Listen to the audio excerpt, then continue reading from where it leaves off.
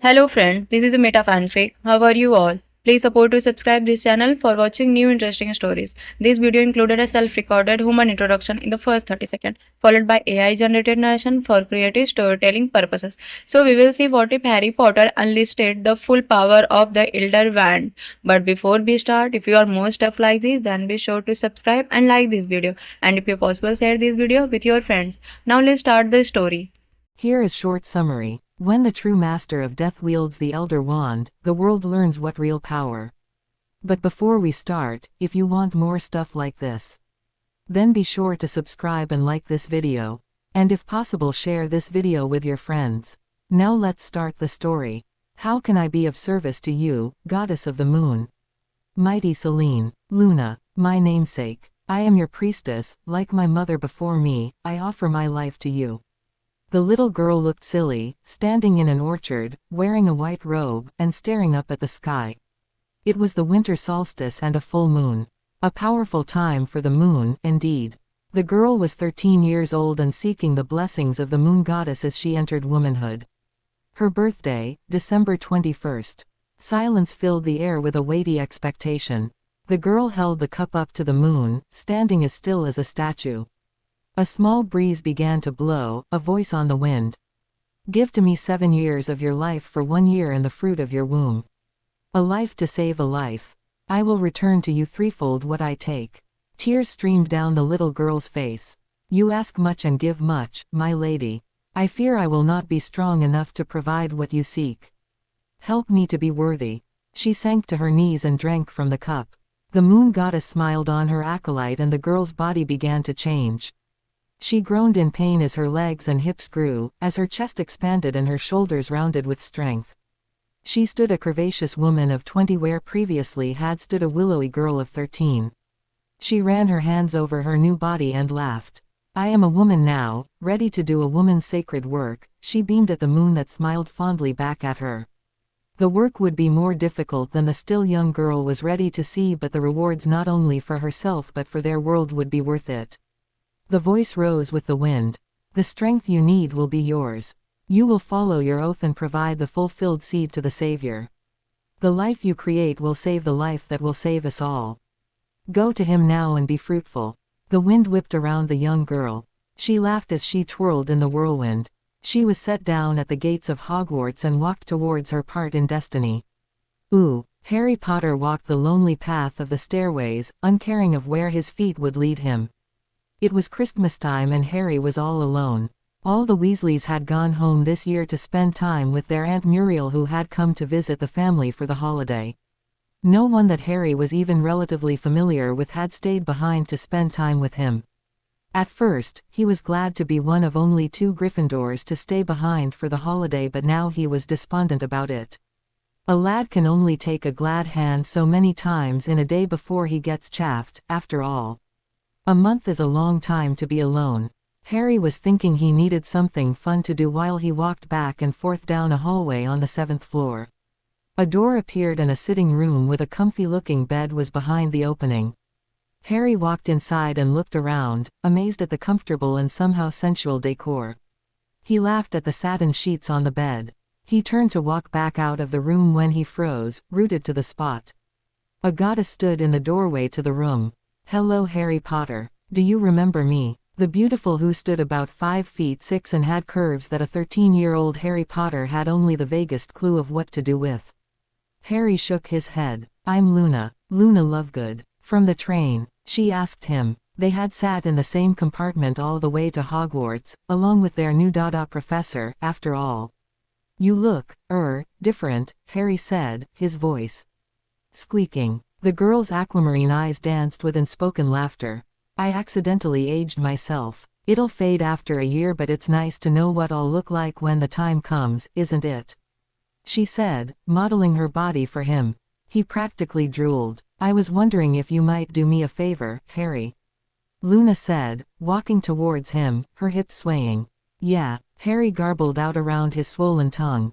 He swallowed to keep from drooling on himself.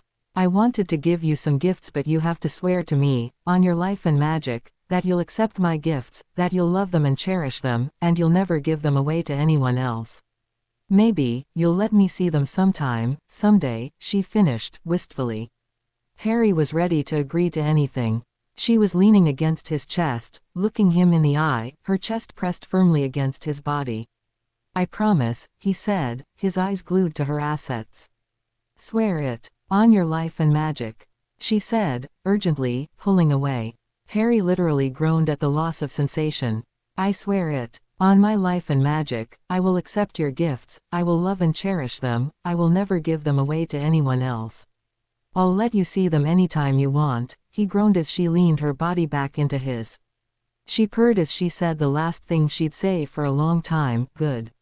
Ooh. Harry Potter woke the next morning in the 7th-floor room of miracles, as Harry was now calling it. Harry had seen the face of the divine the night before.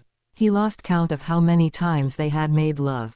He could still feel the hot, wet feel of her skin against his as they moved together in a sacred dance as old as time. Harry was sore in places he didn't even know existed.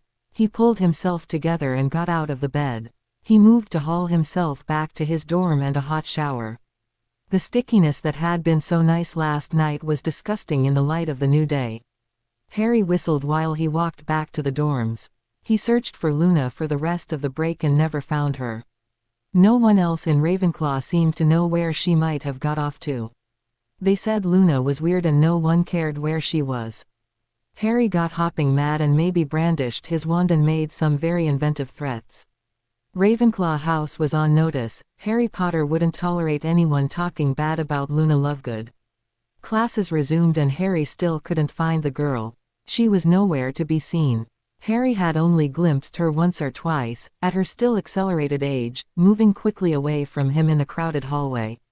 His fantasies were exclusively about her and he hoped quite desperately she might be down to have another go.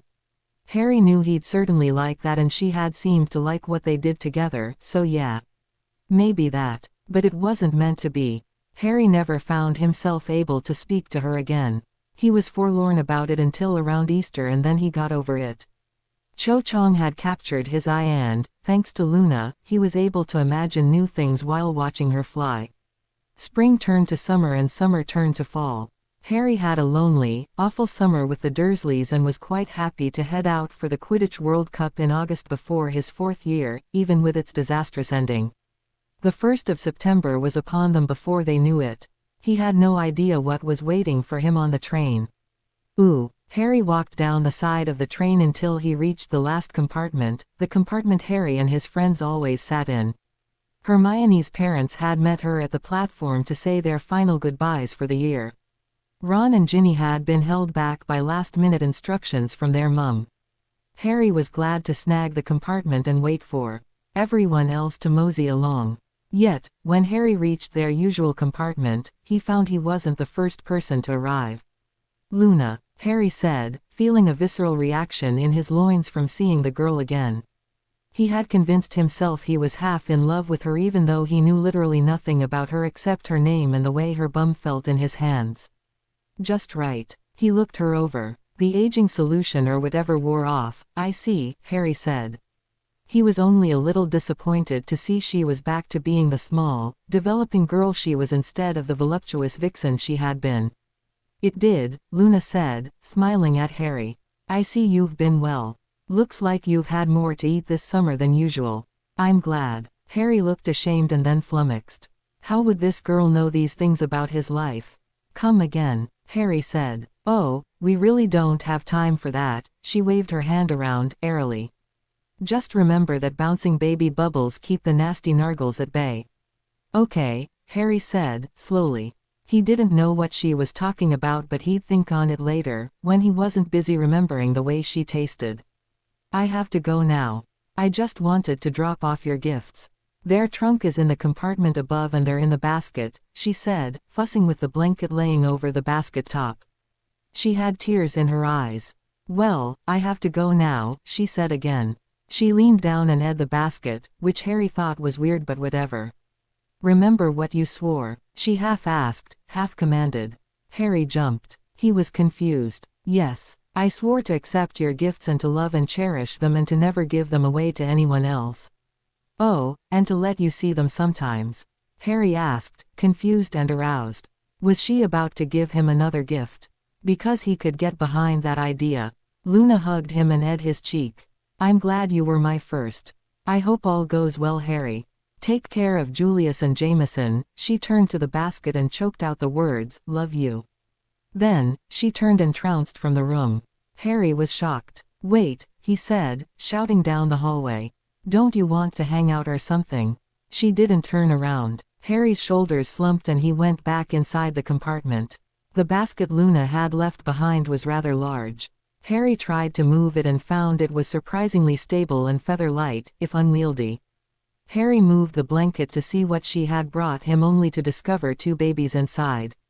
Harry froze. The blanket fell back over the basket. Were those real live babies in the basket? He was almost afraid to look. He lifted the blanket and looked inside. One of the babies twitched and sighed in its sleep. Harry squeaked in fear. He let the blanket fall back over the basket again. That's when he saw the letter. A rather thick letter was set in the basket with the babies. Harry slowly and carefully pulled the letter out, like he was afraid a bomb would go off if he made a wrong move. He gingerly opened the letter and plopped down on the opposite bench while he read. Dear Harry, thank you for the wonderful night we had together. It meant more to me than you'll ever imagine. I communed with the goddess Selene. She instructed me to lie with you and let the bounty of my body provide for you in your hour of need. Selene promises these babies will save your life. I had them for you and you alone. Thank you for signing the surrogacy contract when we spent our evening of passion with one another. The funds will be transferred to my account now that I have delivered the twins to you. They are your sons, Charles Jameson Potter IV and Julius Sirius Black. The letter went on for several pages talking about what the boys like, what their birth was like, what her pregnancy was like, and what her own family was like. Harry read the rambling document with growing horror in his heart. Harry Potter was a father. No, Harry shouted, standing suddenly. This was a mistake. He ran out of the compartment and checked every other compartment on the train. He couldn't find Luna anywhere. It suddenly hit him that he'd left 2 defenseless babies, his sons, alone in a train compartment. He ran full stop back down the train. He sighed in relief to see that Ron, Ginny, Hermione, and Neville were all standing uncomfortably in the small room looking at the babies. What are those, mate? Ron asked with disgust, staring at the babies. Harry just stared at him, open-mouthed. Do they belong to a professor? Maybe we should sit somewhere else. Hermione asked, looking uncomfortable with the unaccompanied minors. Harry still couldn't speak. He handed her the letter. I don't really like babies, Ginny said, wrinkling her nose at the baby smell. I think we need to find out who their parents are, said Neville, looking serious. Neville started to exit the compartment, supposedly to look for the parents, when Harry stopped him. Harry pointed at himself and wheezed. He still couldn't speak. Oh no, Harry, you didn't, Hermione said, speed reading the letter for a second time. I did, Harry squeaked out. What will you do now? Hermione wailed, reading the letter a 3rd time. Ginny grabbed it from her and read it. Harry, Ginny shouted. How could you? With my best friend, too. She started crying. Harry was even more bewildered. Ron started to put 2 and 2 together and became ill. No, mate. These aren't, are they? Yours with Looney. That's disgusting. Harry was starting to get angry at the look of revulsion Ron was giving the twins. I'm not ready to be a mother. I thought we'd have children in our 40s. I wanted a nice long Quidditch career first. I can't give up everything for a cheater like you. I won't, Ginny shouted and ran from the room. You cheated on my sister with that skank. My sister is worth 10 of you and your ugly babies, Ron said, his fists curled up and his face red. Harry smacked him one right in the jaw.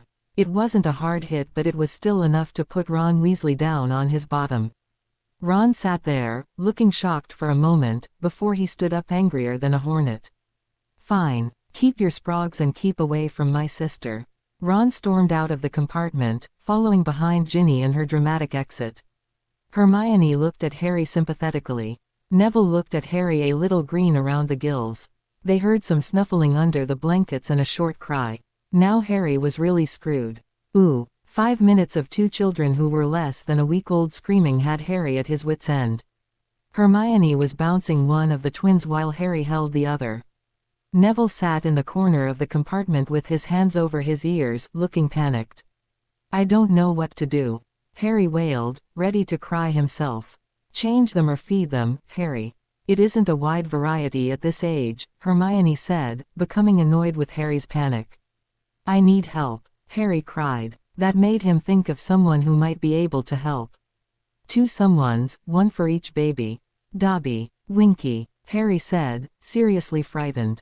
Surely the house elves knew how to take care of babies. With a slightly discordant pop-pop, the elves were in the train compartment. Master Harry Potter, sir, be calling. Dobby asked, looking around at the bedlam in the train compartment. Winky just hiccuped and walked over to the babies. She took the baby from Harry, changed it quick as a flash without any unfortunate fountain moments. She took the other baby and did the same, fast as can be. She rooted around in the basket for a few more minutes and found two bottles. She handed one to Harry and one to Hermione. Just like that, there was silence. Winky hiccuped again, and stood at her best, drunken attention. What does you be needing? Winky slurred. Harry just stared at the miracle worker in front of him. Bond with me, Winky, please. I'll do anything. You'll have to stop drinking, but I need help with these babies, please. Harry had his puppy dog eyes set to kill. He needed the elves' help. Winky stared at Harry for a few seconds, blankly. Then, she squeaked and jumped forward, hugging Harry's legs. Really? Please say you was being serious. Winky said, her eyes shining with unshed tears. Harry, you can't. A scandalized Hermione said quietly, hoping not to wake the sleeping baby. I can and I will. Winky wants it. She should be free to choose for herself. What do you want, Winky? Harry asked. Winky wants a family. To help with babies. Please. Winky said, begging Hermione, crying now that her dream was being ripped away. Hermione gave Harry an annoyed look number 4 but didn't say anything else. Harry breathed a sigh of relief and waved Winky forward. In just a few short moments, it was done and Winky was bonded to Harry. What do you say, Dobby? Do you want to be bonded? Harry asked, feeling immensely better now that he had Winky's help. No, Harry Potter, sir, the elf said, looking wounded. Dobby is a free elf. Dobby thought Harry Potter, sir, understood. You be wanting to bind Dobby. No, I mean, only if you want me to. I don't want to do anything you don't want, Dobby. I just wanted to offer. If you want to work for me instead, I'd be glad to pay you. I just need help with the twins, Harry said, apologetically. Dobby's ears perked back up. You would be hiring Dobby? For pay? Dobby asked. Yes, whatever you want as long as I can afford it, Harry said, earnestly. 1 galleon per month and 1 day off per month, Dobby said. 10 galleons per week and 1 day off per week, Harry said, stubbornly. That is being too much, Dobby said. That's what Winky will be getting, too, so take it or leave it, Harry said. Dobby looked unsure but agreed. If that's what it would take, that's what it would take. The group of 4 wizards, a witch, and 2 elves made it to Hogsmeade Station. What should I do now? Harry asked, distressed. Are you even allowed to bring babies to school? He asked, absurdly. Hermione and Neville looked unsure. You should talk to Professor McGonagall, Hermione said, authoritatively. She'll know what to do. Harry thought for a moment. Hermione was probably right. That's a good idea. I'll try that. I'll take the babies to her and ask her what to do. Harry nodded his head in agreement with himself. 20 minutes later, Harry was waving the old Transfiguration mistress over to a room off the Great Hall. Mr. Potter, what is the meaning of this? Please, take your seat at your table in the Great Hall. The sorting will be starting momentarily, she said, sternly. I have an emergency and am in need of assistance, Harry said, trying to remain calm. What is it? She asked, rolling her eyes and following him inside. Teenagers. They always thought all their problems were life or death situations. Harry waved her over to look at the basket Hermione and Neville were standing beside. Minerva pursed her lips and looked inside. She almost fell over at the sight that greeted her. 2 beautifully sleeping babies. What is the meaning of this? She shouted, looking down at the sleeping infants. They both startled but didn't wake. Harry handed her the letter. Preposterous, McGonagall said. She turned to Harry. Did you? Harry nodded, shamefaced. McGonagall blew out a giant gust of wind. You did? She asked, flabbergasted. She took out her wand and started casting on the babies and Harry. She looked shocked. You really did? Harry just nodded, again. We have to tell the headmaster, she said, brusquely.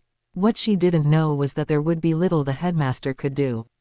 Dumbledore went after the gaunt ring the last week of summer vacation, the first Horcrux that the man had sought out on his own. It was a terrible mistake. Dumbledore wasn't expected to see the end of the school year. The curse on the ring had truly done him in. No, Harry said, panicking. What if Dumbledore tried to take his babies to the Dursleys? What if he dumped them on some doorstep the way he had done to Harry? After what he did with me, no. These are my babies. I'm keeping them, Harry said, mulishly. McGonagall didn't know what to say. They are yours, Harry. You're the only person who gets a say, if these documents are to be believed. You used a surrogate. Why did you do this so young?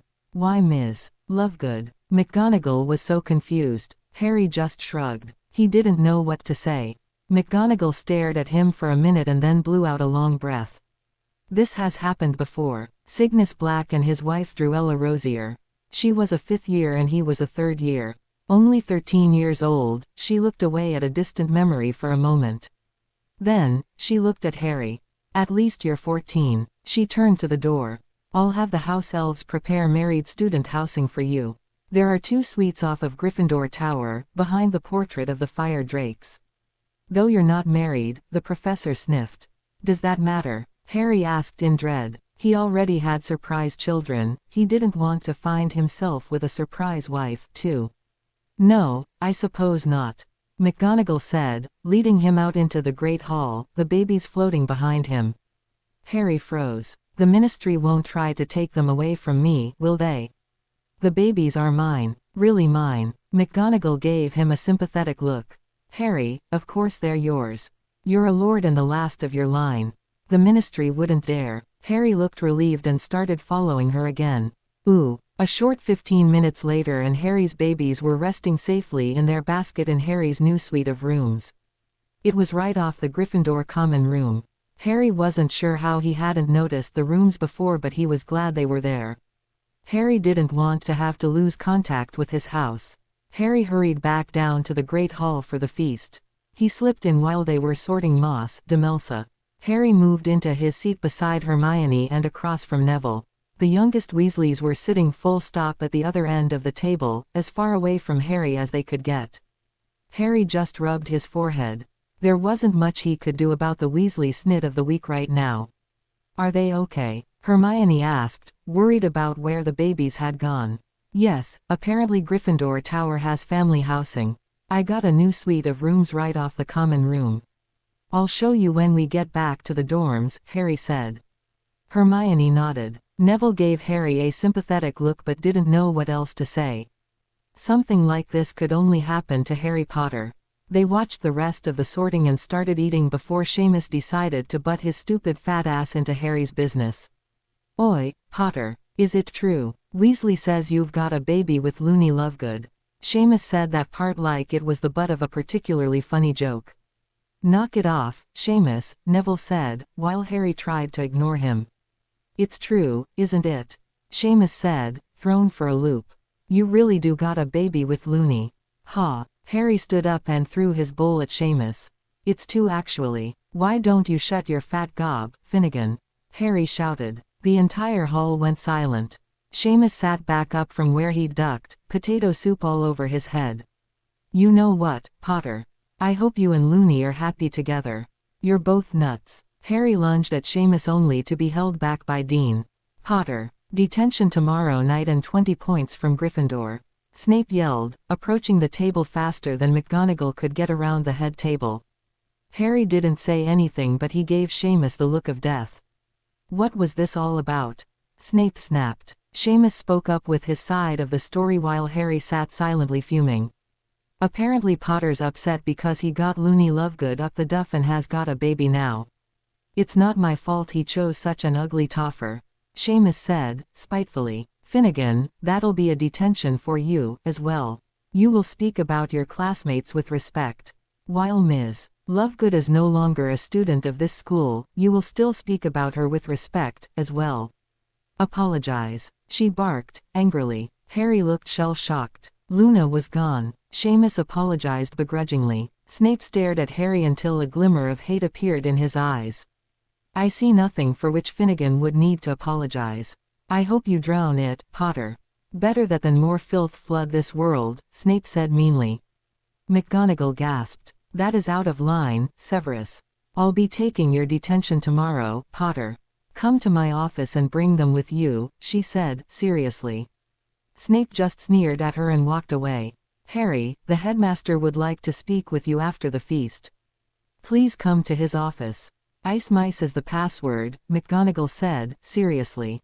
Harry sighed and turned back to his unappetizing food. Ooh. Harry walked up to the headmaster's suite with the food sitting like lead in his stomach. He had babies. 2 of them, Julius and Jameson, according to the letter. What was Harry going to do? He didn't have any positive role models to learn parenting from. He wasn't even allowed to take care of himself yet, let alone take care of 2 brand new babies. They'll be a week old tomorrow. Harry gave the password and started up the spiraling staircase. He walked up to the door at the top and raised his hand to knock. Come in, Dumbledore's voice called before Harry could even get close. Harry walked in. Have a seat, Dumbledore said, looking at Harry over his half-moon glasses. Harry sat and looked at the headmaster. They sat in silence for a few moments. May I read the letter? Dumbledore asked. Harry didn't say anything, he just handed the letter from Luna over. Dumbledore read the missive, then took his glasses off with the hand that had been in his lap. The hand was black as tar with little black streaks running up Dumbledore's wrist. Harry couldn't help but stare. Dumbledore noticed. He put the hand back in his lap and sighed. This is quite the pickle. I don't suppose you'd be willing to give them up for adoption. You're terribly young to have such a responsibility, Dumbledore asked. Harry's face flushed red with anger. No, they're my only family. I'll be keeping them, Harry said mulishly. To Dumbledore's credit, he didn't mention it again. I understand you've been given family housing. There are no other privileges for married students or students with families. You'll still have to attend all your classes and take your exams with your peers, Dumbledore said. Harry nodded his agreement. Ms. Lovegood has refused contact. I reached out to Bobattens to entreat her to come speak with us, but she did not agree. She states she was merely the surrogate and, while she'd love to see the babies when the time is right, she is not the mother, Dumbledore said, gently. Harry still flinched. A nod was his only reply.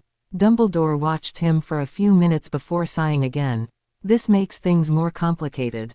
We will have to try a risky procedure instead of my original plan, but it can still work. Love is your secret weapon, Harry. This will only bring you more love, Dumbledore said, patting Harry's hand. Harry looked confused. Don't worry about it for now, my boy. Just go rest. We will meet anon and plan, yes. This really was for the best, Dumbledore said, gently. Harry didn't know what else to say. He stood up and headed out of the room. He walked slowly back to Gryffindor Tower.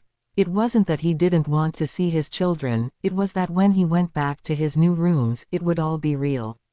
He would have to admit to himself that he was a father. Harry entered the common room and looked around. Hermione was waiting for him in their usual spot by the fire. Harry walked over to her and spoke. Did you want to come see the rooms? He didn't know what else to say. Hermione must have read his mood. She just nodded and followed Harry up to the portrait of the fire drakes under the stairs to the boys' dormitories. For one horrifying second, Harry couldn't remember the password. His children would die, locked behind this portrait because their irresponsible father couldn't remember the bloody password. The password came to Harry's mind, much to his relief, but the adrenaline hadn't stopped pumping through his veins. Hermione looked at him in concern.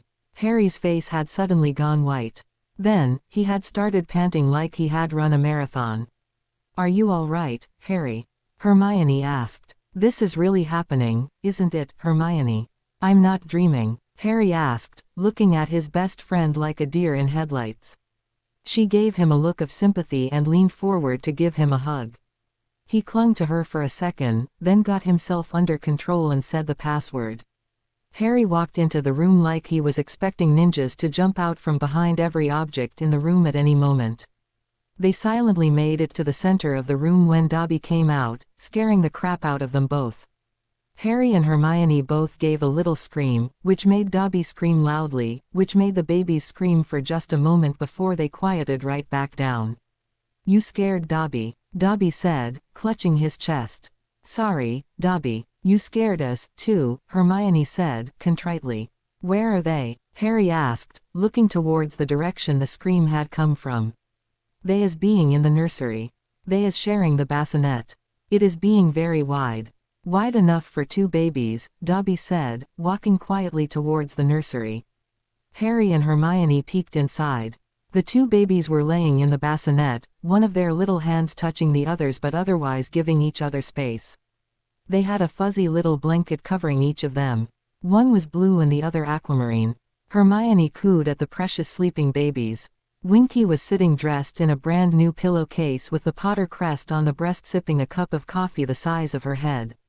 Dobby will make sure to stay with Winky and the babies all the time for the next few days to make sure Winky does not go back to drinking butterbeer.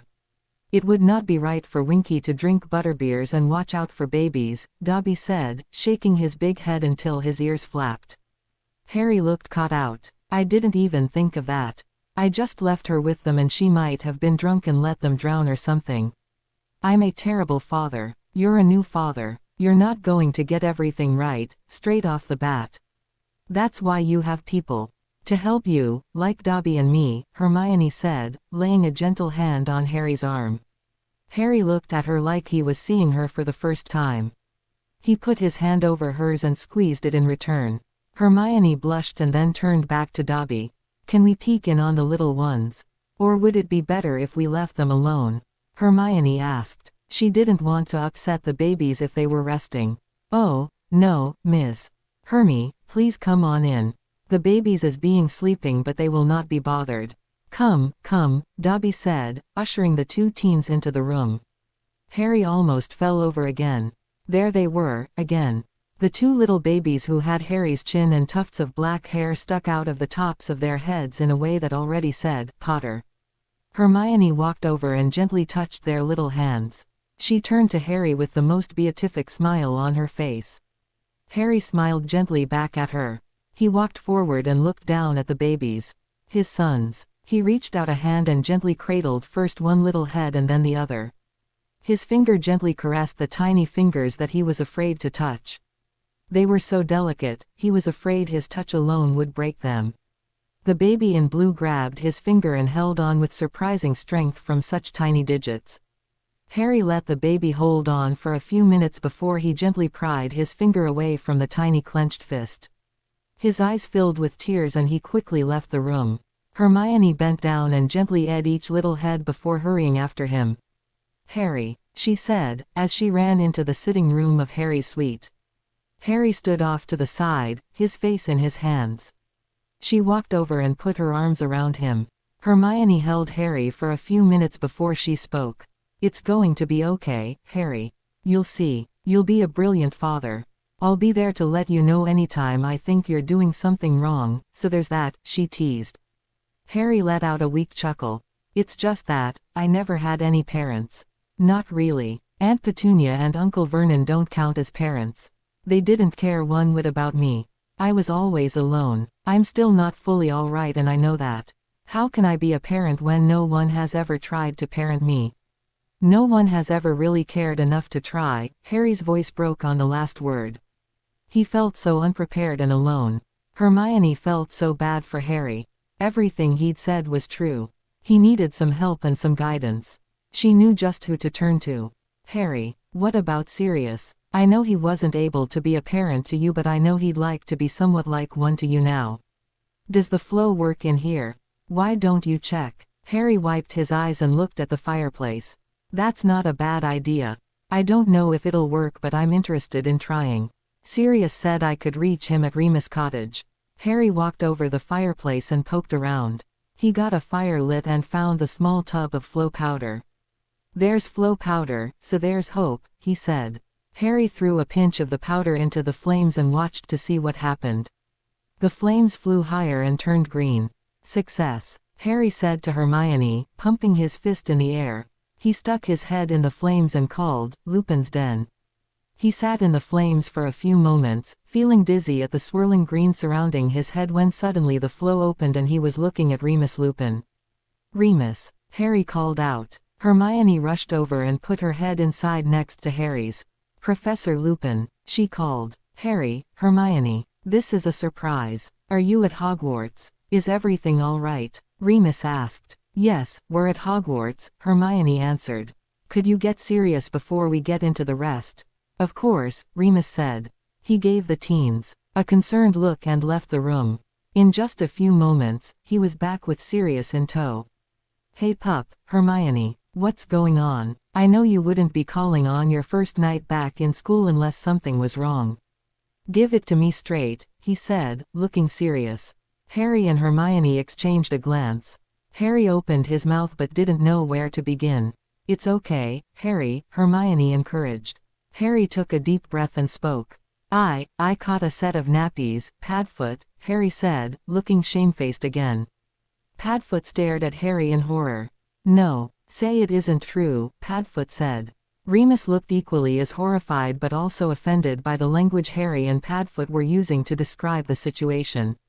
Harry nodded his head. Harry, that's the one thing I told you to watch out for. Did you forget the spells I taught you? Padfoot asked. No, I mean, it's just that you taught me those spells after. Not before, Harry said, significantly. Way to go, pup. That made you, what, 13? Sirius asked. Hermione reached through and smacked Sirius' shin. It's all she could reach. Hey, sorry, I didn't mean to be offensive but that is a feat. How old is she? Sirius asked, concerned for the girl's health if she was younger than Harry. She had the body of a 20-year-old but she was only 13, Harry said, miserably. Sirius whistled. That's a conundrum. No wonder you couldn't say no, Sirius said.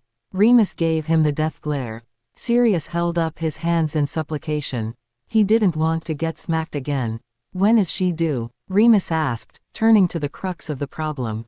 About a week ago. I didn't even know she was pregnant. She just showed up on the train and said she had a gift for me. She left me this basket and disappeared. Like literally. She isn't at school. Her dad took her out of the country.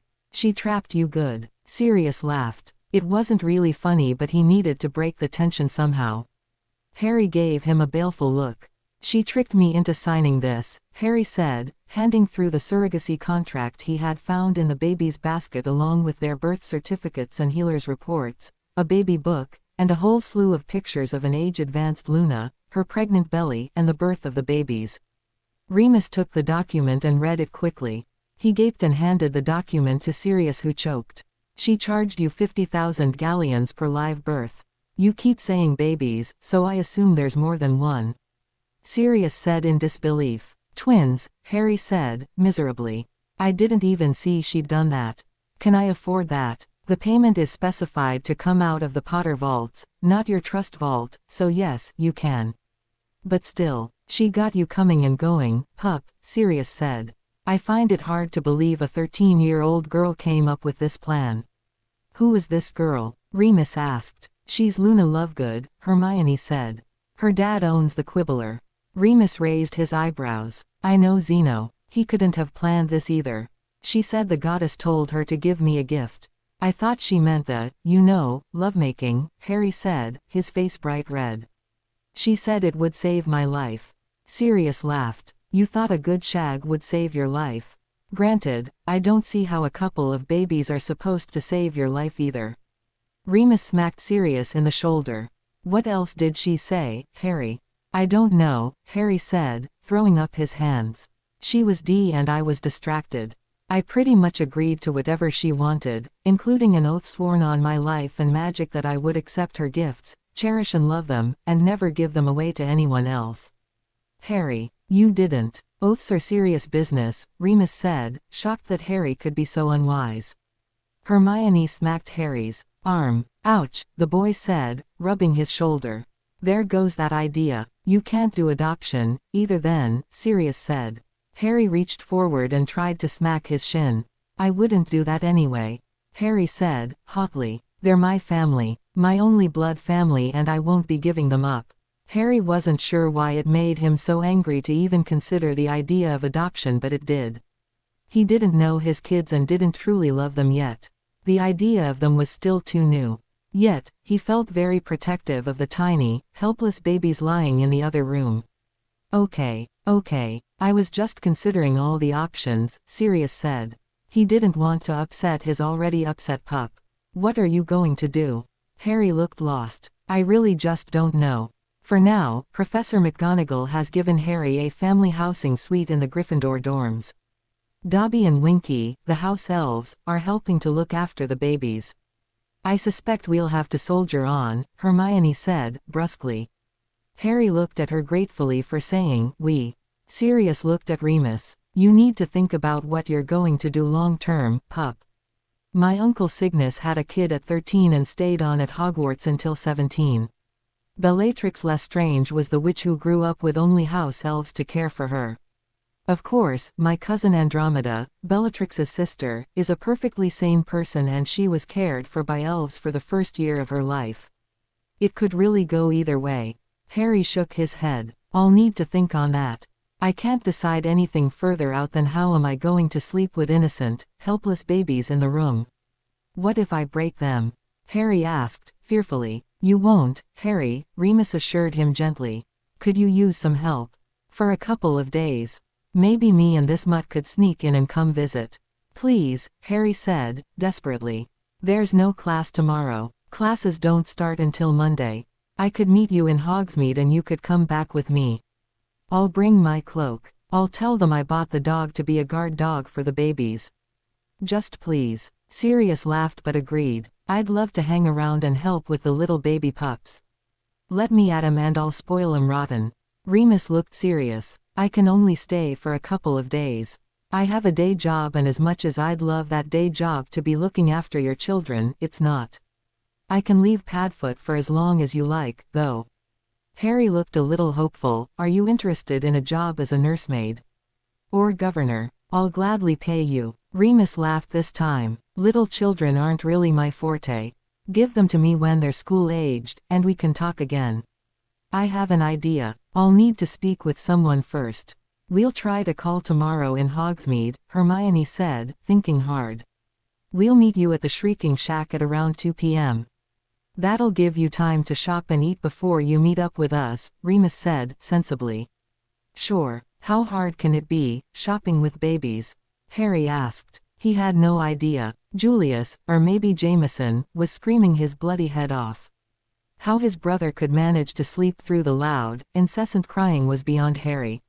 They hadn't even left the suite yet and this trip was already a disaster. Harry hadn't really thought about it until this morning, but the babies would need things while they were shopping, too.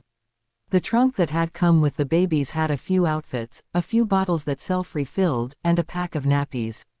There was no crib, no toys, hardly any clothes. Harry suddenly needed a full kit for a baby ×2. The basket was big enough for both babies to sleep in for now, but that would end in a month or two. He hadn't thought about how he was supposed to shop when he needed both hands to hold babies. He probably needed a stroller and baby swings and who knew what else. Harry almost broke down crying right there. Don't worry, Harry Potter, sir. Dobby can be helping, the little elf said. He conjured a couple of pieces of cloth and wrapped them around Harry in some unforeseen fashion. He slipped a baby in on each side and Harry somehow had a baby sling on both sides of his body. He was amazed at what Dobby had managed. Both babies quietened right down once they were being held.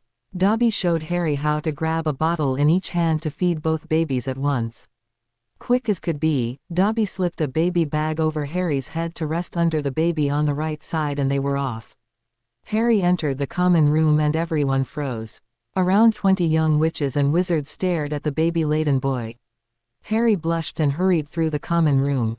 Hermione chased after him, scowling at the rest of the room as she ran. Wait, Harry, do you need any help? Hermione asked, carrying only her purse that had a magical expansion charm on it. Harry turned to look at her.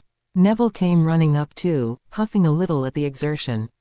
Wait, Neville puffed. Let me help, too. Harry relaxed to see his friends. I'd love the help but don't know how you could give it.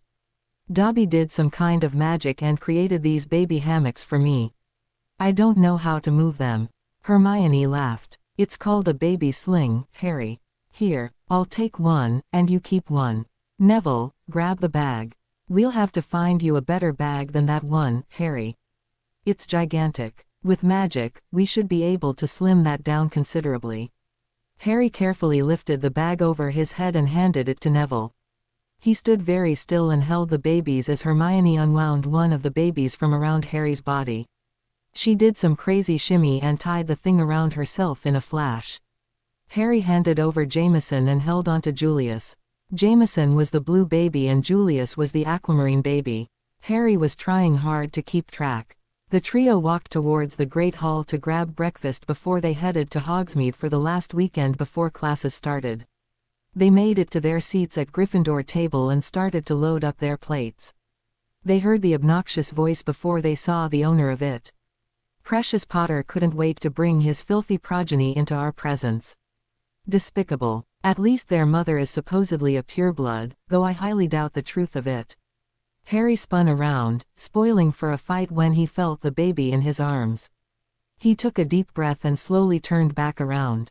Get lost, Malfoy, Neville said, realizing that he was the only one without a baby in his arms. His voice shook as he told the other boy off. No one wants to hear your tripe today. Is that a baby crying or a big, fat cry baby I hear? Malfoy asked. Crabbe and Goyle sniggered behind him. Leave us alone, Malfoy, Hermione said, ready to kill to protect Harry's precious babies. Make me, Mudblood, Malfoy sneered.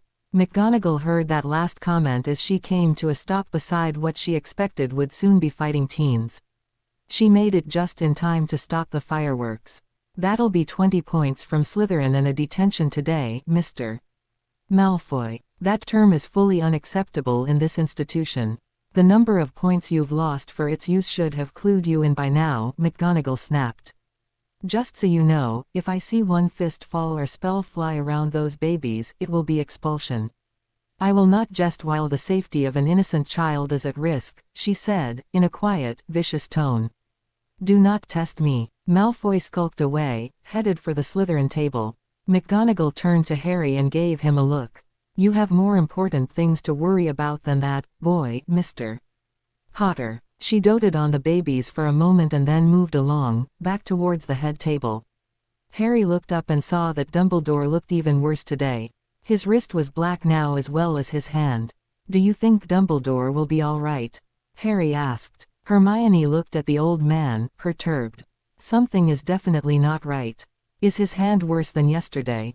Hermione asked. I think so, Harry responded. Neville looked up at the head table, trying to see what was wrong. What's that? Neville asked, spotting Dumbledore's black hand. Don't know but it can't be good, said a disturbed Hermione. The three friends finished eating and stood to leave, only to run into more loud-mouthed trouble. It's disgusting the special treatment some people get. No one else here has a baby. What makes it okay for you to have one, Potter? Ron spit at Harry as they passed one another at the entrance to the Great Hall. Harry's face turned red from anger but he kept walking. The weight of the baby against his arm had him walking faster. He needed to get out of here before the need to punch that bugger in the face overcame him. Run away, Potter. Go ahead. With no one here to pay special attention to you, you need to run, don't you? Ron said, pulling his wand, fully intending to shoot Potter in his cowardly back with a spell. Ginny ripped the wand from his hand. Don't you dare. You could hurt the baby. Potter is worthless, cheating garbage but the baby is innocent. If Mum hears you even thought of shooting a spell at a person holding a baby, you're toast, Ginny warned. Wait until he's in class without them, she sneered. She was still very hurt that Harry had slept with someone else. Had let someone else bear his children. Didn't he know he was supposed to wait for her? That is uncalled for. Hermione shouted at the two redheads, who just sneered back at her but not for long. A loud thwack sound echoed in the hall. The two youngest Weasley had just been head-smacked by their older brothers, Fred and George. "You two Burks had best bugger off. Mum isn't the only one you have to worry about," the twins threatened. "Leave little Harrykins and his babykins out of this," the person that was probably Fred said. "If Mum and Dad don't wallop you, we certainly will," the person that was probably George said. "You should be ashamed, Ginny. It was just 2 years ago that Harry saved your miserable life," Gred said. "And just a week ago, Harry was your best friend, Ron," Forge said. The twins jumped over and gently squeezed Harry between them, messing up his hair. "You don't deserve this treasure," the twins said together. "Garroff," Harry said, not bothering to try to fix his impossible hair. The twins laughed and bounced away. "You tossers, how can you take his side?" Ron yelled. "I'm telling Mum," Ginny screamed, running for the Ullery. "Go, tell her Harry got trapped and you guys turned against him," scoffed Fred. "Mum will love her new grandchildren and will smack you both down," laughed George. They turned to Harry and Hermione and grinned. "They're about to make a big mistake. Big. Mum will definitely be on your side.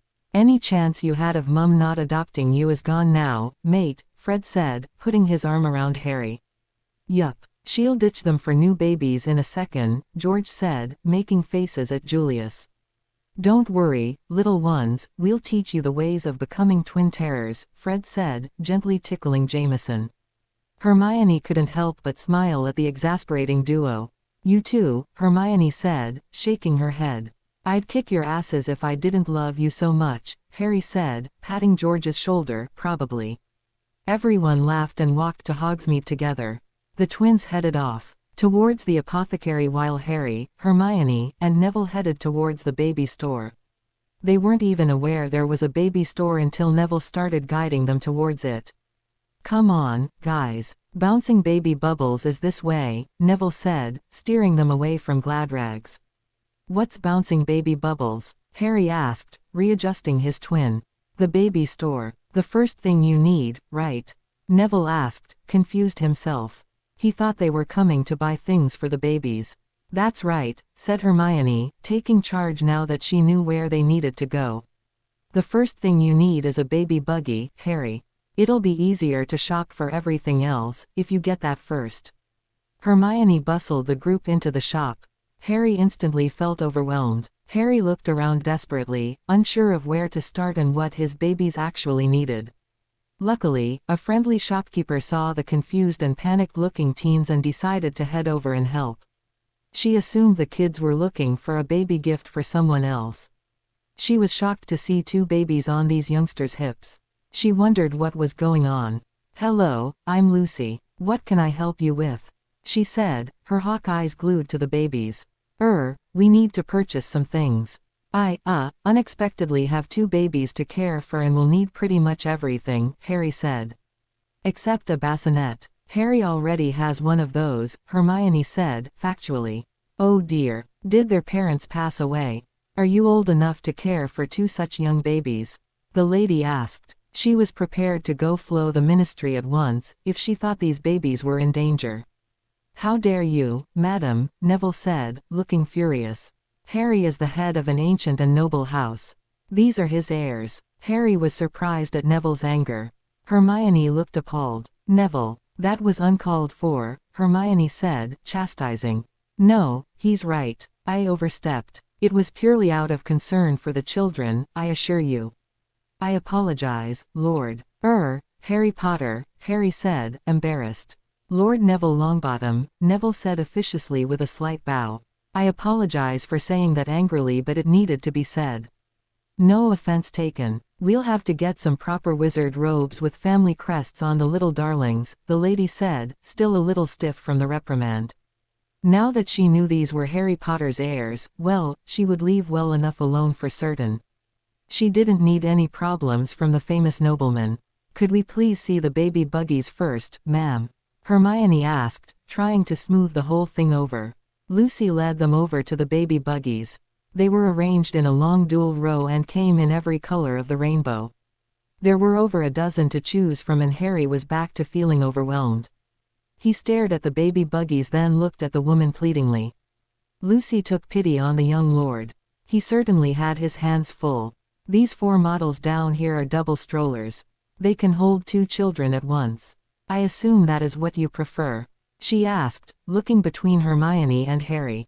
I don't want to be rude, but are you the children's mother? Hermione turned red. No, I'm the She looked at Harry for help. Godmother, Harry blurted out. Please. He gave Hermione puppy dog eyes. Yes, I'd love to, Hermione said. The 2 teens grinned at one another before turning back to the shopkeep. Wonderful. Will the mother be joining us? She asked, delicately. Mothers usually had strong feelings about things for their babies. No, I used a surrogate, Harry said, blushing furiously. Lucy raised her eyebrows but said nothing. An awkward moment passed before she soldiered on. Well, this model is a favorite. Amongst parents of multiples, the 2 bassinet-style seats rotate so the baby on the top can change. You just press this button right here. She demonstrated how it worked. This model puts the children side by side. These seats convert into a seat for an older baby that can sit up and will work for the children until age 3. It is a real bargain. It also has a magically expanded basket under the seats to hold all of the baby's accoutrements. She showed them the bronze baby carriage. You can also purchase baby toy attachments and a changing table for this model. She was about to start showing them the 3rd model when Hermione interrupted her. Does the bronze one come with a feather light charm? Are there any safety features? Harry listened keenly to the answers. Yes, there was a feather light charm and a hover charm for when going up and down stairs. It would fit down any aisle, no matter how narrow. There were automatic brakes on the buggy. It wouldn't move unless someone was holding at least one hand to the handle. There were also privacy charms for when you were changing the babies and silencing charms for when they started throwing a tantrum in public. Harry loved it. Hermione looked at Harry with a raised eyebrow. He grinned and nodded. Hermione turned back to Lucy. We'll take this one, with the works. Lucy grinned. They hadn't even asked the price. This was going to be a good sale. Next, cribs. Or bibs? Neville asked. Lucy laughed but the other 2 teens looked contemplative. Lucy guided them around the entire store and they bought something from each section. Lucy was downright giddy by the time they made their way up to the turnstile. Neville looked at the absolute mountain of things they had. 2 of everything: cribs, bouncy seats, floating baby seats that let the baby stay with you while you did other things, toys, clothes, even tiny toy wands that played soothing baby songs and had teething material at both ends. Neville wasn't sure they'd be able to get everything back to the castle. He was relieved when the shopkeep shrunk everything down and bagged it up, slipping it in the bottomless basket of the baby buggy, getting them out the door in less than 20 minutes. It was a feat of shopping glory. The babies snug and secure in their new baby buggy, the group set off to enjoy the rest of their Hogsmeade visit. Just as they were about to head to the sweet shop, a regal eagle owl popped up right in front of Harry. Harry jumped as the animal tried to hand him a missive. Hermione stopped him. She ran a scan over the letter and nodded to him that it was safe. Hermione was going to be very safety conscious as long as there were babies around. Harry took the letter and opened it. Lord Potter, Gringotts Bank requests your immediate presence to discuss important issues regarding your children and your future. Please just touch the letter and say, immediacy, and you will be portkeyed to the appropriate office. Regards. Account Manager Hardblow. Harry looked perplexed. He handed the letter to Hermione who read it quickly. Well, I guess it wouldn't hurt to go to Gringotts. It's only 9:30 a.m. We aren't doing anything particular until we meet Snuffles and Remus until 2 p.m., Hermione said. You're meeting Professor Lupin? Neville asked. Harry and Hermione exchanged a glance. Yes, he wants to see the twins, Harry said. Neville raised his eyebrows. Must have been a fast bird. You only found out about them yesterday. Harry looked uncomfortable, so Hermione answered. We got permission to flow him. Special circumstances and all. Remus is the last of Harry's parents' friends. They're very close. It wasn't untrue so Harry let it ride. That makes sense, Neville said, nodding. You're going to need some help. I hope you have a governess in mind. It's not healthy for babies to spend all their time alone with house elves. They're either not good at discipline at all or they are downright abusive and then there's the speech patterns. You don't want those becoming ingrained. They'll be made fun of something terrible, if they do, Neville warned. Harry froze. I hadn't thought of that. I don't know anyone. How will I find someone? Remus already said he doesn't work with children this young. Hermione shook her head. I have an idea. If we go to Gringotts, I'll be able to tell you more. I need to make a phone call first. I have a mobile but no service out here. I can step out into London, if you like, and call, Hermione said. Harry looked at her desperately. You know someone we can trust. It was Hermione's turn to look uncomfortable. Yes, maybe, but I'd rather not say until we know for sure. Are you allowed to hire a governess? Hermione asked. Yes. It's pretty much required for the nobility, but with Harry in school, it will definitely be a must, Neville said. Yes, but does Hogwarts allow it? Where is my rulebook when I need it? Hermione asked, annoyed at not having the book she needed. Yes, it's allowed. Why wouldn't it be? If family housing exists in the school, surely you know you're not the first to need one. Neville asked. Hermione harumphed. I should have checked my rulebook last night. Will you have room for them, Harry? If they come. They who? Harry asked, frustrated. Let me call them first, and then I'll tell you, Hermione prevaricated. Harry sighed. So, Gringotts then. The other two teens nodded. None of them brought up the fact that they technically wouldn't be allowed to go to Gringotts as they weren't supposed to leave Hogsmeade.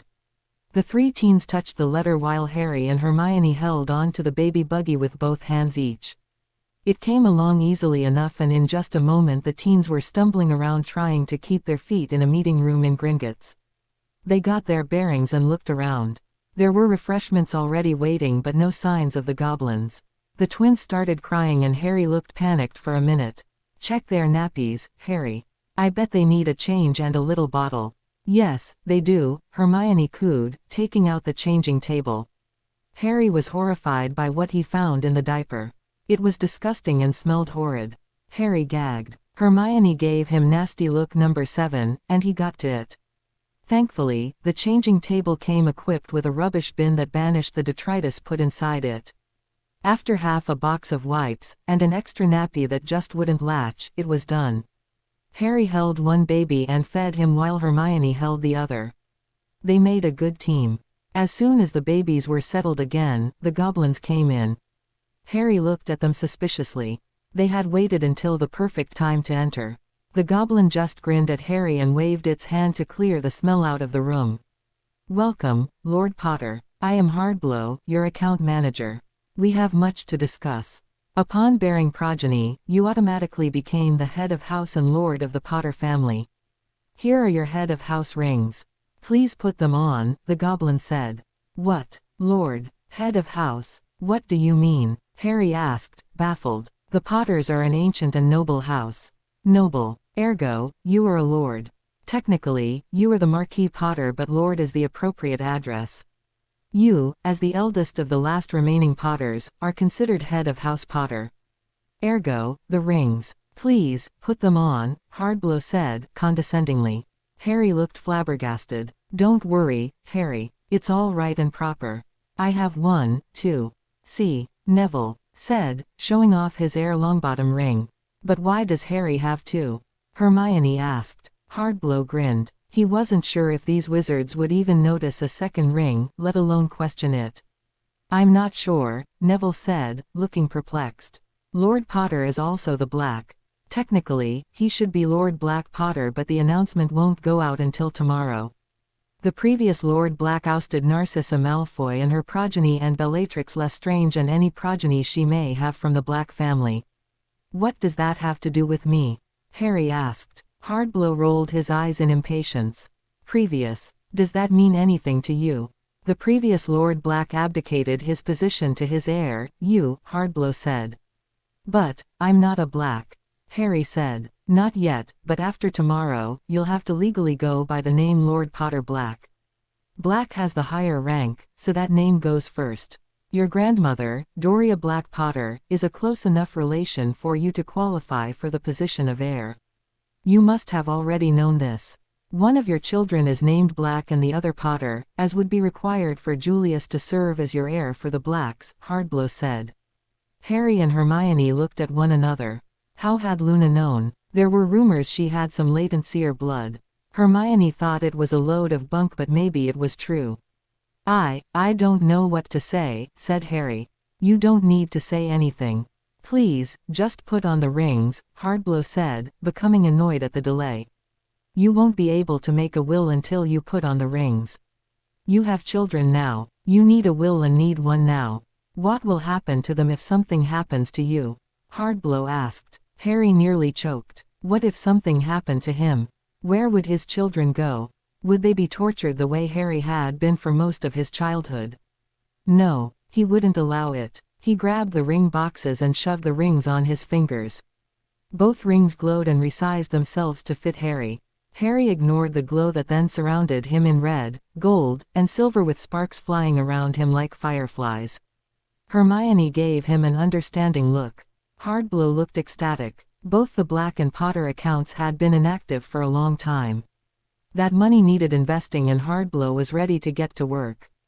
The fact that he received a 5% commission on any money he made for the accounts didn't hurt anything. Excellent, sir. Here is the standard Gringotts will for a noble house, including instructions for where your children will go if you die, Hardblow crassly said. He handed the thick stack of papers to Harry, but Hermione took them before he could even think of reading them. Quill, she said, holding out her hand. The goblin floated one to her and she started marking things and filling them in. Harry just let her go at it. He turned back to the goblin, who was holding another stack of papers in Harry's face. You might as well start on these while she works on those, Hardblow said to Harry before he turned to Neville. Neville held up his hands and said, I'm just here to entertain the babies. The babies were sleeping soundly. They were only over a week old right now. Eat, poop, sleep, and the occasional adorable smile, that's probably actually gas, is about it. Hardblow rolled his eyes again. I think you should all take an inheritance test while you're here, Hardblow said. He didn't think there'd be any additional vaults for the Black Potters, but it never hurt to check. With a 10 galleon payment coming straight to his pocket for every inheritance test performed, he thought they should all have one. Harry looked up from the vault transfer, emancipation, child custody, birth certificate information, and so much more that Harry really didn't understand. He looked over at Hermione. She'd already finished half her stack and he hoped was almost ready to start on this stack, too. She'd be able to explain it to him, if nothing else. Why do we need an inheritance test? Harry asked. Standard banking procedure when a new lord takes on his head of house status, Hardblow said, smoothly. Harry looked at Neville. Neville shrugged. I'm heir Longbottom, but I'm not head of house. I won't become that until I either marry or reach my age of majority, or, well, until I have kids, whichever comes first. Now it was Harry's turn to roll his eyes. Have at it, Harry said. Hardblow grinned and took out a shallow bowl and a big dagger with a very fine, sharp point on the tip. Harry gulped. Hardblow grabbed Harry's unused hand and stabbed it. It felt like his hand had been cut in two, but it was really just a tiny pinprick that let out 3 drops of blood before Hardblow released him. Hardblow chanted over the bowl and blew on it 3 times. Each time, the blood changed color, until it was solid black. Hardblow poured the liquid over a sheet of paper and the liquid ran off, leaving behind writing that covered the entire sheet in a tiny neatly written script. Hardblow gasped. 3 of the lines of writing were glowing. What is this? Hardblow asked, ignoring the now staring teenagers. You do have some hidden vaults, Lord Black Potter. Or should I call you by your full title, Duke of Black, Marquis of Potter, Earl of Gryffindor, Earl of Slytherin by conquest, and Viscount Peverell? So many closed accounts, reopened, Hardblow cackled.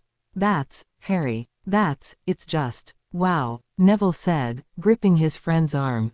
You hold enough power that even my Gran will be impressed with you. That's impossible, isn't it?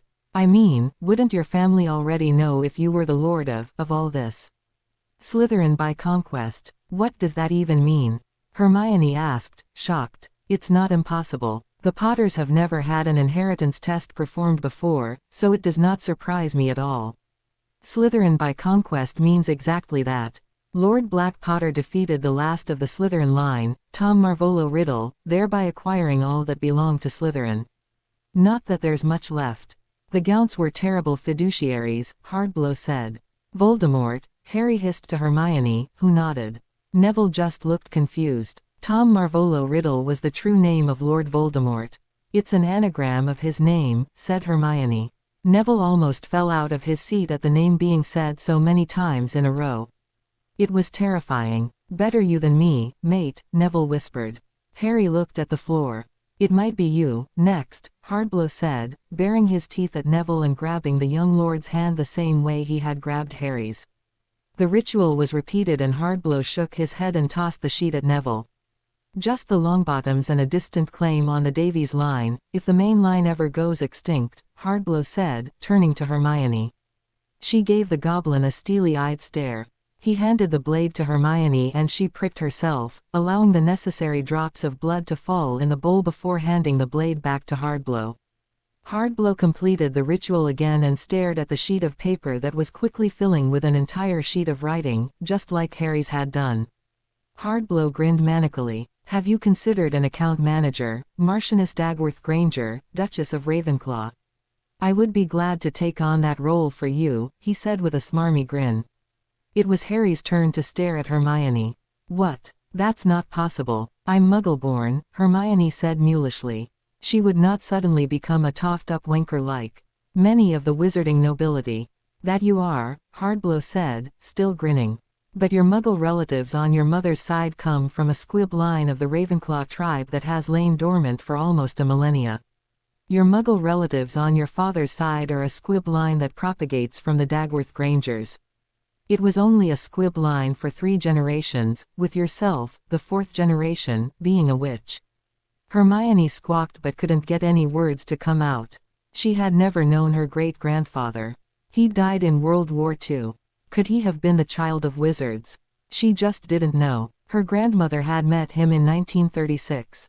They'd fallen in love and married in less than a year. Her grandfather was shipped out in 1940 and died before he ever got to come home again. He left behind a wife, a son, and a daughter.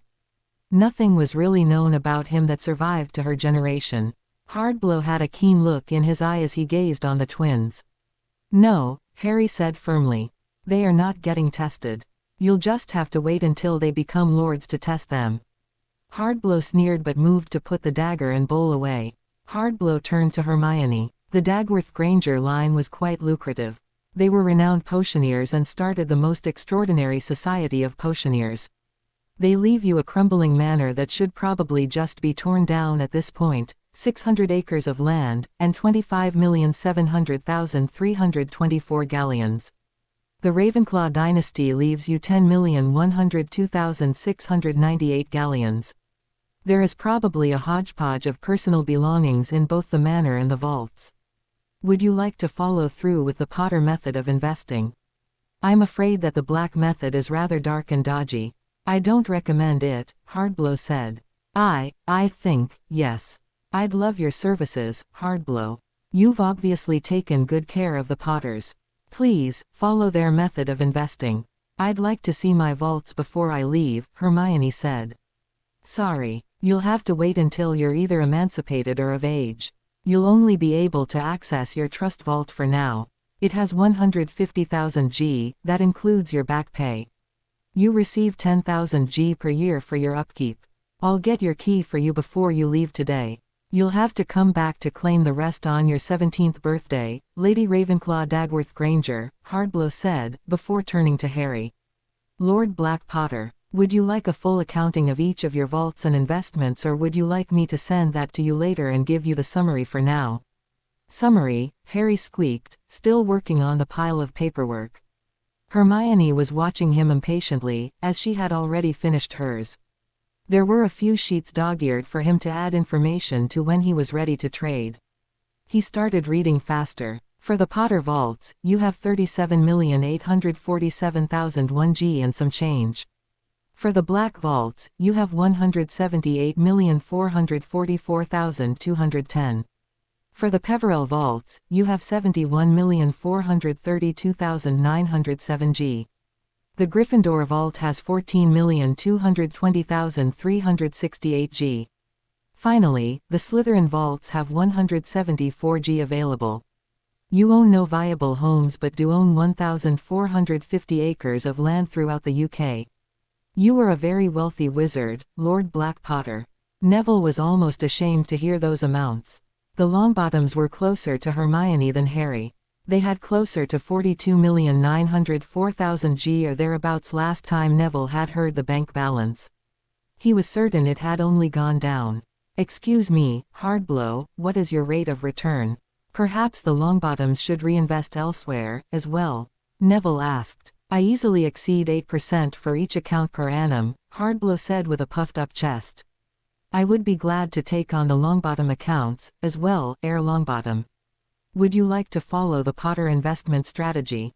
I wasn't sold on it when Charles Potter insisted on investing in the Muggle world as well, but you can't argue with his results. His strategy regularly exceeds a 14% return. Yes, please, said Neville. He realized he was still very wealthy but his parents' full-time care wasn't cheap. Excellent, the goblin said, greedily. Hermione and Harry switched stacks of paper quickly. Hermione showed Harry where he needed to add information and what that information needed to be. You need to choose guardians, Harry.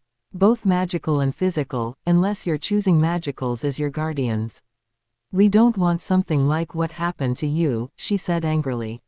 She'd never forgive the Dursleys for abusing and neglecting Harry throughout his childhood. Being locked in a cupboard under the stairs with little food and being called names was abuse. Full stop. Harry looked determined. You first, Hermione, if you will. Yes, she said determinedly. Harry stared at her, then looked at Neville.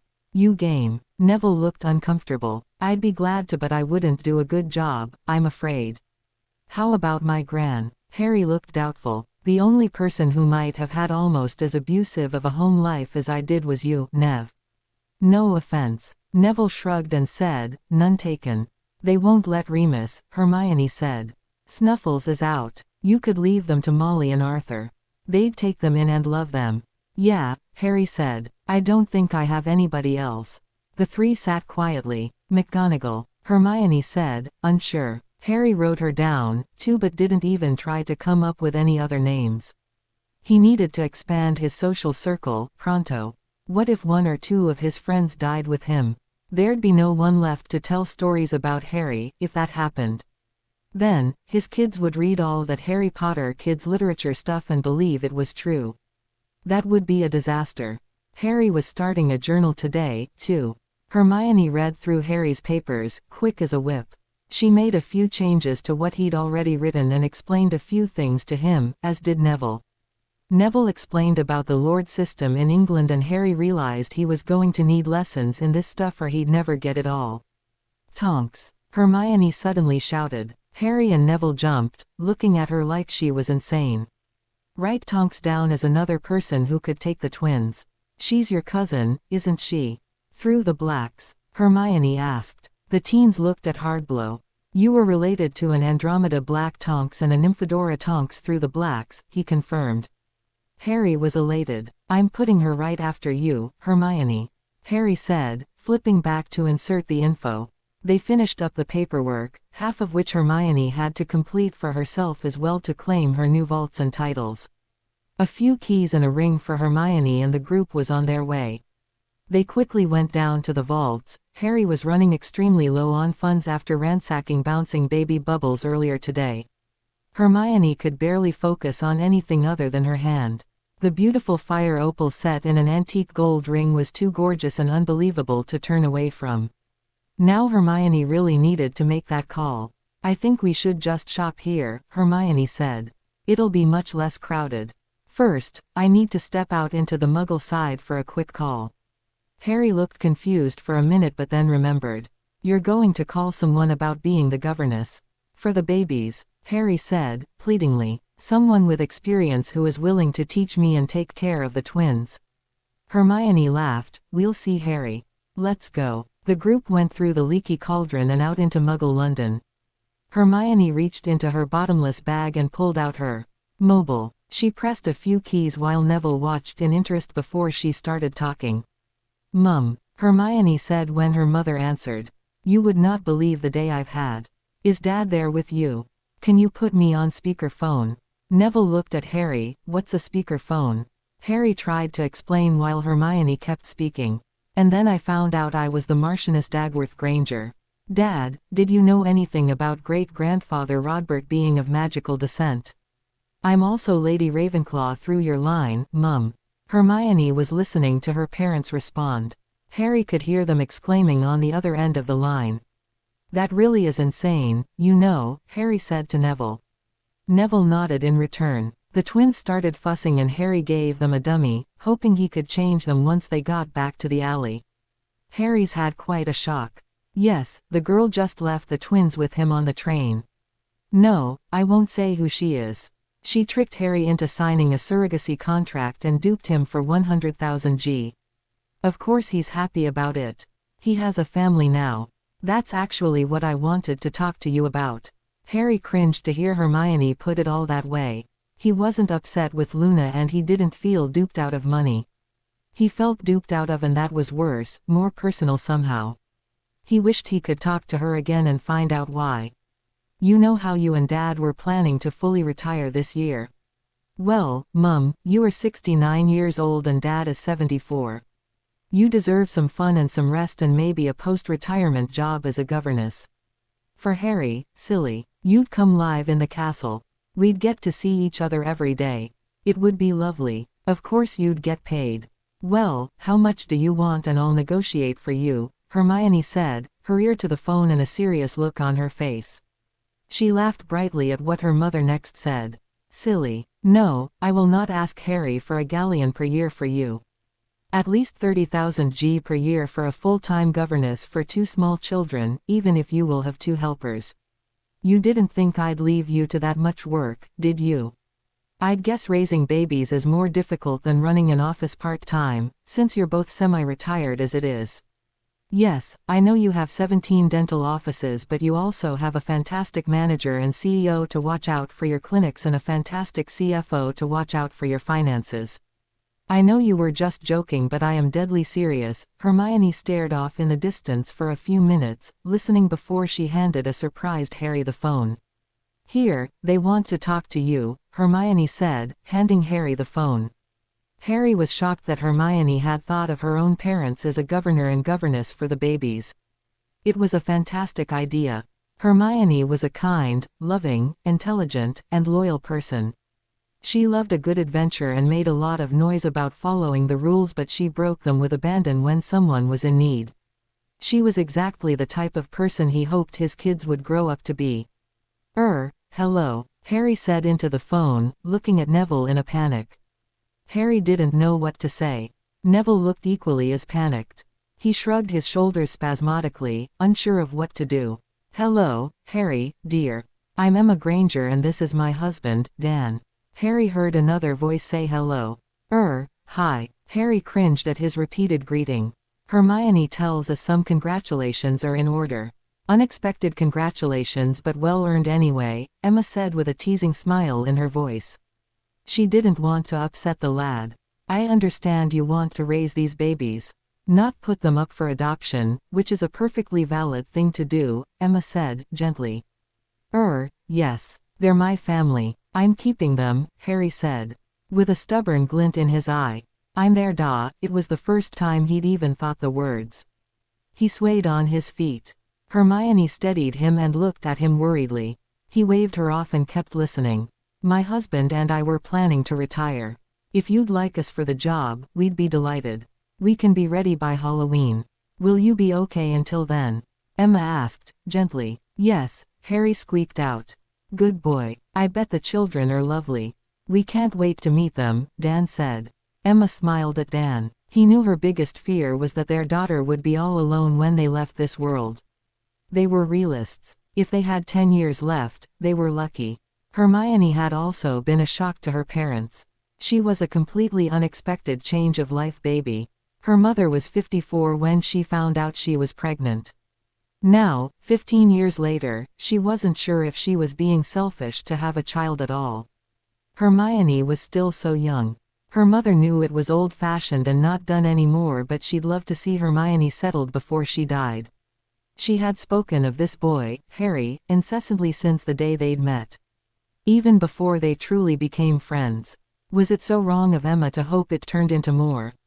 Emma knew this opportunity was a way for Hermione to give Emma the grandchildren she'd feared she'd never meet. She appreciated the chance to spend time with Hermione's best friend, his precious babies, and her own precious baby while getting to spend what might be some of the final years of her life in a magical castle. She was jumping at the chance to say yes. I'll pay you. Like Hermione said, 30,000 G. I just really need the help, Harry said, desperately. That's not necessary, love. There's a £5 to a galleon conversion rate, at least. That would be £150,000. It's way too much, Emma said, kindly. Honestly, I'd pay you for this chance. No, I insist, Harry said. There's two of you and I'm sure you could make more than that in the Muggle world. Trust me, I can afford it, Harry said. Emma and Dan grinned at one another. It would all go to Hermione anyway. If what their daughter had just told them was true, she wouldn't need it. If you insist, Emma said, deciding she'd put half the funds in a trust for the twins and half into a trust for Hermione's future children. Thank you, Harry said, practically crying. I can't tell you how much I appreciate this. He gave the phone back to Hermione. Mum, Dad, yes, I'm so excited for you to be at Hogwarts. Don't worry, we'll work out where you're to stay next weekend. We'll need to send you the contract to sign. Hardblow put it together for us, we just have to fill it in. I'll write to you both this week with the details. Love you. Hermione hung up her phone and turned back to her friends. Muggles have stuff like that. That's amazing. I always thought Felitones sounded better than owls, Neville said, excitedly. Hermione's parents had been able to talk to her instantly from their office in Kent. It was amazing progress to a traditionally raised boy. Hermione grinned at him. Yes. They have much more than this, Neville. You'll have to come visit our house this summer and see some more. Neville grinned back at her and agreed. Ooh. The three teens went back through the leaky cauldron and grabbed some lunch. The twins had to be changed and fed, but they seemed quite content in their baby buggy. That was a good thing because it was only 11:30 a.m. They had 2.5 hours left to take care of everything else they'd need to buy before they were due at the Shrieking Shack. They quickly made their way through the sweet shop, the apothecary, the plant store, and the stationery store. They walked past Madame Malkin's robes for all occasions when Hermione stopped. She looked over at Harry with a screwed-up face and took a deep breath. Harry, I hope this doesn't upset you, but it needs to be said. You need some new clothes. You're never going back to your relative's house, now. There's no reason to hide your money. Please, let me take the twins to the bookshop and you and Neville go in there and get you kitted out. I promise we'll be waiting for you when you come. Maybe go down the street there, she said, pointing out a shop, and get some new glasses as well. She looked down at his feet, maybe some new shoes, too. Go on now. I've got the babies, Hermione said, bossily. Harry laughed at her and looked at himself. He guessed he really could use some new clothes. Harry watched Hermione until she entered Flourish and Blots. He turned to Neville and said, Do you mind?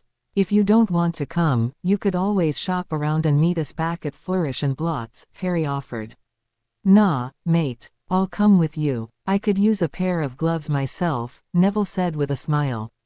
The boys were much quicker at shopping than a lady would have been. Basically, Harry got measured, speed walked through the store with the shopkeep telling her yes or no on way too many items, then paid her a whole heap of gold, and left the shop. They were done in 20 minutes. 20 more minutes and Harry had a new pair of dragonhide boots, a pair of trainers, and a pair of school shoes. It took as long to get glasses as it took to get both clothes and shoes. Harry was annoyed with the whole process and in a hurry to get back to Hermione and the babies. He shouldn't have been. Hermione was sitting down in the children's book aisle, while she read a cutesy story to the sleeping twins. There was a worryingly tall stack of children's books beside her.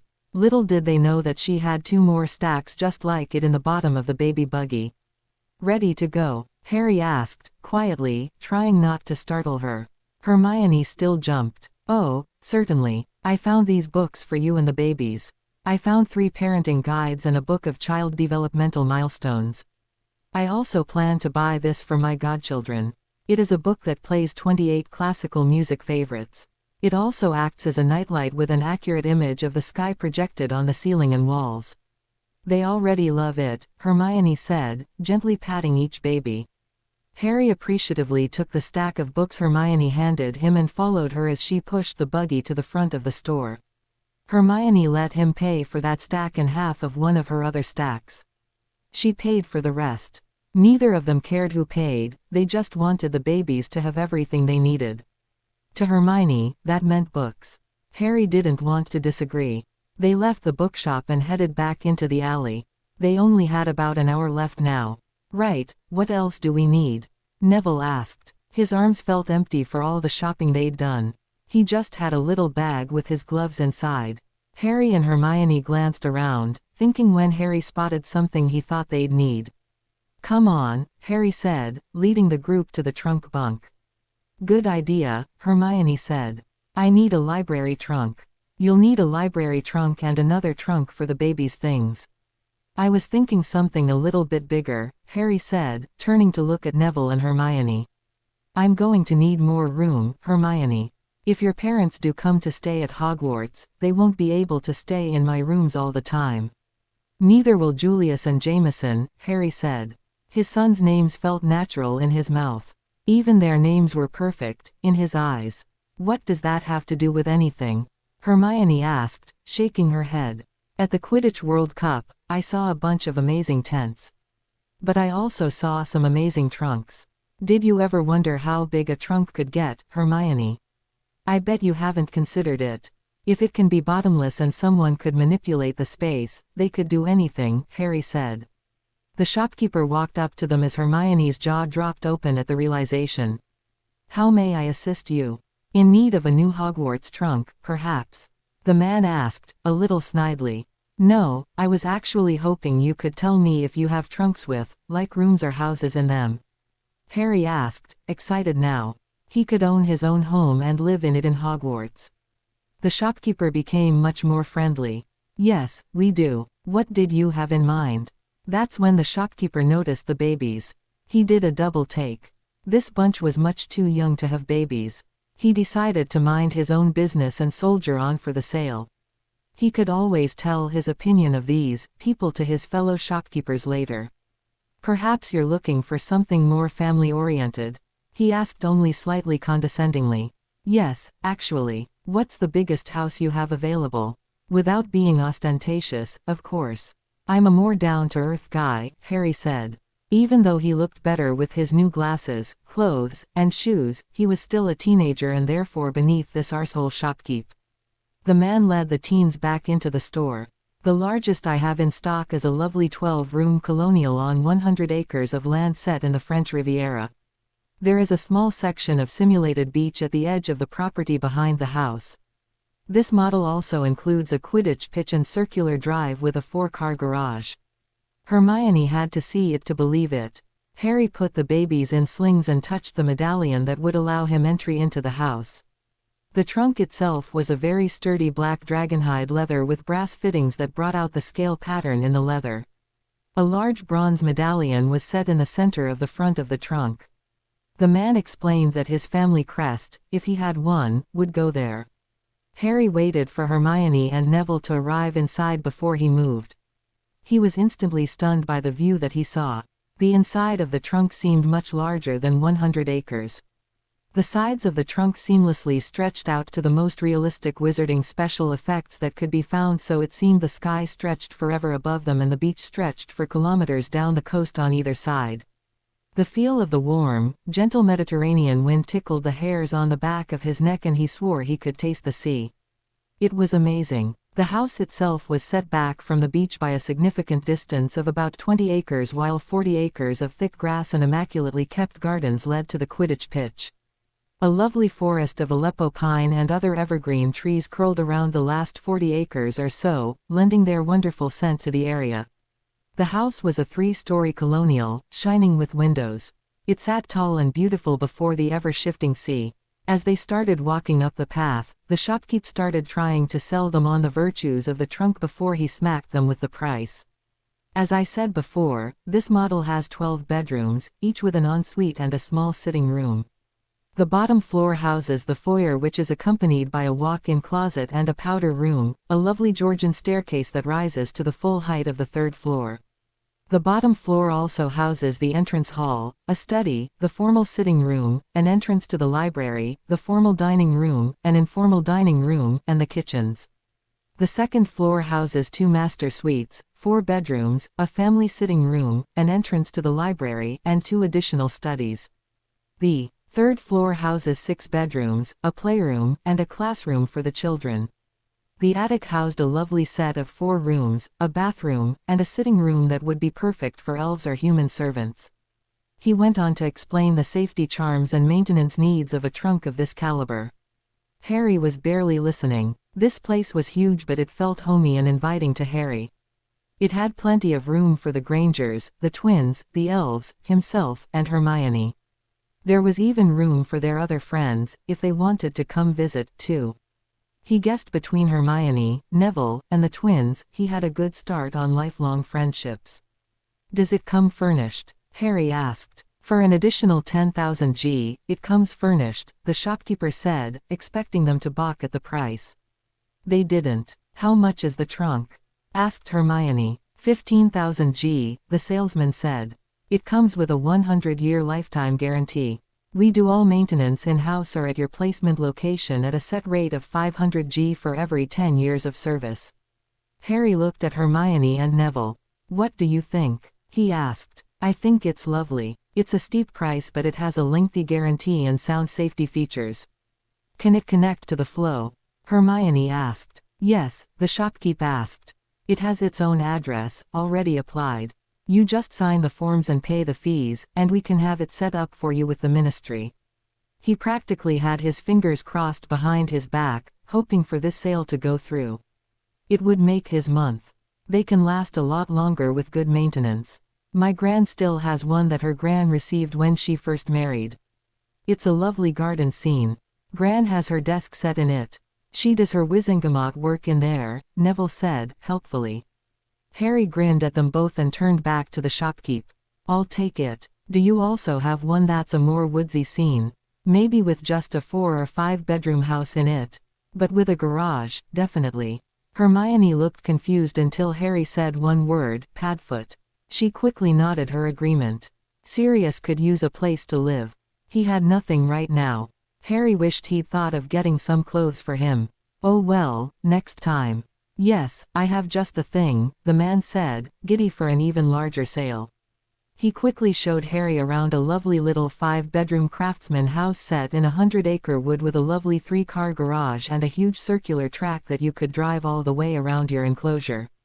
"Perfect," Harry said. "I'll take 2. Please make sure they're fully furnished." "How soon can we get this done?" "Sorry, but we're in a bit of a rush now.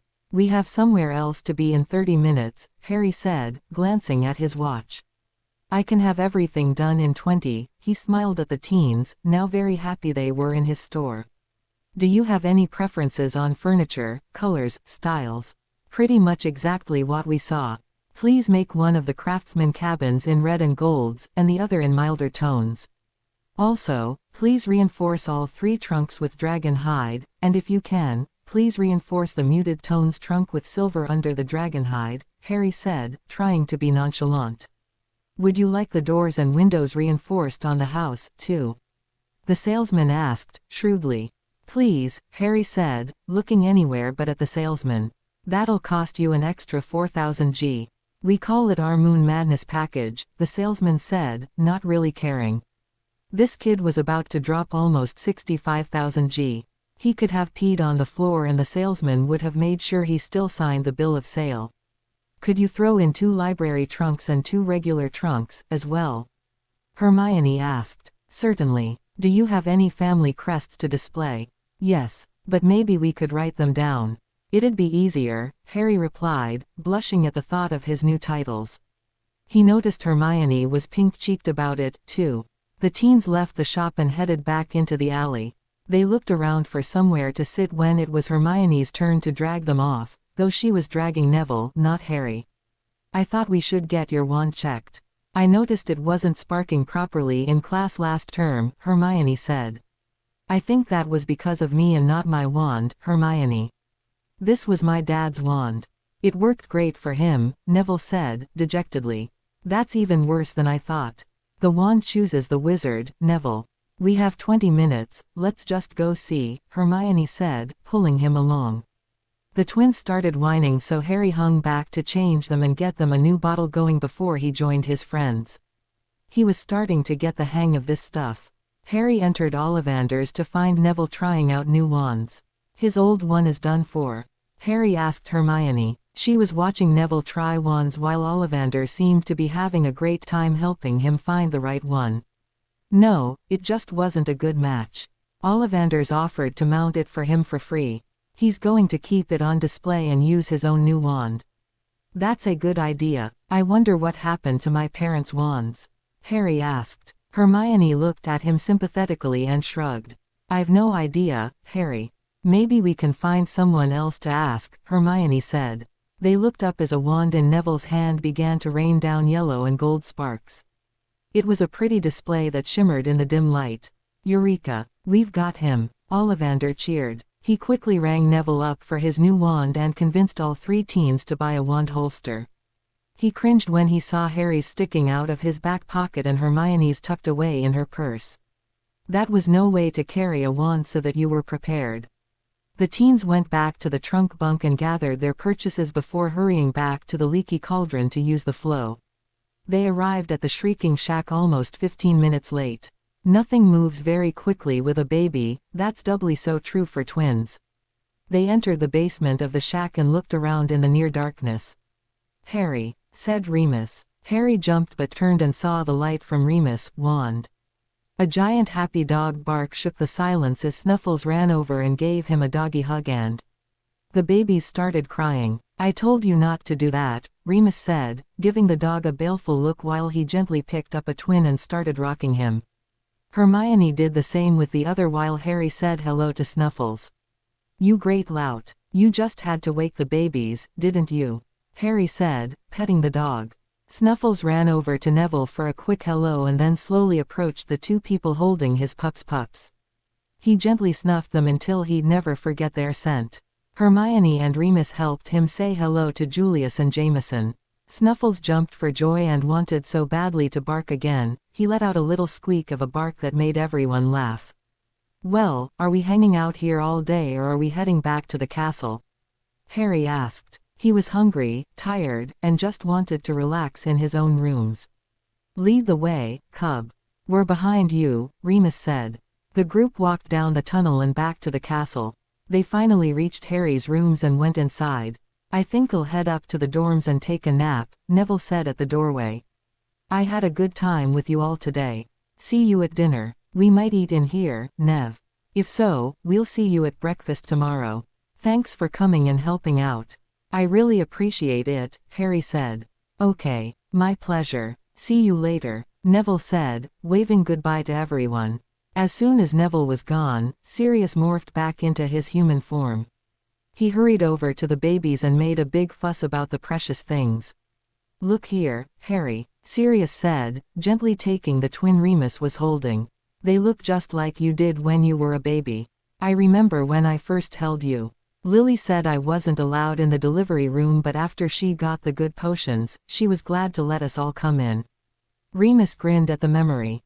Peter didn't want to come, rat bastard, but me and Remy here were game. Remus only lasted until they checked Lily for the first time. Then, he ran from the room. Ha, Sirius said, grinning back at a now blushing Remus. She was unclothed, Padfoot, Remus said, smiling but still sounding scandalized.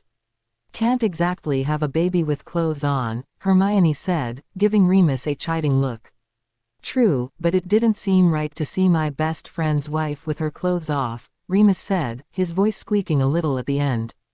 Harry and Sirius laughed at his embarrassment. Trust me, it wasn't an enticing sight, Sirius said, remembering the gore and the screaming. Harry sniggered and Hermione rolled her eyes. Anyway, when Lily and James let me hold you for the first time, I just knew. You were something special, Sirius said with a sappy look in his eyes. Harry blushed. Sirius went on to tell 2 more baby Harry stories before the twins woke up and wanted changed and fed again. To Harry's surprise, Padfoot handled it like an old pro. With Remus helping him, they finished changing both twins and had them redressed and bottle in hand within about 3 minutes. "Wow, that was impressive, guys," Hermione said.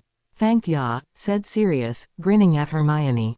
"I'm an old pro. I had a year with this one," he said, pointing his thumb at Harry, "before my baby changing days were over. We'd race to see who could do it faster. I won by a landslide every time." Remus rolled his eyes at Sirius, boasting. "You could never beat Lily," Remus said, bursting Padfoot's bubble. "She cheated. I'm not sure how, but I know she did. She was fearless of bodily fluids," Sirius said. Harry laughed at the very idea of his parents and surrogate uncles racing to change his nappy. Harry started unloading all his purchases from under the buggy while Sirius and Remus each held a baby. "They look exactly alike," Remus said, comparing the 2 now awake boys. "Except this one has a birthmark on the bottom of his foot, see?" Sirius said, holding the aquamarine baby. "That one's Julius Sirius," Hermione said. "Great name." "Hello Jules," Sirius said, smiling at the tiny baby. The baby stared back in wide-eyed wonder. The corner of his mouth lifted into a little smirk. "You've got a bit of the mischievous devil in you, don't you?" "Just like his namesake," Remus said, smiling at Julius while he bounced Jameson in his arms. "Would you each like to be the godfather to one of the boys?" Harry asked. "Hermione's their godmother. We filled out paperwork at Gringotts today." Sirius' eyes filled with tears. "I'd love that pup. I promise to be there for your babies the way I was never able to be there for you." Remus' eyes were misty as well. "Are you sure you wouldn't rather choose someone else? Someone who might be able to take custody, if you needed them to?" Remus asked, reluctantly. "No, I already have a few people who could take custody. I want you and Sirius. Please, I trust you," Harry asked, hoping Remus wouldn't say no. Remus smiled a beatific smile and agreed. "In that case, I'd love to," Remus said, clapping Harry on the shoulder. Harry grinned in return. "Now that that's settled, who's hungry?" Harry asked. Everyone agreed they could eat. Dobby made a delicious fish and chips fry up for supper. Everyone ate peacefully and relaxed, talking about what Harry should do now. "What are you going to do now, Harry? Have you found a governess?" Remus asked. "Yeah, Hermione's mum and dad are retiring. They've agreed to come live with me and help take care of the twins. It's going to be brilliant." "They did a fantastic job with Hermione," Harry said, glad the issue was settled. It was a serious weight off his mind. "That is fortunate," Remus said, smiling. "Living with the in-laws before the wedding night. Tough move, Promslet," Sirius joked, ribbing Hermione and Harry at the same time. Both teens blushed and glanced at each other through the corners of their eyes. Remus looked around the small suite of rooms and looked concerned. "Will there be enough room here for all of you here? Oh, that reminds me, I got something for each of you. Come on, I'll show you," Harry said, taking out the trunks he had purchased for himself, Sirius, and Remus. He gave Hermione her library trunk that he had purchased for her, too.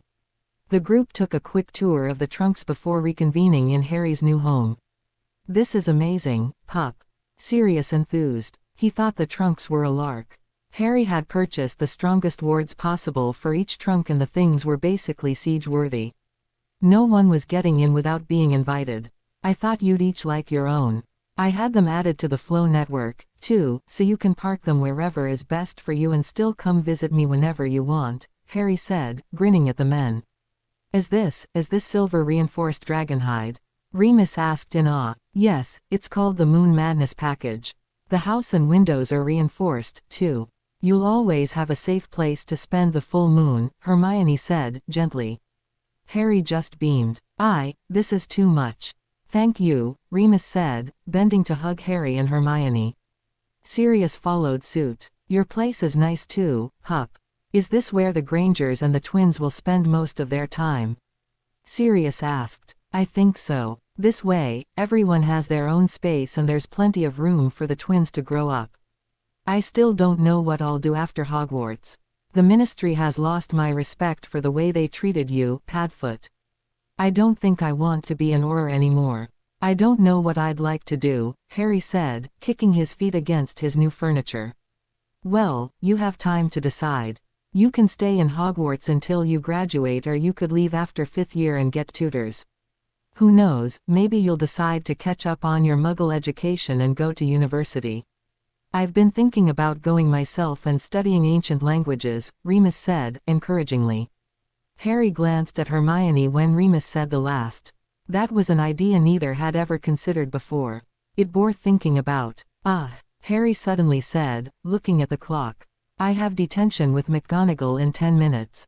I almost forgot, Harry said, jumping up and hurrying back into his suite of rooms. She told me to bring the twins, Harry said. He called for Dobby. Dobby. The little elf popped into the room. Could you get the twins ready to go in their buggy for me? Yes, Harry Potter, sir, Dobby said, hopping away to get the twins ready. Harry met him at the door. Hermione was already waiting there for him. I thought we'd head out together, Hermione said, helping Harry through the portrait hole. Harry was grateful for her help. They parted ways. Hermione headed up to her dorm room and Harry headed on to McGonagall's office. Harry knocked on McGonagall's door. Come in, a voice called. Harry entered the room, pushing the baby buggy before him. Hello, Mr. Potter. Please, come have a seat, McGonagall said, waving Harry into a seat before her desk. She got up and came around to see the babies. They're gorgeous, Mr. Potter. May I? She asked, gesturing to one of the babies. Sure, go right ahead, Harry replied. McGonagall lifted the blue twin out of the buggy. That's Jameson, Charles Jameson Potter IV. The aquamarine baby is Julius Sirius Black. McGonagall's eyes teared up. Great names they carry. I'm sure they'll live up to their namesakes, though I do hope they are filled with slightly less mischief. How are things going so far? Harry laughed at the thought of the Weasley twins combined with the Marauders. He hoped his boys weren't that wild. It's going okay so far. I'm getting the hang of changing nappies. The elves are a great help. I don't know what I'd do without them, Harry said. McGonagall nodded. House elves can be a great help. I hope you have a plan for further assistance. It's good for babies to be around other humans, too, she said, looking at Harry over her glasses. She didn't know what the boy had done so far to prepare for the children. I have a plan. I actually wanted to make sure there isn't anything special I need to do. The children's governor and governess will be starting on Halloween, Harry said, picking up the other twin. He sat across from McGonagall and rocked little Julius. Yes, there are some forms you'll need to fill out. Who may I ask will be joining us? While you don't need approval for who you hire, you will need to inform the Hogwarts staff so we'll all know they're authorized to be in the building, said McGonagall. She spoke to Harry but looked down at the baby smiling. It's Hermione's parents, Doctor and Dr. Granger, responded Harry. McGonagall looked at him sharply. You intend to bring Muggles to Hogwarts? Asked McGonagall. Yes, is that a problem? Asked Harry, sitting up straighter. It will cause a stir, for certain, said McGonagall. She started bouncing little Jameson. I don't care what other people say. They'll be spending most of their time with the children inside my new home, anyway, said Harry. You're letting the children leave Hogwarts without you? Asked McGonagall, surprised. No, Harry said more harshly than he intended. She gave him a stern look. He looked back apologetically. I don't mean to be rude, but that's not happening. I'm their father. I should be with them. I bought a travel trunk with a house inside. It's plenty of space for them and the babies. They'll only need to keep them while I'm studying and in class anyway. McGonagall looked contemplative. I suppose they must be excellent parents, considering how well Ms. Granger turned out. She looked at him closely. He blushed when McGonagall said Hermione's name. Was there a new romance on the way? This one she could at least understand. They are. They can teach me how to do it right, Harry said, determinedly. McGonagall smiled at him. They chatted about what McGonagall knew of Harry's own babyhood for another hour or so before she released Harry to head back to the dorms. Harry arrived back in his rooms to find them empty. He peeked his head inside each trunk and found Remus and Sirius exploring their own place. Sirius popped out first. Hey Prongslet, how was detention? Asked Sirius, laughing at Harry. Harry rolled his eyes. "I would think you'd know that quite well on your own by now," said Harry. He took a sack overflowing with galleons out of the bottom of the baby buggy. He handed it over to Sirius. "For food or whatever else you two scallywags might need. Thanks for telling me you made me Lord Black, by the way," said Harry, giving the man a disgruntled look. Sirius laughed loudly. "That was one of my better pranks," he said. "I never wanted to be Lord Black. You were always going to be Lord Potter. Fate supported me and gave you 2 sons. That was just a bonus," said Sirius, leering at Harry. "Joke's on you. I'm Lord Gryffindor, Lord Slytherin by conquest, and Lord Peverell, too," said Harry, waving his arm in a sarcastically grand manner. Sirius' jaw dropped open. "How do you manage all that?" "The universe thinks my life is one big lark," Harry suggested. Remus appeared in the room, exiting his own trunk. He had a huge smile on his face. The place was perfect. It was nicer than Remus had any right to expect and would free him from needing to work menial jobs in the hopes of keeping a roof over his head. "Why is your life one big joke?" Remus asked, looking over the sleeping twins then turning to greet Harry. "Because he somehow managed to find himself as Lord Gryffindor, Lord Slytherin by conquest, and Lord Peverell. I doubt it happened because Harry's life's a joke, though." "That's all, Harry," Padfoot said, laughingly dodging Harry's punch to the arm. Remus stared at Harry. He looked thoughtful after a moment. "I suppose I can understand the Lord Slytherin by conquest. Voldemort, I'm presuming?" Remus asked. Harry nodded. Remus responded with his own nod. "But the Lord Gryffindor and Peverell? How?" "Apparently the Potters were the Peverells before they died out. The seat was never relinquished or disbarred, so it still exists. Mum's family is apparently a long-lost squib line for the Gryffindors. Or at least that's what Hardblow, my account manager, said the inheritance test revealed. I haven't had the chance to read the results yet. I've been a little busy being overwhelmed with becoming a sudden father," said Harry, sarcastically. Remus just shook his head. "The things you learn about somebody," said Sirius, grinning. The men helped Harry get the babies off to bed. Then, Harry headed off to sleep himself. It had been a long, exhausting 48 hours. The weeks flew by. Harry settled into a routine with the babies and the elves. Harry would go to class, spend his free period studying, and then come back to his rooms after classes. He would spend time with the twins until dinner. Then, he would put them to bed and spend his evening finishing his homework with Hermione and Neville. They had started studying together most nights. Quidditch hadn't started yet. Harry knew that would cut into his homework time. He wasn't sure if he'd be able to keep up with practices with everything else going on in his life. It was something to think about.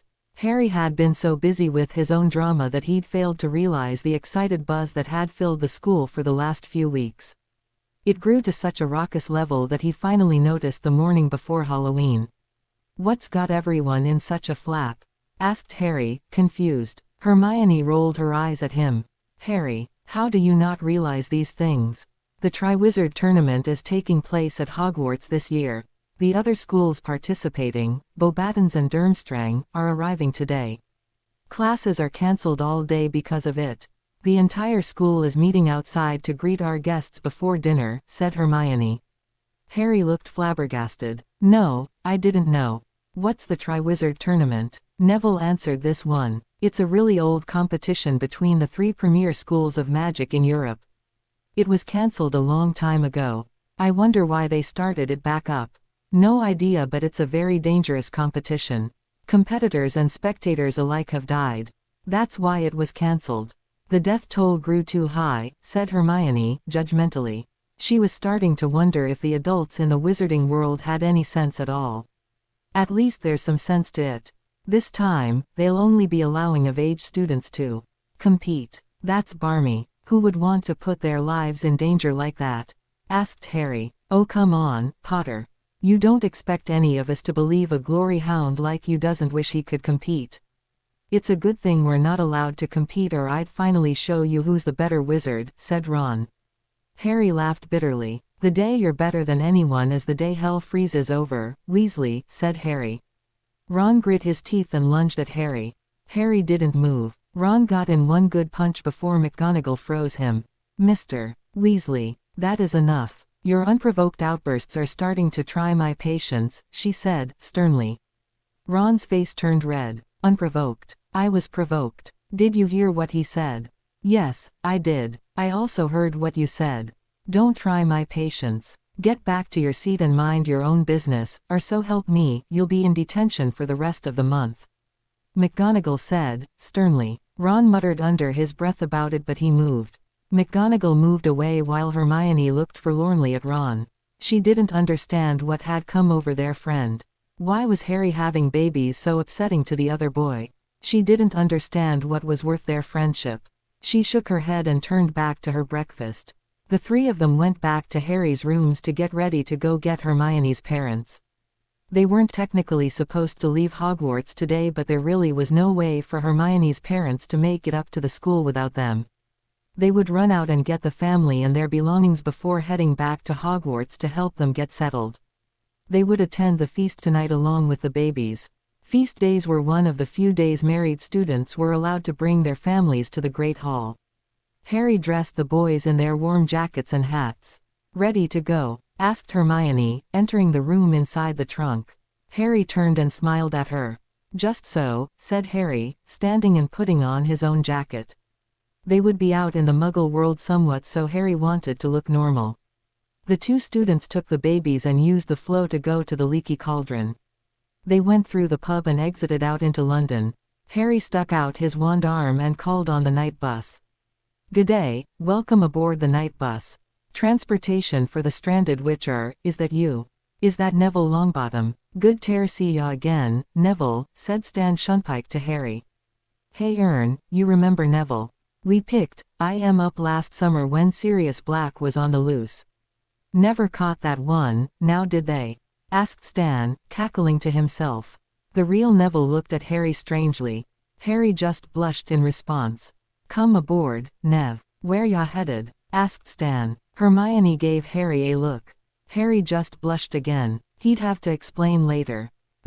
Yeah, we're headed to 417 Winsome Way in Hampstead," Harry responded, giving Hermione's parents' address. "Sure thing, Nev. Are those babies yours? Best take them up to the second or third level. It's too bumpy down, air for babies," said Stan, pointing them to the lift that Harry had never noticed in the back of the bus. They pushed the buggy inside just in time. The lift doors slammed shut just as the loose tables and chairs filling the bus today started skidding towards them. They decided to try the third level, seeing as it would have the best view. The entire third level was set up as a restaurant with booths, waitresses, and a fry cook.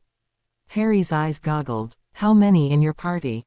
asked the waitress. 3 adults and 2 babies," answered Harry. The waitress marked it down, ignoring them all.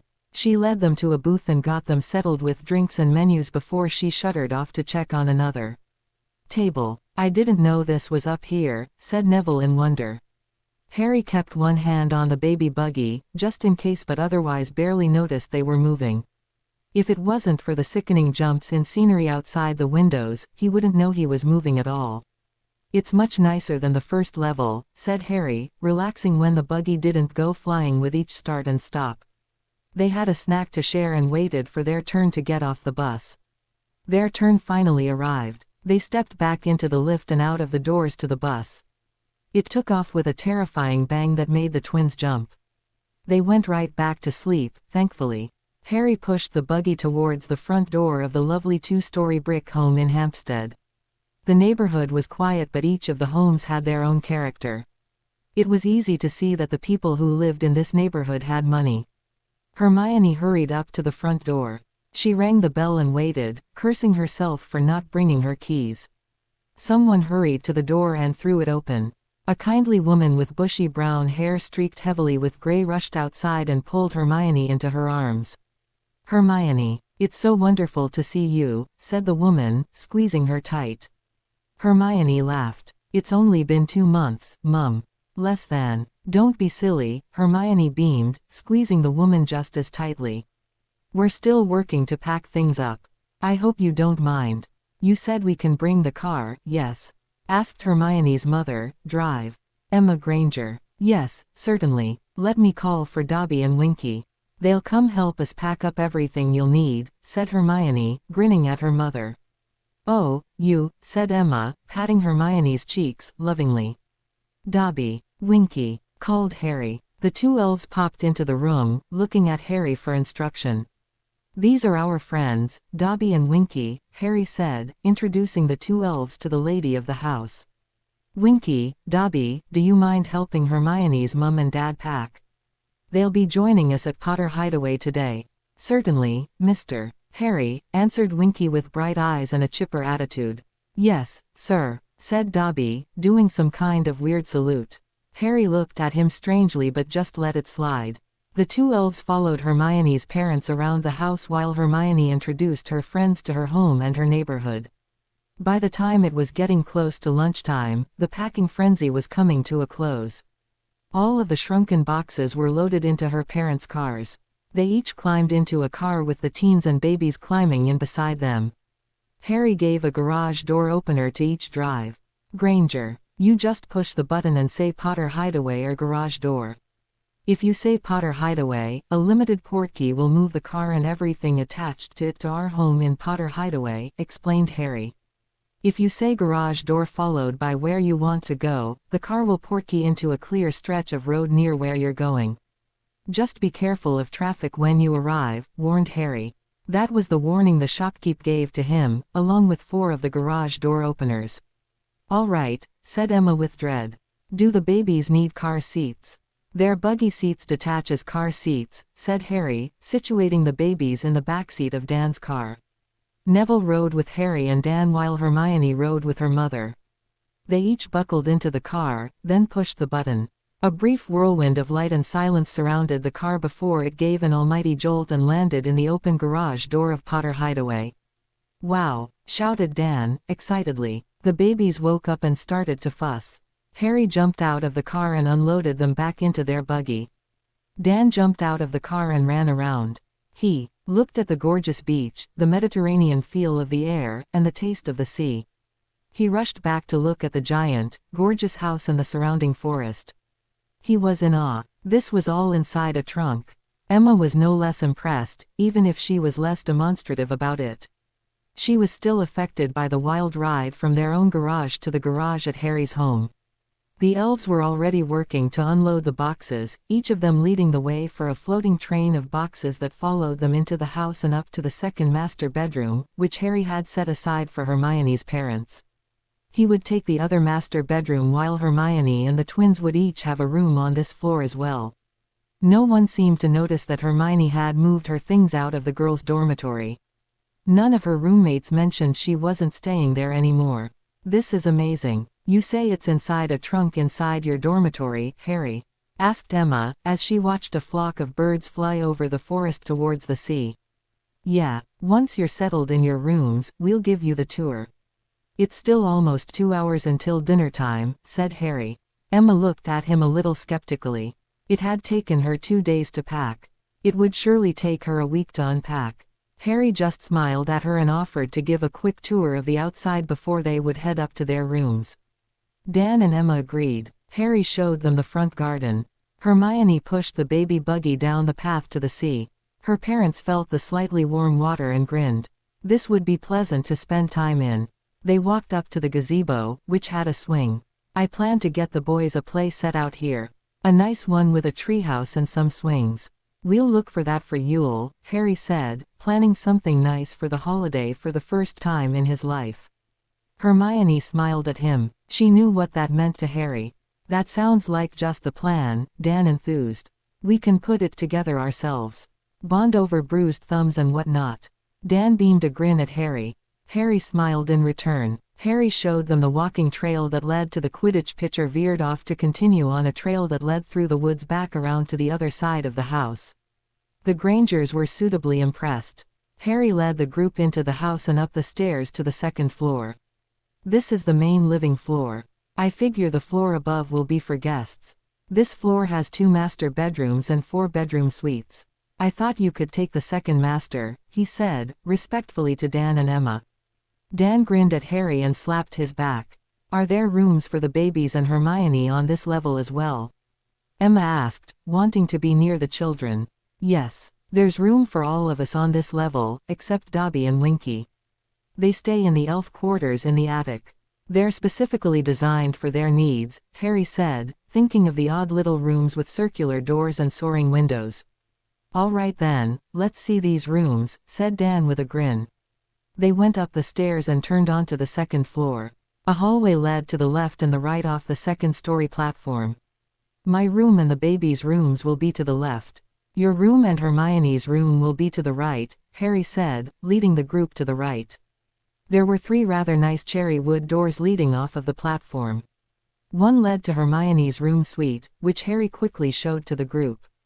An exact replica of the room faced it across the hall. This room was empty. The door in the center of the hallway at the end was the entrance to the master bedroom. They walked inside and gasped in awe. The room was open and extremely spacious. A his and hers study was set off to either side, forming a small entryway. This opened up into a double-height room with a wall of windows that opened up to a private deck facing the sea. Off to the left was a sitting room with a giant fireplace. Off to the right was the largest 4-poster bed Dan and Emma had ever seen. It was a magnificent English oak bed carved with scenes of mythical creatures that might not be so mythical, now that Dan thought about it. This, said Emma, stunned into silence. Dan turned to Harry with a grin on his face and a booming laugh echoing from his chest. I think we're going to like it here, just fine, my boy. Just fine. Dan slapped Harry's back, hard enough to knock the boy off his balance for a second. Emma turned and hugged him, with tears in her eyes. This is wonderful. You've given us so much. Our daughter is back in our everyday lives. Grandchildren to spoil. Then, this gorgeous place to spend our golden years. Thank you, my boy, she said, giving him a fierce Hermione hug. Harry felt a lump form in his throat. He squeezed Emma back, gently. I'm just so glad I'll get to learn how to be a parent from such wonderful examples, Harry said, his voice a little husky from unshed tears. Emma squeezed him harder for just a second then let him go. She smiled with pride at both teenagers. The Grangers and the teenagers worked together with the elves to quickly unpack the room and get things situated for the Grangers. In less than half an hour, the work was done. They had a quick tour of the rest of the house then started to get ready for the feast. Do you have robes? Harry asked, hoping the Grangers would be able to blend in as much as possible. Yes, we do. We went to the shops in Diagon Alley specially to get a few things we might need in the wizarding world, said Emma, matter-of-factly. Really? You went on your own? Asked Hermione. We did, puffed Dan. We got robes and these medallion things. They let us see all forms of magic and protect us from most curses and hexes. It won't protect us from dark magic, according to the shopkeeper, but it should protect us from anything set at us by school children, said Dan, proudly. Yes, and we got these rings. They warn us of potions and poisons, said Emma, flashing her new ring. It was lovely. Dan had a men's version of the same ring. Hermione looked at them with her mouth agape. Emma rolled her eyes. Please dear, you got your intelligence from us. Did you think we wouldn't realize some people won't welcome our presence here? We do. We want to stay safe. That burden shouldn't be on you, said Emma, patting Hermione's hand. Harry laughed. That's the way to be prepared. Just like Hermione, he said, beaming at his friend. She smiled shyly in return. Harry noticed that it was a beautiful smile. How had he never noticed that before? We also got special cloaks and hats that protect us somewhat and our robes have protection runes sewn in them. We'd also like you to cast tracking charms on us and the babies. If anything ever happens to us, gods forbid, we want you to be able to find us easily, said Dan, showing off his new dragonhide cloak and vest.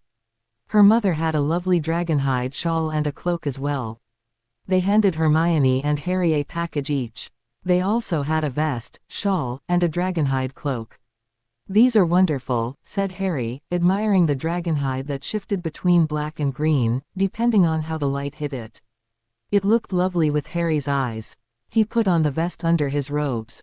It looked very nice with his black school slacks and new black dragonhide boots. He found he had 2 shawls, each slightly different from the other, for the babies. He wrapped them in it right away. They snuggled into the soft leather. Oh, Mum, Dad, I love them, Hermione said, ecstatically. She put on her vest. Then, she flashed the shawl that shifted between a light gray and vibrant blue that really brought out her coloring. She put the shawl over her shoulders and turned this way and that. She made a lovely sight. This must have cost you a fortune, Hermione said. Her father laughed. We're wealthy, retired dentists, darling. We can afford it, he said, hugging her close. I can't thank you enough. This'll provide a little more protection for the babies. I'll have to look into getting them a medallion like yours, too, said Harry. That's a great idea, Harry, said Neville. You should get them as bracelets though. They might choke on the medallions. Right, said Harry, thinking of the safety concerns that surrounded new babies. He was glad for the books he'd purchased on raising magical babies. He needed all the help he could get. Everyone got changed into their best robes, with house crests and all. The Grangers all wore the Dagworth Granger crests with pride. Harry and Hermione had both decided to keep the Ravenclaw, Slytherin, and Gryffindor house status in secret until they left Hogwarts. It would be too awkward to be a student of the school and also become the decision-makers for school matters. They'd just leave that to the Board of Governors and to Dumbledore, unless the issue was forced somehow. Harry wore all of his house crests, even if he felt foolish doing it, as did Julius and Jameson. Neville was decked out in his Longbottom best. They checked each other over once more and made sure their hats were on straight. The polished-looking group headed down to meet the Durmstrang and Beauxbaton students. They mixed in with the throng of people exiting through the Great Hall, which was easy to do with almost 800 people in one place. The small group went over and stood nearest the professors. They hoped this might deter some of the shenanigans from their classmates once they realized there were Muggle amongst them. If they realized it at all. Harry and Emma each held a baby as they went to greet the Beauxbatons and Durmstrang contingents. Professor McGonagall made her way over during her inspections. Weasley, tuck in your shirt. Brown, button yours, she said, barking out instructions to various students as she walked through the throng. Potter, you look well put together today. It's a nice change. Adorable robes on the bairns. Keep a warming charm on them. This cold air could make them sick. She moved on, barking out instructions to other students as she went. Harry immediately cast the suggested charm on each of the babies, glad that he already knew the spell. Perfect, Potter. Wearing posh clothes now to match his top status. No need to show off so much. It's making you look pathetic, Weasley said, snidely. Harry's face grew red but he ignored the comments. Ron kept taunting him, but not too loudly. McGonagall was headed back their way. Showing off your money by hiring not one but 2 governors for your children. Can't be bothered to care for them yourself?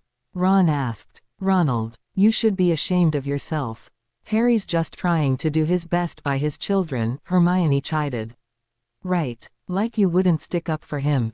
What are you now, his girlfriend or something? Ron asked, outraged. Better him than you. At least he knows how to be mature and refrain from childish insults, said Hermione.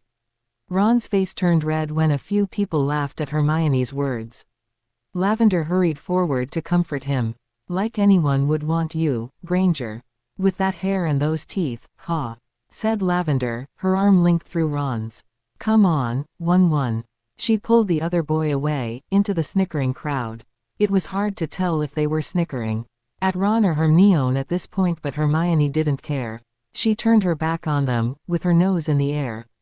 Line up everyone. Our guests will be arriving momentarily, McGonagall called with her voice magically projected.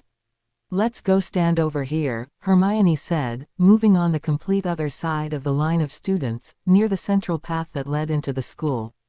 Everyone stood for what felt like a long time and chatted. Then, Harry spotted it. Look, he said, pointing at the sky. Hermione looked but didn't see anything at first.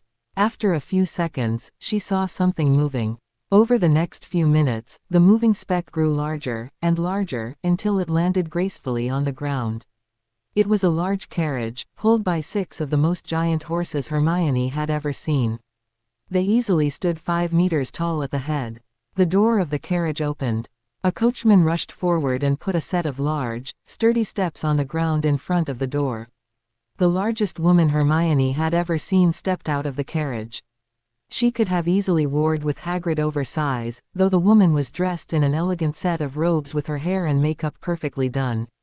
A gaggle of students in light blue school robes followed the woman out of the carriage. They walked in 2 rows at a stately pace. Harry met the eyes of one of the girls. Everyone was staring at her sister, a tall woman with a perfect figure and haunting violet eyes.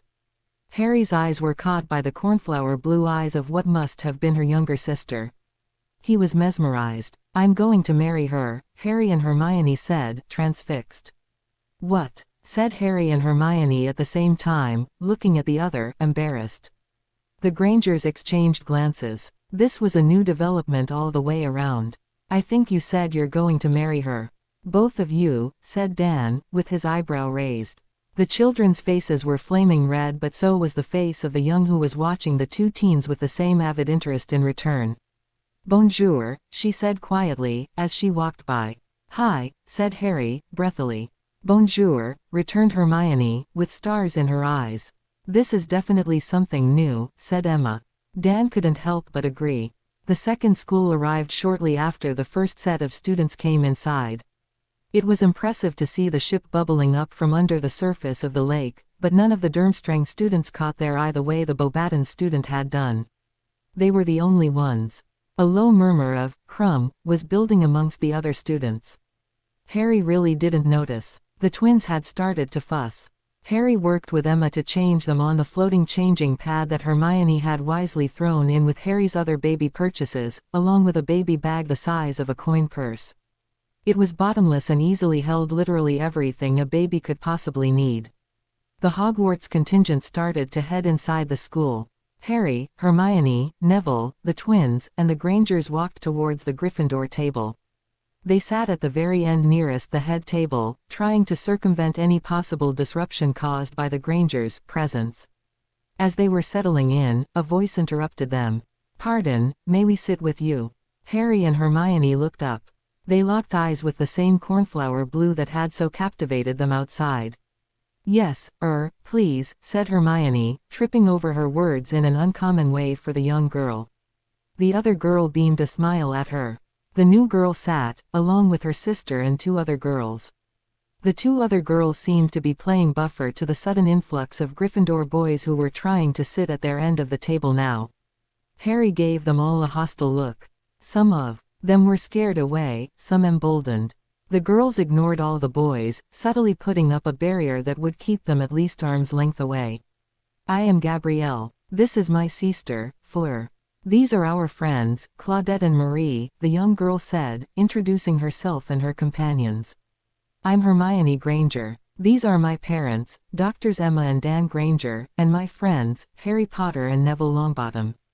And of course, the twins, Julius and Jameson," Hermione said, smiling at the babies. "They are so precious," said Fleur, cooing over the little boys and ignoring all the big boys trying to get her attention. "Are they yours?" Gabrielle asked Hermione. Hermione blushed but shook her head. "I could only be so lucky." "These are Lord Black Potter's children," said Hermione, gesturing to Harry. Gabrielle looked deeply into Hermione's eyes. "They would only be so lucky, too, I am guessing." Hermione giggled and blushed again. Gabrielle turned to Harry. "I should, Avenue known they were yours." "They, Avenue your, and your gorgeous eyes," said the girl, looking at Harry shyly. Harry grinned but blushed. "Thank you. You have beautiful eyes, too. It was the first thing I noticed about you," Harry said. It was Gabrielle's turn to blush. "May I hold one of them?" asked Fleur. "Of course. Watch the head. They're a little under 2 months old now. It will seem like they can hold their head up when it will suddenly become a missile aimed at your face," warned Harry, handing over Jameson. Claudette took a turn holding Julius. Harry told them who they were holding. "If it is not too presumptuous of me to ask, where is their mother?" Marie asked. Harry looked a little uncomfortable before he answered. "I used a surrogate," he said. The girls exchanged a look. "Is that common for Hogwarts students?" asked Fleur. No. I'm the lord of an ancient and noble house, well, a couple of houses, really. These are my heirs. They were, gifted to me," Harry said, trying not to make the situation sound worse. The girls exchanged another glance but let the conversation drop. The students and the Grangers had a lovely time chatting about France, which Hermione and her parents visit almost annually, and about the tournament, which Fleur was hoping to enter. "Good luck to you," said Harry. "I'm glad I can't enter. I've too much on my plate with the twins as it is," Harry said, patting Julius's back. Emma now had Jameson. "You seem to be such a good phaser," Gabrielle complimented. She, Hermione, and Harry had all been having a lovely conversation, mostly with each other. "Thanks," Harry said, rubbing the hair at the back of his neck. "It's a new thing." Dumbledore stood to make a speech. Harry wrinkled his nose at the man. Fleur noticed. "Do you not like the headmaster?" Fleur asked. "It's not that I don't like him. It's that I don't like his speeches. They always draw attention to me in some way," Harry said. Fleur nodded. "The goblet will be available in the entrance hall until dinner time tomorrow night, when our champions will be chosen. Please remember, only students who are considered of age will be allowed to compete," Dumbledore said, looking right at Harry. Everyone else in the hall turned their eyes on him, too.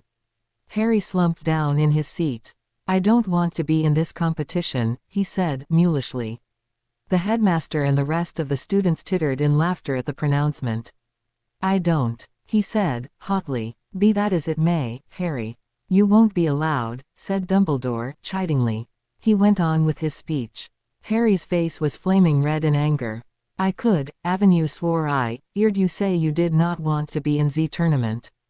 Gabrielle said, confused. "Yeah, well, I'm either the paragon or pariah of this school. Nothing in between," muttered Harry. The French students didn't know about that, but they did see Harry's point. He really was the center of attention, whether he wanted it or not. The feast ended and everyone stood to exit the hall. "Where will you all be staying?" asked Harry. "We will be staying in our carriage. It is much bigger on the inside," said Gabrielle with a grin. She had dimples. Both Harry and Hermione sighed and leaned towards her. Fleur leaned over and tried to get their attention. She even turned on her Vela charm, for just a moment, to see if it would work. Harry and Hermione ignored her completely. She and the other French girls giggled. Gabrielle noticed and blushed. Harry and Hermione unconsciously took hands and leaned into one another. They both sighed. "Seems like you could have the best of both worlds with these two," said Fleur, quietly to Gabrielle. "He already has male heirs, too. So, I know that wouldn't be a problem, either," whispered Gabrielle back. Fleur giggled again. "Would you like to sit with us again for breakfast?" asked Hermione, politely but also because she wanted to spend more time with Harry and Gabrielle. She didn't know what had come over her, but she liked it. "We would love that," said Gabrielle, waving shyly at the two Gryffindors.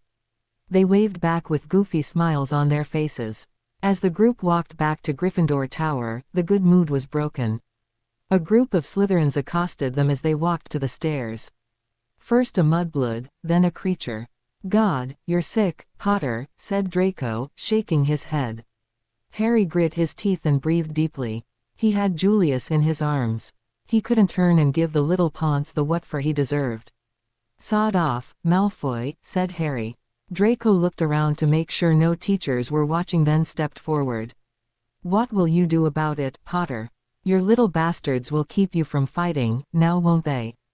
Unless you're hoping a stray spell will take them off your hands," said Malfoy. Harry growled and turned to face him. "Watch what you say," Harry growled. "Or what? You'll sick your new little creature on me. Will she be a joint pet for you and Granger?" "Certainly looked like it," said Draco, mockingly.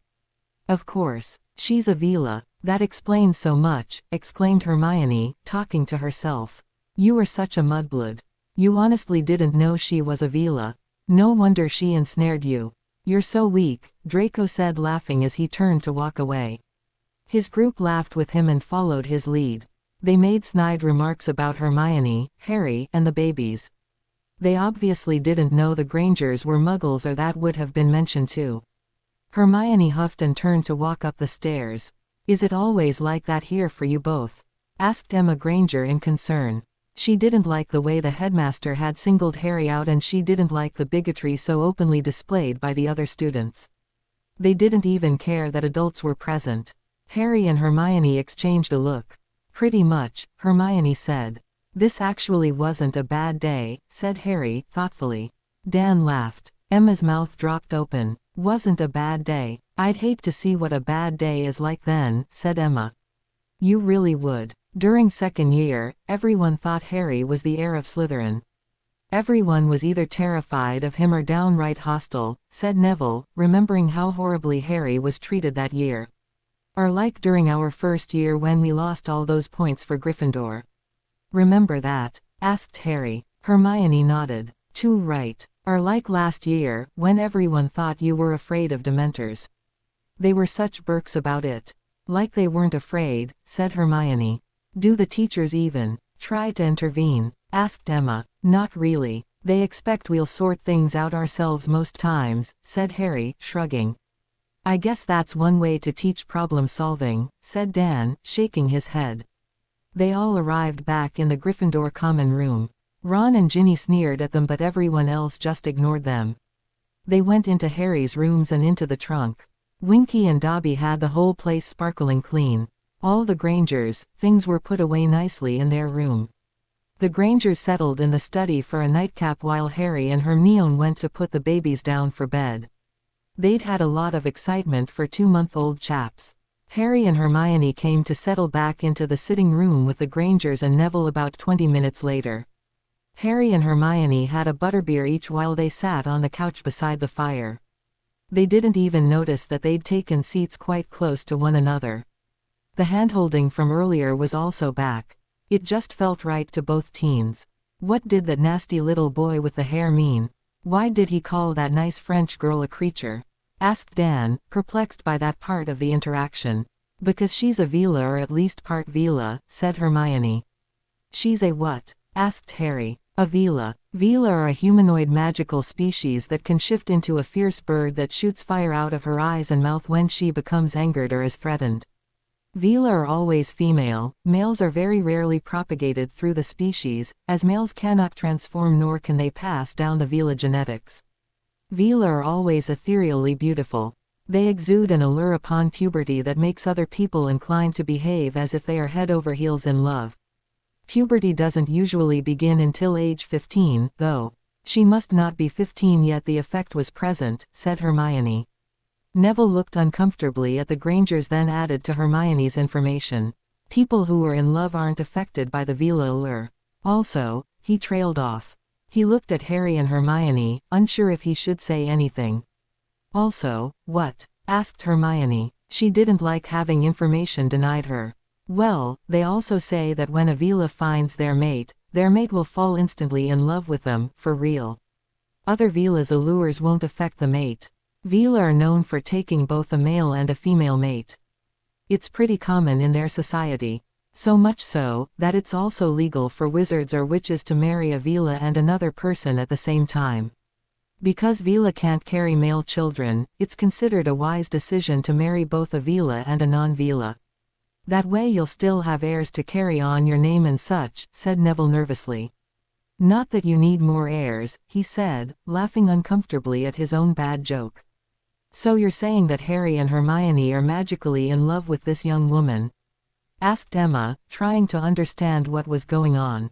Neville shrugged uncomfortably. It's just that Gabrielle didn't have an allure. I didn't feel it, but I definitely felt it from Fleur.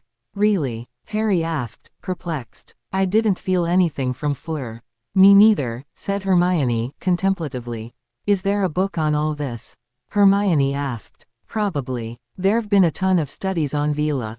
People think they're romantic or why, so they get a lot of shelf space, said Neville.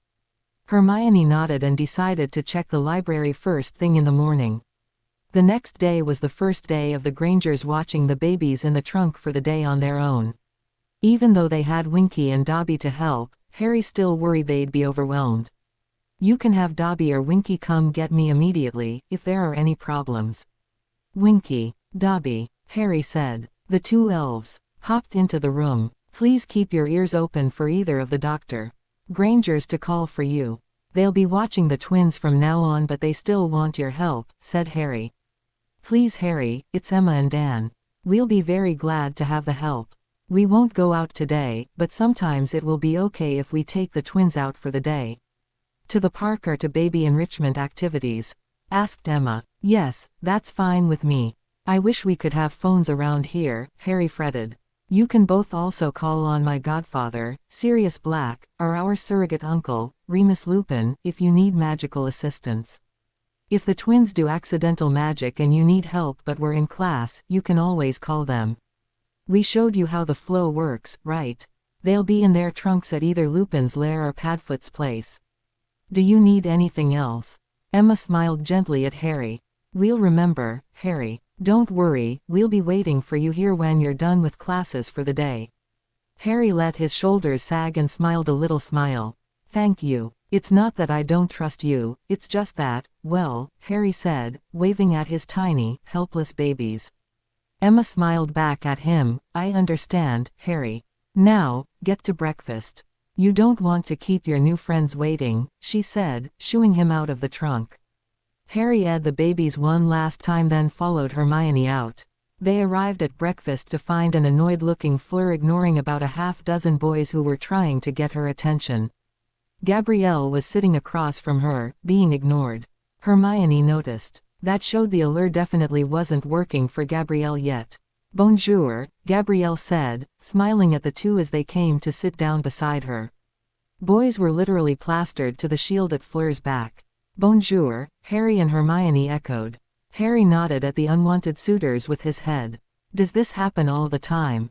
Gabrielle sighed. Non. There are just many undisciplined wizards in your school. It seems they do not teach you all occlumency. No, it's not offered as a part of our coursework, said Hermione. Will they do this all year? Hermione asked, honestly concerned for the other girls' safety. Non. They will only behave so until they get used to the allure. She is blocking as much of it as she can, but it is not possible to completely block it, said Gabrielle, despairing. Well, if you need a place to unwind without them around, please feel free to come to my dorm. I have family housing, for obvious reasons. No one can get into our rooms without our permission, Harry said. He winced when he realized he'd said we. They didn't want anyone to know Hermione wasn't staying in her own rooms. You and Hermione are allowed to share rooms. That is surprising to me, said Fleur, tuning back into the conversation. We're not technically allowed. We just do. Please don't mention it to anyone, said Harry, pleadingly. We won't. Do they supervise you at all? We have bed checks every night before bed, said Gabrielle. In Gryffindor, we don't. I understand they have bed checks in Slytherin and Hufflepuff but not in Ravenclaw, either, said Hermione. That is strange, said Fleur, tossing her hair over her shoulder to get it out of her way. It really is, agreed Harry. Anyway, if you do want to come to our rooms after classes today, you'd be welcome. Gabrielle looked at Fleur pleadingly. All right, but I must study, so we cannot stay long. Avenue Newts this year. I have a library in my rooms, if you'd like to use it. I'm still in the building phase but I have a robust reference section thanks to Hermione, Harry said with a fond smile at the girl. Fleur perked up at that. You have a private library. I would be very interested in seeing that. It is very hard to study with hormonal boys at your back all the time, Fleur said. Hard to eat, too, she said, disgruntled. Oi, you lot. Get away, said Harry. Professor McGonagall heard him and added her own remonstrations. The boys moved reluctantly away to sit in their own spots. Thank you, said Fleur, gratefully. She wasn't sure if any of the teachers here would help her or not. Britain wasn't exactly friendly to the Vila population. Let's meet on the 7th floor, right off the stairway, after our last class, said Hermione, smiling at Gabrielle. Gabrielle grinned in return. Sounds magnifique. See you then. The students all meandered away to their first classes. The day dragged by for Harry. He was excited to see Gabrielle again but he was also worried about the twins. It all combined to make him wish classes were over already. Hermione noticed his inattention and gave him a look. He sighed and got back to taking notes.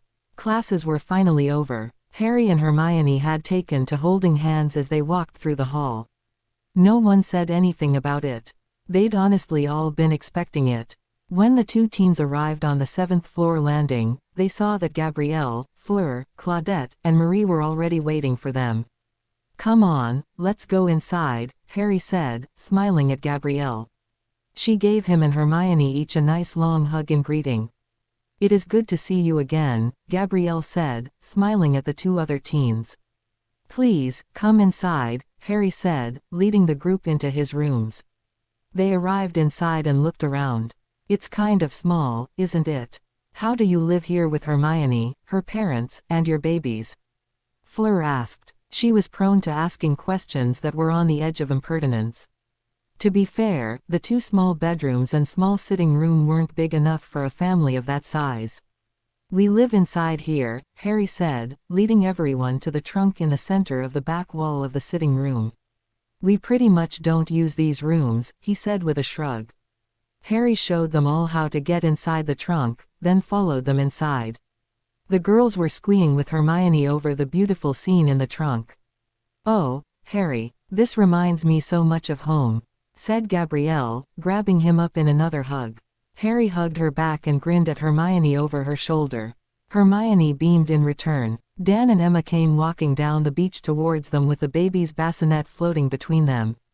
Mum, Hermione said, running forward to hug her mum and dad. Harry was right behind her, though he saved his S for his sons. How were they today? Harry asked, anxiously. They were sweet as little angels. Dobby and Winky are great helpers. Winky spent most of the day with us. She honestly did most of the childcare work. She changed them, laughed Emma. Dan grinned. We just did the fun parts. The holding and the feeding. They're so smart already. Watch, watch. Dan leaned over the bassinet and cooed at the now awake babies. Where's Grammy? Where's Grammy? He cooed at the babies. They smiled and looked at Emma. Where's Pop Pop? Where's Pop Pop? He asked. The boys kicked their legs and waved their little arms, staring right at Dan. They already know us, he said. I doubt that, said Hermione, unsurely. The books she'd read on parenting did say that very young children knew who their caretaker were, but this was their first day of caretaking. Watch. Where's your da? Where's your da? He asked the little boys in a silly voice. They kicked excitedly and looked at Harry. Hermione's mouth dropped open. Where's Mimi? Where's Mimi? Asked Dan. The twins turned to Hermione and started cooing. She squealed in delight and covered the little boys' faces in S. My lovelies, you're so smart. I bet you'll be able to read before you can speak. Yes, you will. I'm going to teach you, she said in a cutesy voice. Everyone laughed. The Grangers took the twins inside to settle in the sitting room and wait for everyone else to return from their tour. Your babies are adorable, said Fleur, waving goodbye to the little darlings who watched them all walk out of the room. Thank you. I've only been a da for 2 months. It all still feels so new. I'm learning to be better every day, Harry said, leading the group of witches on a guided tour through the house. They ended up in the library. This is my library, said Harry, leading the group into the library. Or maybe I should call it Hermione's library. She uses it more than I do and chose more of the books, too, he said with a grin at the girl. Hermione smacked his arm, playfully. Someone had to make sure you have a solid foundation for your library. You might have filled it with Quidditch books only, she joked. It was truly an impressive library. It was 2 stories high and took up a quarter of the house before it was magically expanded. It looked half empty right now, but it still had an impressive amount of books. There were several small study carousels and a few large tables around the room. There was even a library cart that would return the books to their proper spot if you left the books on the cart when you were through with them. This is fantastique, Fleur enthused, rushing to the shelves to look at the books. Gabrielle smirked at her. She has a researcher's heart, said Gabrielle. Hermione couldn't stand to watch without joining in. She rushed over to give Fleur the library tour of where all the books could be found, and best of all, the modern card index. We've lost them, said Harry, forlornly. The other girls laughed and set their books and bags down on one of the tables. Can we go get tea with your parents before we sequester ourselves away in the library? I'm hungry and I want to hold the babies, said Harry. At the reminder of the twins, Hermione and Fleur agreed to continue their review of every book in the place later. Harry smiled and led them back to the sitting room. Someone was waiting for them there. A few someones actually. Padfoot, Remus, Bill. Harry said, hurrying forward to meet the men. While Harry shook their hands and slapped their backs, Fleur froze in the doorway. "Who is that beautiful man?" asked Fleur. Hermione looked confused. "Which one? They're all attractive." "Z1 was the gorgeous red hair down to his perfect ass," she said, dreamily. Hermione giggled. "That's Bill," Hermione said, just as Harry turned to introduce his friends. "Padfoot, don't embarrass me," Harry said sternly. Sirius laughed and turned to see the people who'd entered the room. A full-grown Vila stood before him, in all her schoolgirl glory. "I see what you mean," said Remus, wryly. He smacked the back of Sirius' head. "She's too young for you, Padfoot," said Remus. Sirius jerked. "Ouch. Don't hit me. I'm just appreciating beauty when I see it." "Hello, ladies. Gorgeous, every one of you," he said, grinning at each lady in turn. Most of them melted under his charms. Only Gabrielle was unmoved. She thought he was hilarious. "Padfoot, Remus, Bill, these are my friends. Gabrielle and her sister Fleur, and their friends Claudette and Marie," Harry said, pointing to each person in turn. They all said a round of hellos. Fleur positioned herself to stand next to Bill. She didn't even realize she was leaking her allure, but Sirius certainly felt it. Neither Remus nor Bill reacted. "Wow, lady. Tone it down or I won't be held responsible for the lame lines that come out of my magnificent mouth," said Sirius. Fleur blinked and toned it down. "My apologies." "No apology needed. Just trying to keep my dignity intact," Sirius said, winking at Claudette, who giggled. "It's a pleasure to meet you," Bill said, and each laid his hand in turn. He lingered over Fleur, but not in a creepy way. It was obvious his interest was returned. Gabrielle giggled at her sister. Fleur didn't even notice. "What's brought you all this way?" asked Harry. "We caught up with Bill in Diagon Alley. He said he was coming to Hogwarts to have a quick chat with his siblings and to see you. I thought we'd tag along and see you and the kiddos," Sirius said, making silly faces at the babies who smiled and kicked their legs at him. He tickled their little feet. Harry looked at Bill. Bill grinned at Harry. "Ginny wrote to Mum about what happened with the twins. She keeps going round about how you cheated on her. Mum is elated to be a grandma. She has been knitting up a storm. Get ready, mate. You're about to be inundated," Bill grinned. Harry huffed out a breath. "I don't know what Ginny's going on about. We weren't dating. We weren't even sort of talking about dating. I don't think of her that way. She's like an annoying little sister to me, not a love interest." Bill laughed. "I know. Mum says she knows you weren't dating. She hates that Luna trapped you like she did.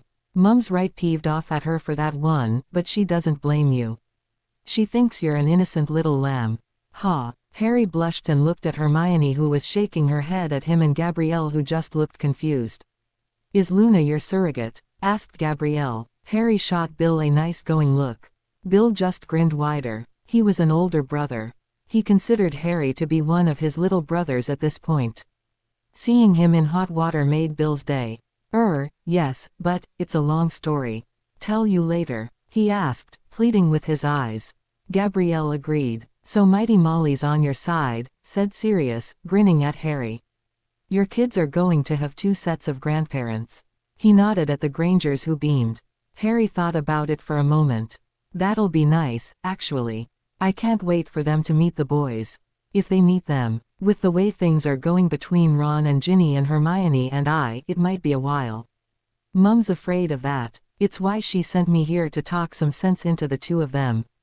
I yelled at Ron, which got through to him a little, I think. I got Ginny to admit you weren't dating. She won't admit you weren't close to doing so. She thinks you had an understanding," Bill said, rolling his eyes. He really wondered if his little sister needed some mind healing.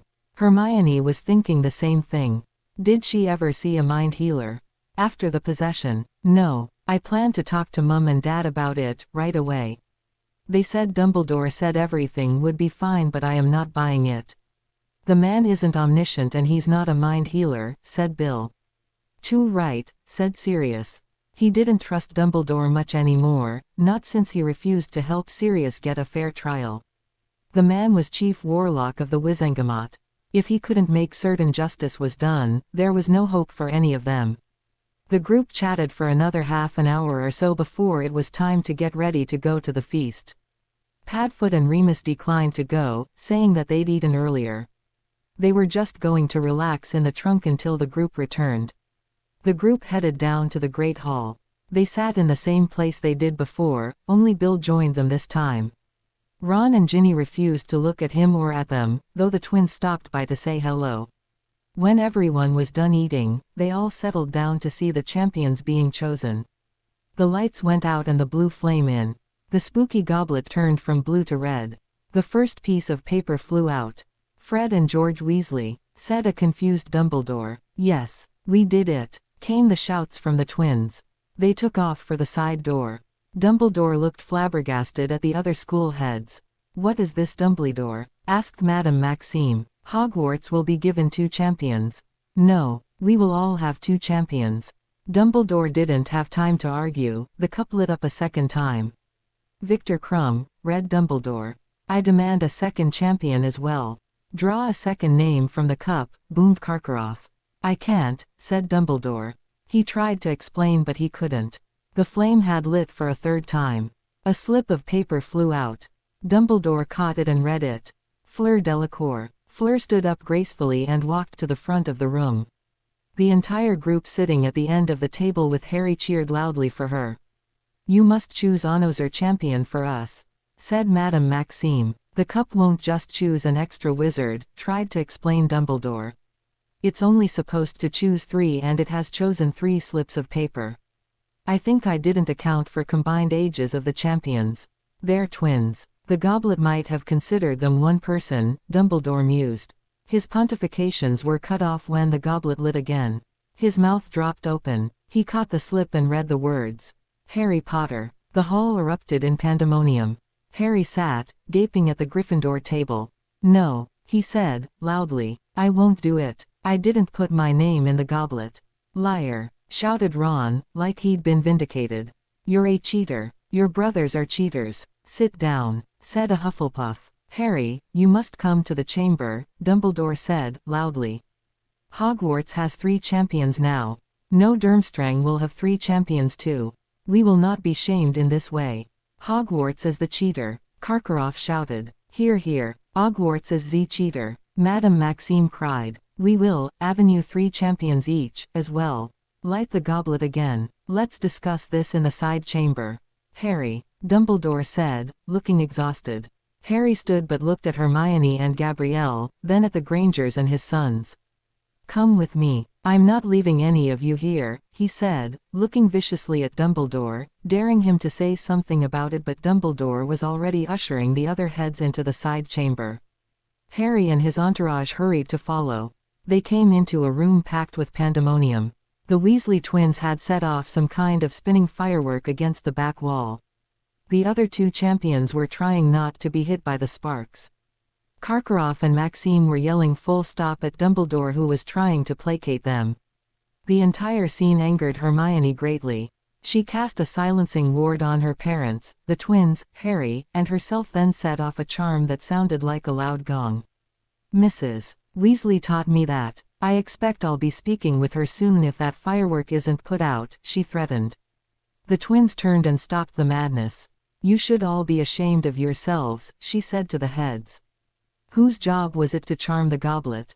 Something obviously went wrong. Rather than yell about it, why don't we agree that each school will have a team of 3? Durmstrang and Beauxbatons can choose their additional students by hand. The goblet truly won't light again until the next tournament. It was attempted in 1427 and 1592. It failed in both attempts, Hermione said, sternly. Even the teachers found it hard not to obey. They looked into one another's eyes and silently agreed with Hermione's plan. Karkaroff and Maxime swept from the room. They returned in just a few minutes with 2 additional, elated, students each. These students merely signed magical contracts with a blood quill that they would continue to compete unless they were grievously injured or deceased. The students happily signed. "Thank you, Ms. Granger, for your assistance with regaining order. Now, you may go," Dumbledore said. "No," Harry said, firmly. "No," Dumbledore asked. "No, they all stay with us." The Grangers and the babies will stay here, too, said Harry. And Gabrielle will stay here, said Fleur, just as firmly. Bill just leaned against the door and grinned. He didn't plan to say anything, but he also didn't plan to miss the show. Dumbledore sighed. Fine. Ludo Bagman came up from under a table at the back of the room. He was laughing nervously. Right. Where's Barty? The man asked. Barty Crouch Sr. came into the room. He had been standing outside the door, waiting for things to calm down before he entered. Right, said Ludo again. Champions. Which of you are champions? Raise your hands, maybe. The 9 champions all raised their hands. You 3 teams of 3, you'll be competing, in what will have to be a different challenge now, won't it? He asked. Anyway, we'll worry about that later. The first task will be in November. Good luck. Ludo hurried away. He'd taken bets based on 3 champions, but now there were 9 champions. He needed to recalculate his betting pools. Barty shook his head and followed. This was an international relations nightmare. Maxime and Karkaroff swept off out of the room, leaving their students behind. Fleur spoke quickly with the boy and girl, also in light blue robes. They planned to meet the next day to begin researching and strategizing. Gabrielle came over to Harry. Are you okay? She asked him. I'm still in shock. This wasn't supposed to happen. I'm not even old enough to be in this competition. I don't have time to worry about this. I've got babies, Harry said, starting to panic. Hermione took one of his hands and Gabrielle took the other. We need to go talk to Padfoot, Harry. I don't think you'll be able to get out of this, but I do think he'll be able to provide some sound advice. Remus, too, said Hermione, squeezing his hand. Her eyes met with Gabrielle's for a moment. They both looked at Harry, sympathetically. You will need your family and friends around you now, said Gabrielle. She eyed Harry gently on the cheek. Hermione did the same on the other. Harry started to relax. Did we hear someone say Padfoot? Asked Fred Weasley, most likely. Would Remus be Wormtail or Prongs? Asked George Weasley, probably. Harry gave a weak smile to his teammates. Moony, actually. Wormtail is the traitor. We don't speak of him. The twins exchanged a look, then spoke together. The Marauders. That's right, said Harry, warily. The twins grinned and said, we're in. Harry rolled his eyes and turned to look at Bill, who shrugged. All right, then. I guess it won't hurt for you to meet them. You'll have to keep it an absolute secret, Trickster's honor, said Harry, seriously. Both twins quickly put a hand over their heart. We solemnly swear. We are up to no good. They grinned when they were done. Fleur walked over, her 2 teammates hurrying off to celebrate with their school. Fleur honestly didn't care. She didn't need the accolades of her peers. She wanted to be a champion to prove to herself she could do it. Not for anyone else. Do you want to come with us back to the Potter hideaway? Asked Harry. Fleur nodded. She flipped her hair over her shoulder and gave Bill a small smile. He returned it with a grin. May I escort you? Bill asked with a bow. Fleur blushed a little. Oui, monsieur, she said, taking his arm. The 2 walked in their own world up to the Gryffindor Tower. They entered the room through Harry's private entrance, avoiding the party in the common room for now. The Weasley twins were impressed with the trunk. We should get one of these, said George. Harry was pretty sure. What a great lab and resting place it could be, said Fred, Harry thought. It really is a wonderful home, Harry said, letting everyone inside. He followed behind. They came into the trunk. They decided to give the older twins the tour later. Harry got everyone settled with drinks, then went upstairs with Emma to tuck the babies into bed. Harry and Emma came back down to the patio and sat with everyone else. Sirius and Remus were already there. Sirius was talking in an excitable manner with the Weasley twins while Remus chatted with Bill and Fleur. Hermione and Gabrielle were walking arm in arm down the beach in an obviously private conversation. They returned when they saw Harry was back. Padfoot, I just don't know what to do. This tournament has killed people. Why is there an attempt on my life every school year? Is it Voldemort that's really behind this? It usually is him, Harry asked, sounding paranoid. It's not paranoia if someone really is out to get you. Remus spoke up. I don't see how Voldemort could have planned for the tournament to happen, but we do need to be cautious. Someone put your name in that cup. Someone who might have meant you harm. You're a wonder, pup. I know you didn't want to be in this tournament, but Remus here tells us there's no way out, so you'll just have to win and prove to everyone what a phenomenon you really are, said a boastful Sirius, grin firmly in place. The twins matched him in his mania. Harry shook his head at them. I'm already dealing with too much drama. I've got babies. How am I supposed to take care of babies and be in a tournament? Harry asked, stressed. It is a bit of bad luck that it's all coming together at once, said Sirius. You've got all of us to help you, with both the babies and the tournament. That's true, Harry. We'll all be here to support you. All of you, Hermione said, including Fleur and the twins in the statement. Our main goal is for you to survive. Harry agreed. He could tell that Fleur and the twins didn't so much. He just shook his head. I'll do my best, if I have to, but are you sure there's no way out of it for me? Harry asked, desperately. Remus looked at him, sadly. I'm afraid not, Cub.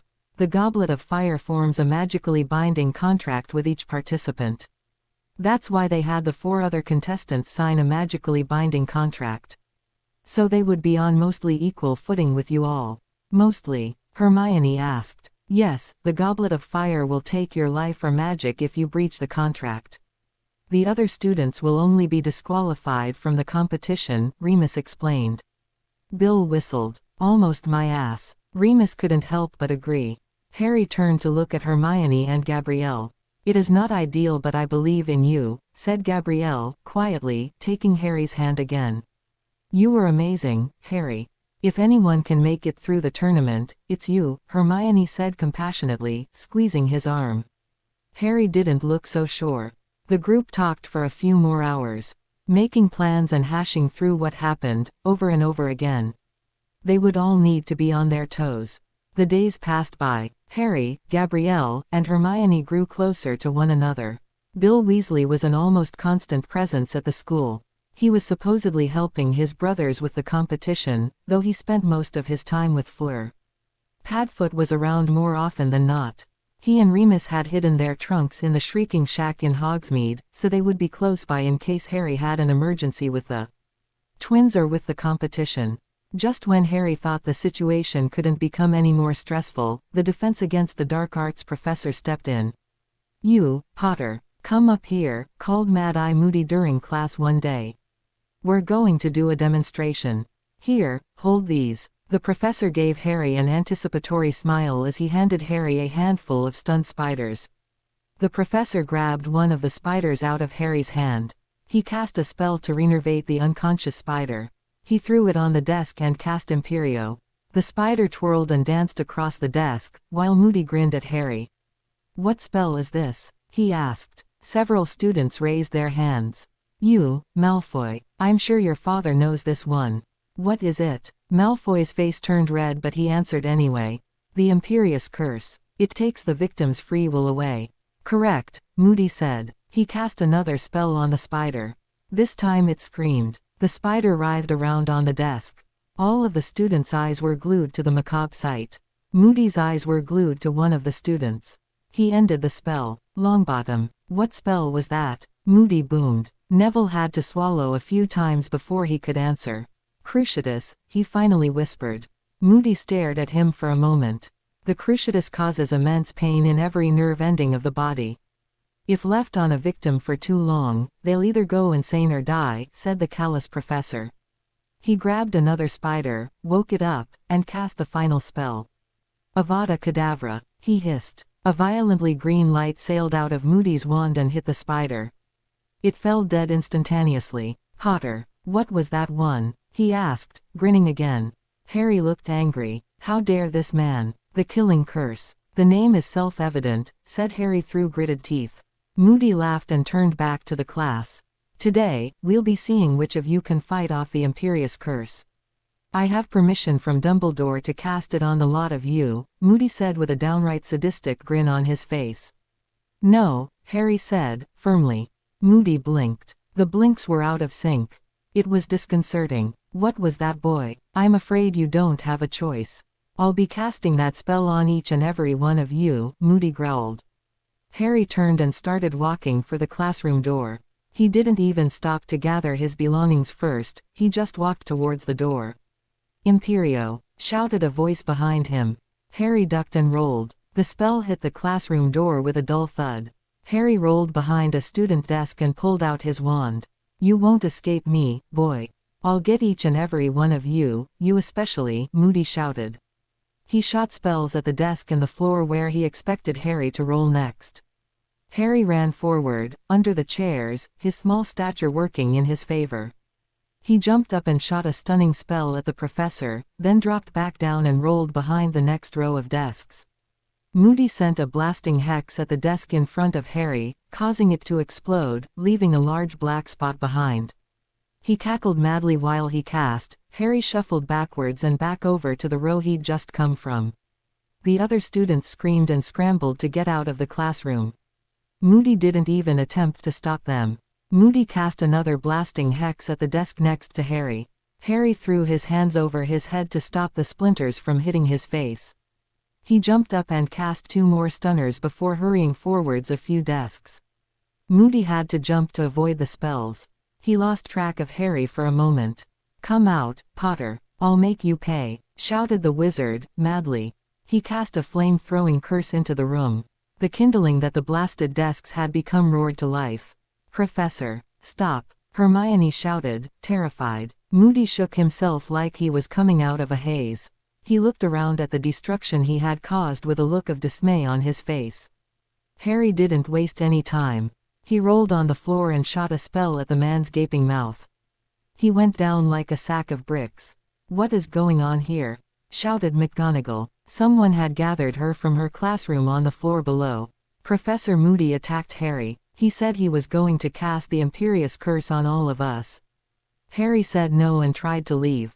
Professor Moody shot the spell at Harry's back, but when he missed, he just went crazy. Sobbed Lavender Brown from where she'd been hiding, under her desk at the back of the classroom. She was lucky she hadn't been killed. McGonagall quickly put out the flames and demanded all the students leave the classroom. She did a quick roll call in the hallway. Most of the students were present. She quickly sent the ghosts to find the missing ones. McGonagall checked the classroom one more time. She reapplied the stunning charm to Moody and floated him out into the hallway. Go, get the headmaster and call the Aurors, she said to Hermione, the only student she felt she could trust to see it done. Hermione nodded and ran. The headmaster arrived in just a few minutes, being trailed by Hermione, Kingsley Shacklebolt, and 2 other Aurors. Professor McGonagall filled him in on what happened. Just as she finished speaking, Moody's skin began to bubble. What in the world? Cried McGonagall, staring at the melting professor. He quickly coalesced into another person. Barty Crouch Jr., said Albus, grimly. Kingsley sent a Patronus spell off. I called for Madam Bones. She'll be along shortly. In the meantime, let's get him somewhere secure, said Kingsley, reapplying the stunning charm himself. McGonagall insisted that Harry come with the adults. Hermione refused to leave his side, a mulish expression on her face. McGonagall didn't even try to refuse her, she just led them to the headmaster's office. They settled in chairs, around the headmaster's desk. Barty was tied to his chair, from head to foot. He was searched thoroughly. 3 portkeys and a bottle of polyjuice potion was found on his person. Madam Bones and 4 Aurors arrived as they finished emptying Barty's pockets. Report, she demanded, and she entered the scene. Shacklebolt gave her the rundown of what he knew so far. She nodded. How do you know this is Barty Crouch, Jr.? He's supposed to be dead, she asked Dumbledore. I would know one of my lost sheep from anywhere, said the old man, gravely. I also recognize him. He has distinctive features, said Professor McGonagall. Madam Bones examined the flask of potion. She turned to the 2 other Aurors in the room. Search his office. See if there are any signs of the real Moody. He's got to be close if this guy is making enough fresh polyjuice to last all day, Madam Bones said. The 2 other Aurors left the room. She woke the man up. He looked around and started cackling. You won't get anything from me. I'ma be silent as a flea, Barty sang. Madam Bones raised her eyebrow. Who are you? I'm not telling, he sang. She hit him with a spell. He was out like a light in just a moment. Got your investigator's kit? She asked. Shacklebolt took a small box out of a pouch on his belt. He enlarged it and opened it. It was full of potions. He took a clear vial of potion out of the box and handed it to Madame Bones. Start the record, she said. Tonks took out a dictaquill and a roll of parchment. She winked at Harry. Ready, he said. She nodded again. Madame Amelia Bones questioner. Date Thursday, November 17, 1994. Subject unknown and incooperative. She cast the spell to wake the prisoner up one more time. Who are you? Asked Madame Bones. The voice cackled. I am you and you are me and we are all together. He sang. She cast a body bind spell on the man. Barty snapped into a frozen position. Madame Bones stepped forward and administered the Veritaserum. His eyes rolled madly but he couldn't resist. Madame Bones unfroze him. Who are you? She asked again. Bartemius Nigellus Crouch Jr., he said in a bland voice. How did you escape Azkaban and fake your own death? Madame Bones asked. My father exchanged myself for my dying mother. She stayed under Polyjuice Potion and died in prison. He took me home and kept me under the Imperious Curse, Barty said. Madame Bones and Shacklebolt exchanged a glance. When did this happen? Madame Bones asked. April 7, 1983, said Barty. I escaped my father at the World Cup. He took you to the World Cup? Asked Madame Bones, in disbelief. Barty had seats in the minister's box, for goodness sakes. Yes, answered the calm Barty. Why are you impersonating Mad-Eye Moody? Asked Madame Bones. Barty struggled not to answer. My master ordered me to do so. Who is your master? Lord Voldemort, answered Barty with reverence in his voice. Where is he? Asked Madame Bones, shocked. Barty cackled. I can't tell you. He's under a Fidelius. The sing-song tone had re-entered his voice just a touch. What is his plan? Madame Bones asked. Barty struggled not to answer. To put Potter in the tournament. 2. He struggled harder. A sick chomping sound was heard, then blood began to pour out of Barty's mouth. He had bitten his tongue off and swallowed it. Harry jumped back, trying to stay out of the spray of blood. Barty was laughing wildly and spewing blood out of his mouth. Madame Bones stunned him again. Take him to Mungo's. Regrow his tongue, then, come get me, said Amelia, seriously. Shacklebolt left immediately. A moment later, the other two Aurors arrived, Mad-Eye Moody floating between them. We found him locked in his own trunk. He's bad off. We'd best take him to Mungo's, said the Auror. Go on, said Madame Bones. Shacklebolt reappeared. I've got him under guard at Mungo's. They're working on pumping his stomach to get it back. Then, they're going to reattach it. They said he won't be able to talk until tomorrow. Madame Bones nodded, then turned to Harry. Mind to tell us what happened? Harry explained the whole sorry tale. Then, I finally stunned him. He almost got me, Harry said, holding up his arms to show the splinters embedded in his forearm. McGonagall started casting spells to heal his arms. Madame Bones finished recording his statement. Anything else to add? She asked. Not that I can think of. Do you think he's right?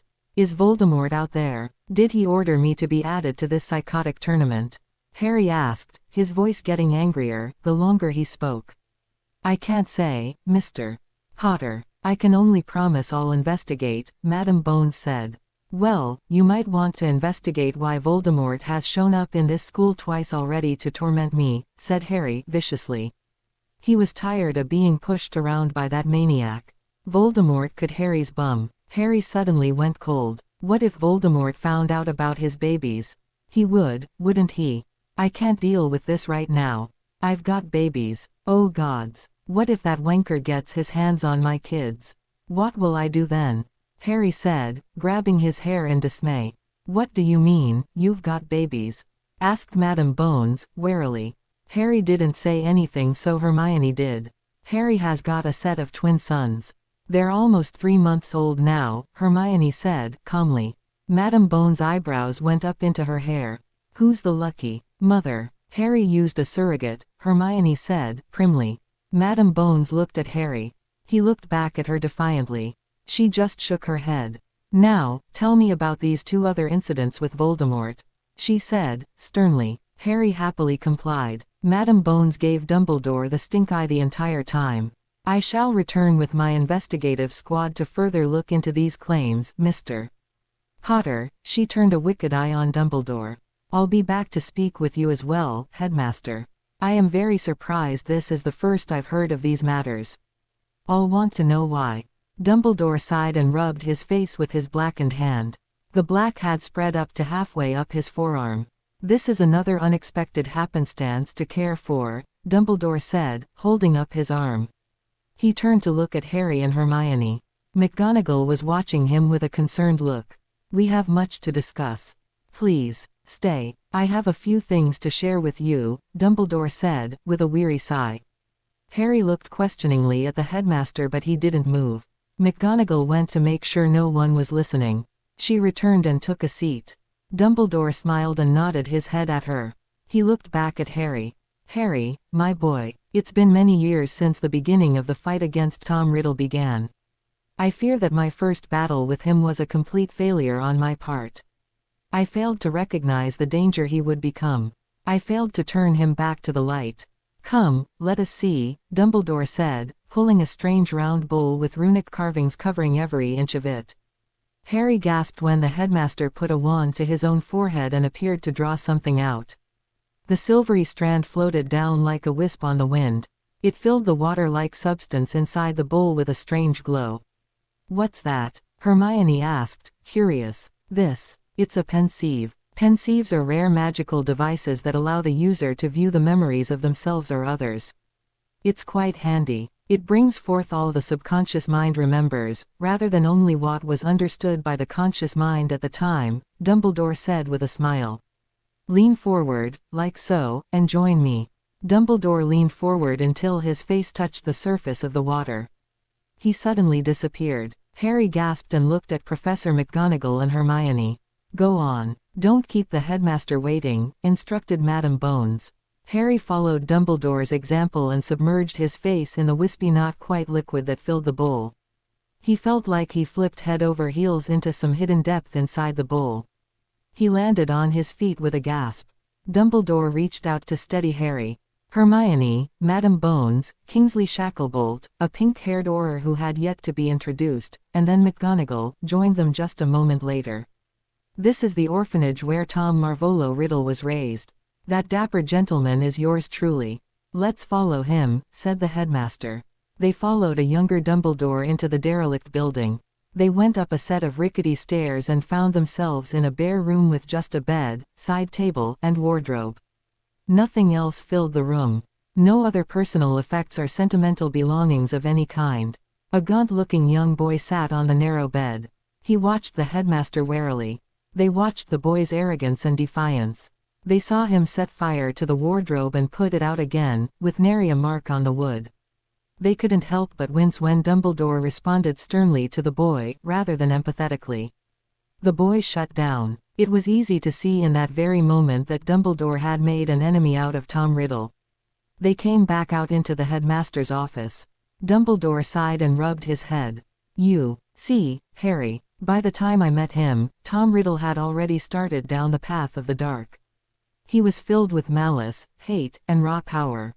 It was a volatile combination. Let's take another look at the young Tom Riddle. This memory was after what I believe to be his first murder.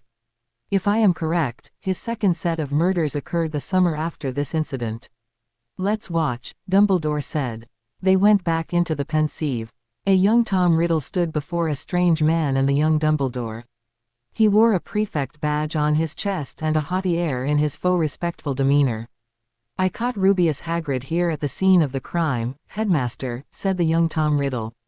The young Albus Dumbledore looked at him suspiciously. How convenient. Rubeus states that someone left him a note to meet them here at this time. You wouldn't know anything about that, would you, Tom? Dumbledore asked. Riddle looked back calmly but there was a glitter of hatred in his eyes. Come now, Professor Dumbledore. Tom is a fine, upstanding young pureblood. He wouldn't lie. That Hagrid fellow on the other hand. He's just not the right sort to be at Hogwarts.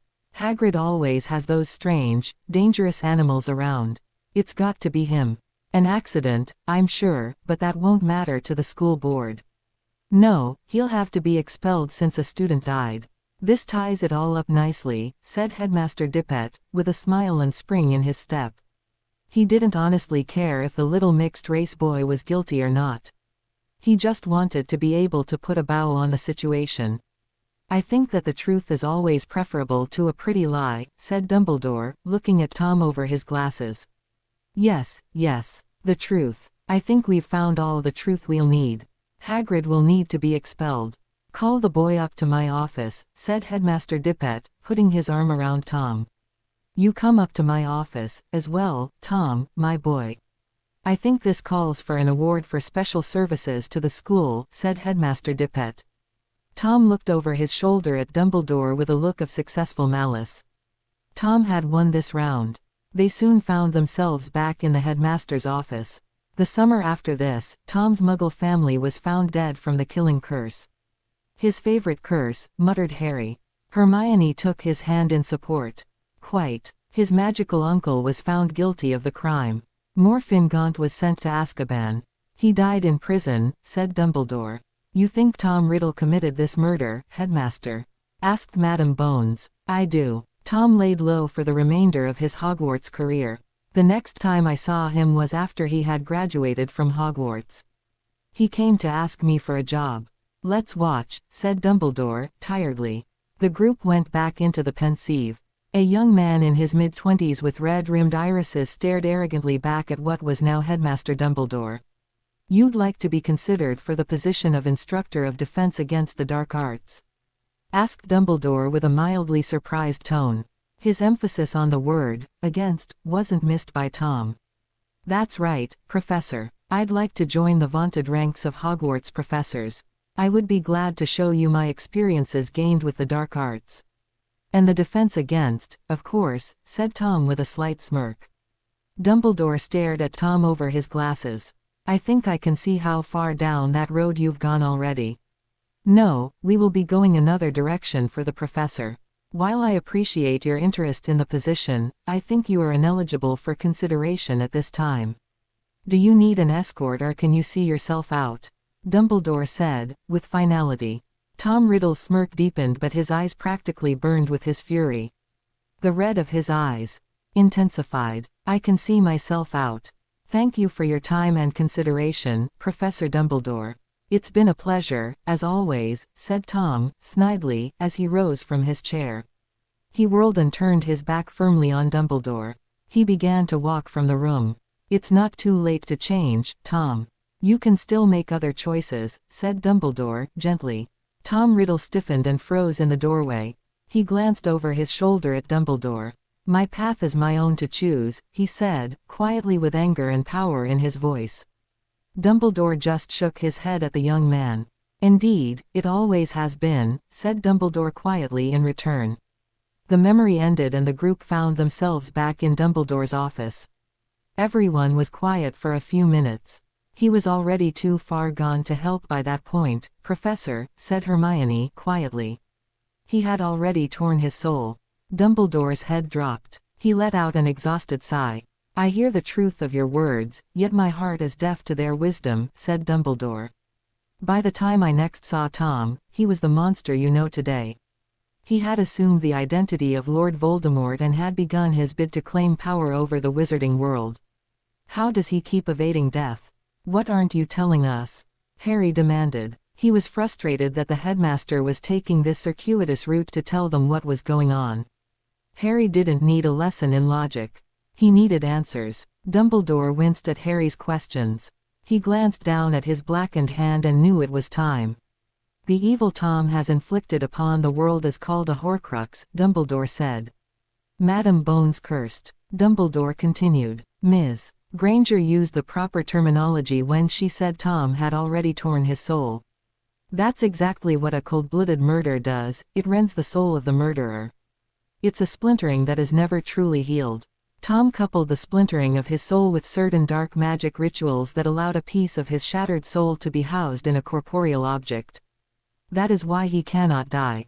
He has anchored himself to this plane of existence, said Dumbledore, regretting his words even as he spoke them. He had kept this horrible secret to himself for 2 long years. Is there anything that can be done? Asked Hermione in dismay. At the same time, Professor McGonagall exclaimed, "Say it isn't so." Harry sat quietly, the inner storm building inside him. "I'm afraid it is the case, Minerva. Tom has plumbed the depths of darkness to keep himself alive and in power. There is something that can be done, Ms. Granger. We can hunt these abominations and return Tom to his mortality," said Dumbledore, regaining his confidence. "How many are there?" Madame Bones asked. "Do you know where they are?" "I expect there are 7. I know of at least 4 of the items right now, and I highly doubt it is the correct amount. Tom would choose a number with magical significance, and 7 is the most sacred number in most soul magics," said Dumbledore. "We know where one of these Horcrux things is located, don't we?" asked Harry in a menacing voice. "How long have you known?" Dumbledore looked at Harry in anguish. Harry gently touched his scar. He exploded from his seat and started pacing. "What needs to be done to get rid of it? Is it even possible?" Harry ranted. Dumbledore practically cowered in his seat. He deserved this boy's rage. Just when he had so much to live for, this happens. "What are you talking about, Harry?" Hermione demanded. She jumped up and grabbed Harry by the shoulders. He refused to look her in the eyes. His precious sons were all he could think about. They would be orphans, just like him. "Tell her," Harry hissed at Dumbledore over his shoulder. "Tell me what?" Hermione demanded, frustrated. Silence reigned in the room. Dumbledore couldn't bring himself to say it. A few minutes passed with everyone trapped in tableaus. "I'm a Horcrux," Harry said, in an angry whisper. Everyone stayed frozen for several minutes. They were all staring at either Harry or Dumbledore with looks of despair on their faces. "No," Hermione whispered, brokenly. She grabbed onto Harry and hugged him fiercely. Harry resisted the contact at first, but then he clutched onto Hermione. "Pleasey, say it isn't so," said McGonagall again, desperately. Madame Bones cursed again. Dumbledore wouldn't look at anyone. "Is there anything we can do?" Harry asked, his voice breaking. "I'll keep looking," swore Dumbledore. "For the rest of my days, if I have to," he swore. Hermione started shaking. She tore herself from Harry's arms and rounded on the headmaster. "How many days will that be, headmaster?" she asked, with atypical scorn in her voice. "Do you have any leads at all?" Albus looked up quietly. He had so much sadness in his eyes. "I can't be certain, but I expect you will have a new headmaster or headmistress next year," Dumbledore said, his voice filled with pain. It was Harry's turn to swing around and face Dumbledore. "You're just going to abandon me with this?" he asked, incredulously. "Harry, no. I'm going to help you. With everything that I can. This year we're going to prepare and hunt these things," Dumbledore promised. Harry laughed bitterly. "Between gladiator-style attempts on my life, right?" Dumbledore winced again. Harry started shaking his head. "I can't deal with this right now. I've got babies," Harry said, storming out of the headmaster's office. Hermione stayed long enough to say her piece, then ran to catch up with Harry. "Do you know what Harry's worst fear is? That his children will become orphans and you'll dump them into an abusive home just like you did to Harry," said Hermione, tears in her voice. She turned and ran from the room. Dumbledore slumped in his desk, his head in his hands. Minerva didn't say anything, she just turned and quietly left the room, too. "You're in it up to your neck this time, Albus," said Madame Bones, ominously. She ran to catch up with the teens. Hermione and Madame Bones caught up to Harry on the last stairway up to Gryffindor Tower. They didn't say anything, they just walked quickly beside the boy who was struggling to keep his emotions under control. They entered the tower, which was bustling with the after-feast excitement. Harry called several excited people who wanted to congratulate him for joining in on the Weasley brothers' prank to get 3 Gryffindor champions into the Triwizard competition. Harry growled and hunched his shoulders. He pushed through the excited crowd towards the entrance to his private rooms. Just as the disappointment about Harry's reaction was starting to spread, the Weasley twins returned with party favors, their big brother Bill, and Gabrielle in her usual group. As soon as Gabrielle saw Harry, she rushed to his side. Hermione got the door to his rooms opened and hurried them all within. The twins set off some fireworks and started passing around cases of butterbeer and stacks of sweets. Everyone cheered and started singing about the jolly good Gryffindor team. The twins cackled as pranks that were mixed in with the piles of sweets and bottles of butter beer started erupting around the room. Harry stormed into his rooms and went straight into his trunk. He walked as quickly as he could into his home and summoned his broom with vigor. The wood smacked into his palm just as the rest of the group caught up to him. He didn't say anything. He walked back out the door of his house and took off into the skies. Hermione and Gabrielle watched him go with their hearts aching. They could both tell he was truly upset. "What, append?" asked Fleur, always on the verge of nosy impertinence. Hermione looked at the group and sighed. "I can't tell you, but Harry just might. Let's let him relax for a while. He'll come find us when he's ready. I'm going to check on the twins and grab a book to read. I'll probably come back out here to watch Harry fly. He'll likely be in rare form today." The rest of the group agreed. Madam Bones didn't have long to stay, but she wanted to talk to Harry before she left. She decided to allow the boy a little latitude. He had a terrible shock. The group went up to the library while Hermione and Gabrielle went to check on the boys and the Grangers. It was less than half an hour later before the entire group, plus the Grangers, elves, the remaining marauders, and the babies were back on the lawn, enjoying refreshments as the sun began to set. As the last of the light faded, Harry finally saw sense to land. He walked quietly over to the group, his head hung low. Marie and Claudette had already returned to their dorms while the rest of the group remained. They all watched Harry with concern, except for the babies that lay sleeping in their bassinet, lulled to sleep by the sounds of the Fosse. Harry stared at the babies with tears in his eyes. "What is it, Harry?" asked Gabrielle, with so much care and empathy in her tone that Harry couldn't help but respond to it. He sank to his knees between Hermione and Gabrielle, his firebolt falling uncaringly behind him. He reached a hand out to splay across the hands of his sons. He easily covered both of their hands with one of his own. He let a sob retch out of his throat. Hermione and Gabrielle moved as one to cradle him between them, his hand never moving from his children.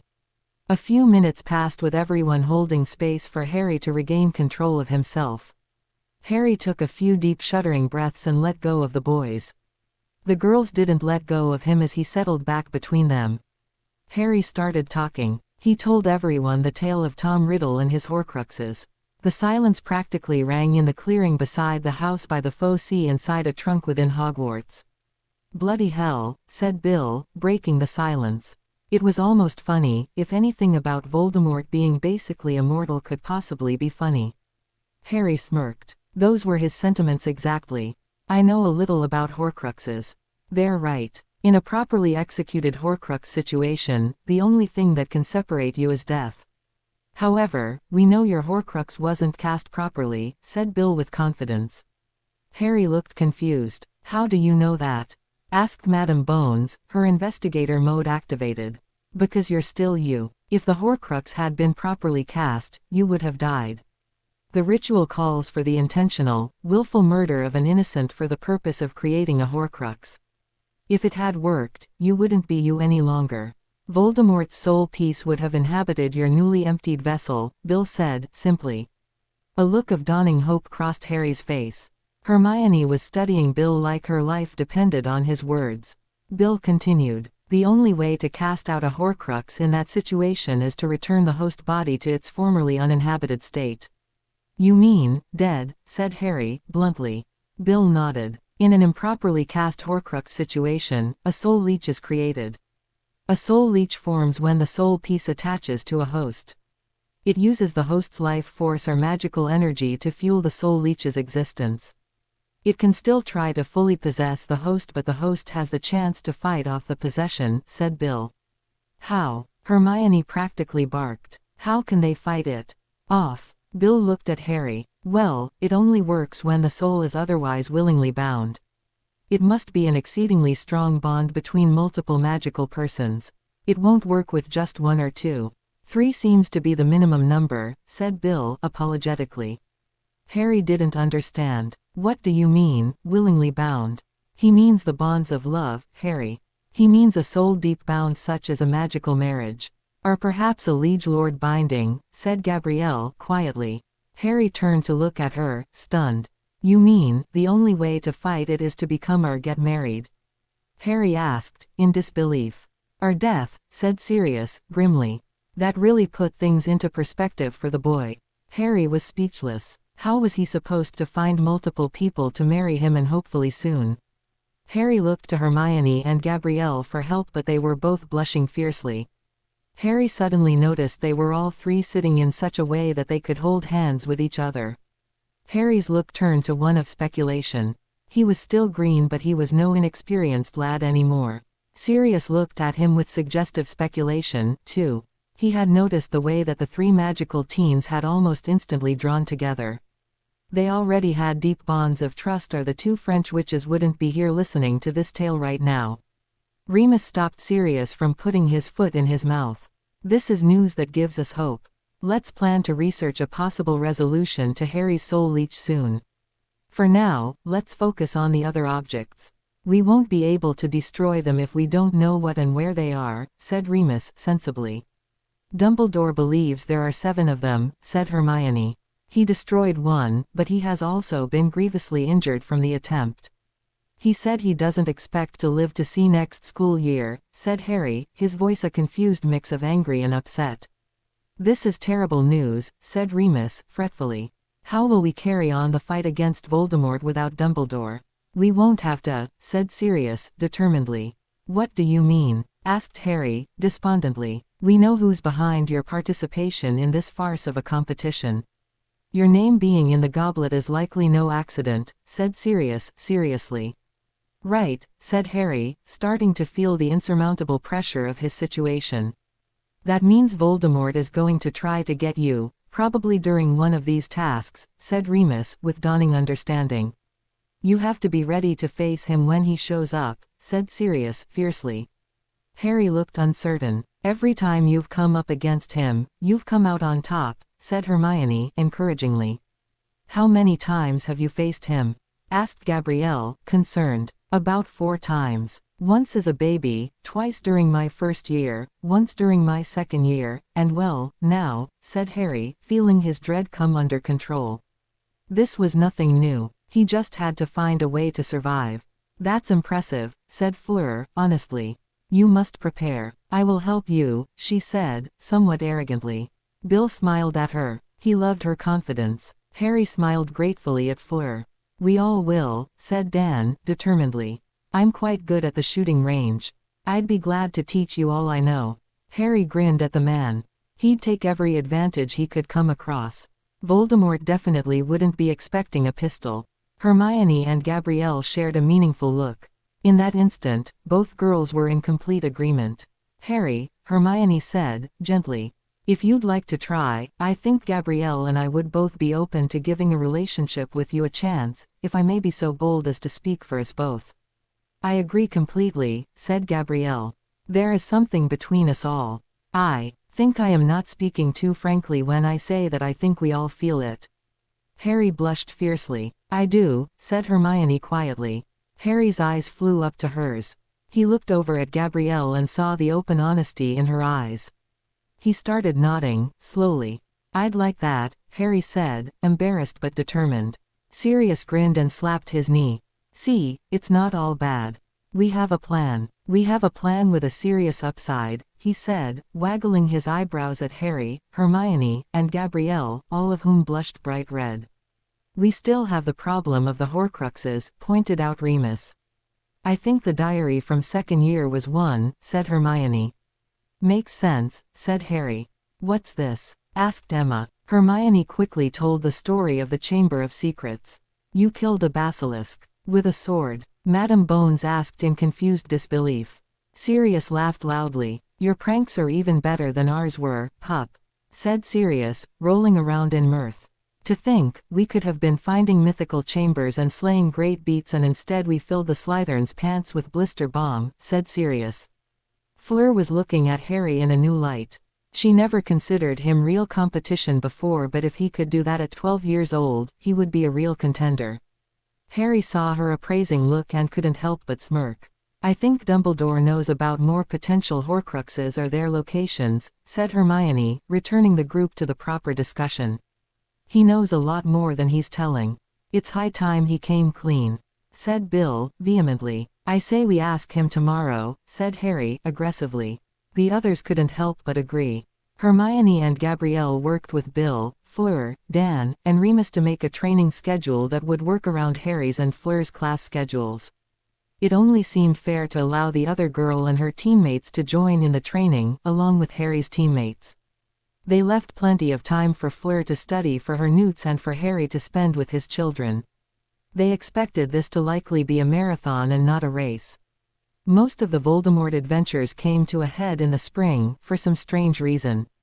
The group broke up and headed to their respective beds after that. It was getting late and there had been quite a few shocks this evening. Madame Bones made her goodbyes and headed back to the ministry. She didn't plan to disseminate this shocking information widely, but she was planning a strike force. The next morning, Harry woke up and lay in his bed, contemplating his life. He had just started to feel blossoming feelings for his best friend and his new friend. Now, his very life depended on forming a soul-deep connection with not one but both of them. If his life couldn't get any stranger, they both seemed amenable to the situation. Harry thought hard about his children and what would happen to them if both himself and Dumbledore were dead. Hermione was still in school and not yet of age. Would anyone let her take custody? Should Harry ask the Grangers to take custody until Hermione was ready to take over? Harry really didn't want to leave his children as orphans. He never wanted them to experience that kind of pain. Harry was supposed to get up now and go to classes for the day. His life was in danger from a basically immortal Dark Lord with at least 4 more soul anchors out there other than himself. Yet, people wanted him to go learn to make pumpkins grow into pincushions and make cures for boils. Honestly, how often do these people get boils? Harry had never had one. He knew he needed to learn and learn fast if he was going to survive another encounter with Voldemort, but he just couldn't help the overwhelming feeling of needing to worry about this stupid tournament. And his children's futures at the same time. At least if Harry married Hermione and Gabrielle, there'd for sure be someone to manage and protect his children's inheritance after he was gone. Harry shook his head and got out of bed. He went to shower. He continued his weighty thoughts as he got ready for the day. Harry went down to say hello to the Grangers and the babies before he headed out for classes for the day. "How are you feeling, Harry, dear?" asked Emma. She came over and hugged the teen, before settling him down at the breakfast table. Harry started to protest. "Not today, dear. You and Hermione both deserve a peaceful breakfast before you get thrown back out to those vultures again." "Please, eat up," urged Emma. There was healthy egg whites and whole wheat toast with fresh, sugar-free orange marmalade and oatmeal with blueberries and raspberries cooked in. Harry ate heartily, enjoying his fresh squeezed orange juice much more than he ever enjoyed pumpkin juice. Hermione hurried over to Harry when she entered the room. She hugged him fiercely and hurried to settle herself in a seat. "I made lesson plans for our next 2 weeks' worth of study sessions. This will allow us to get maximum study impact in the least amount of study time. I think we can keep our current ranking while studying only during our regular study period and for 2 hours each on Saturday and Sunday," said Hermione, breathlessly.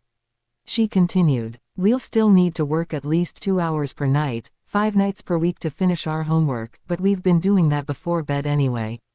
The new study schedule the group came up with last night is from 2 p.m. after classes until dinner time. That will leave from dinner time until the twins go down for the night for you to relax and spend with your babies.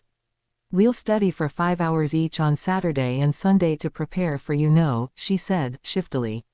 Harry nodded. She was taking care of him, as always. Harry was a doer, not a planner. He was great in a pinch but not so great at this kind of marathon level of planning. "Sounds good to me. That's what, 30 hours of preparation for all this mess per week." "I just hope it will be enough," Harry said, uncertainly. Hermione took his hands and stared into his eyes. "It will be." Harry smiled and squeezed her hands one more time before turning back to his food. The babies entered the room with Winky and Dobby just a few moments later. "Good morning, Dobby." "Winky, how did you both sleep?" asked Harry. Dobby beamed at the consideration. "Very well, Mr. Harry, sir. Our rooms is being very comfortable." Winky agreed. Winky's bed is being very soft. The babies be sleeping very quietly all night. They only be waking one time for a bottle and a nappy change, said Winky proudly. Harry grinned at his sons. They're right, Cracker, they are, said Harry. The boys were watching him, excitedly. Winky settled each boy into his seat at the table with a bottle, then gathered her own plate. She and Dobby were used to eating at the table with the others now. Soon, the students were off to classes, while the adults were going to work with the elves to put together the deluxe fort that had been purchased for the babies. It wouldn't see a lot of use for a few years, but it had baby swings and a swinging bench that could be used right away. The day passed by slowly. Harry finally saw Gabrielle at lunch. He decided to bite the bullet and take the kind offer the girls had made. This weekend was a Hogsmeade weekend, and Harry intended to take advantage of the convenience. There were only 2 more Hogsmeade weekends before Christmas break.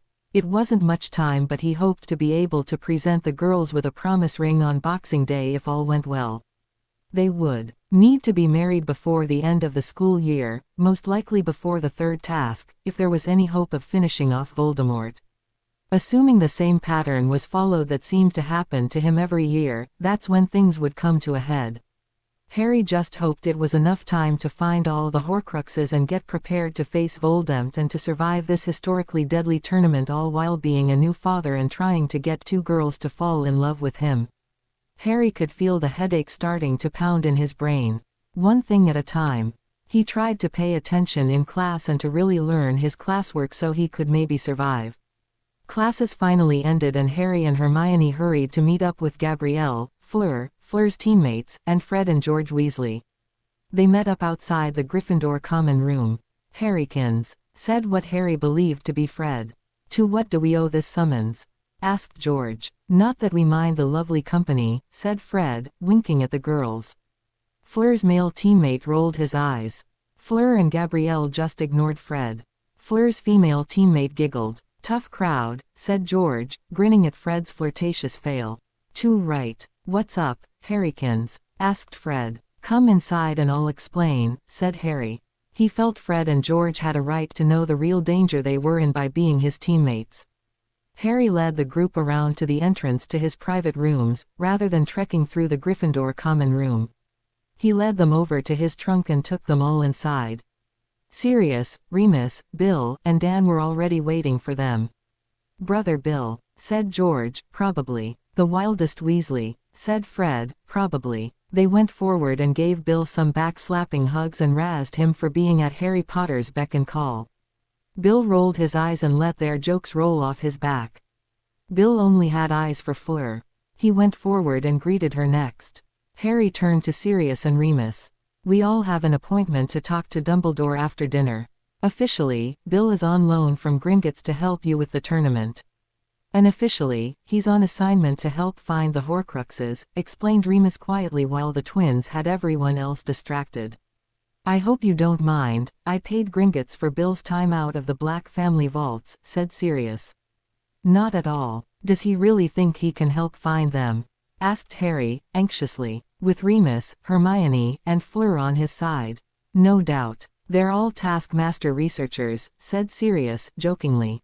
Harry grinned. He was truly feeling hopeful. The twins turned everyone's attention back on Harry.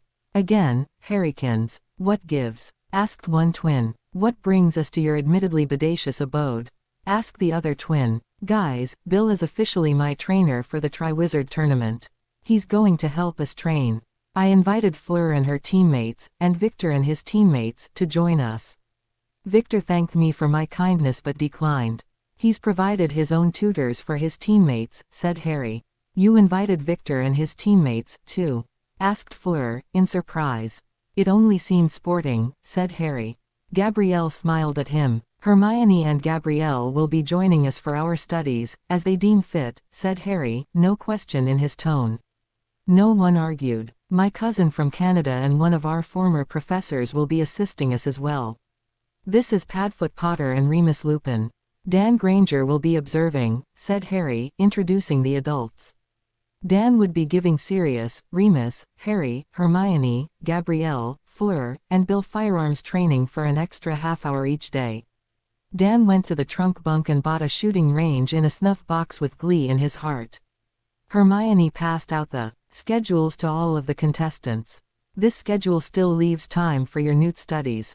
Remus has agreed to make himself available to help those of you who will be taking their newts this year, said Bill, gesturing towards Remus.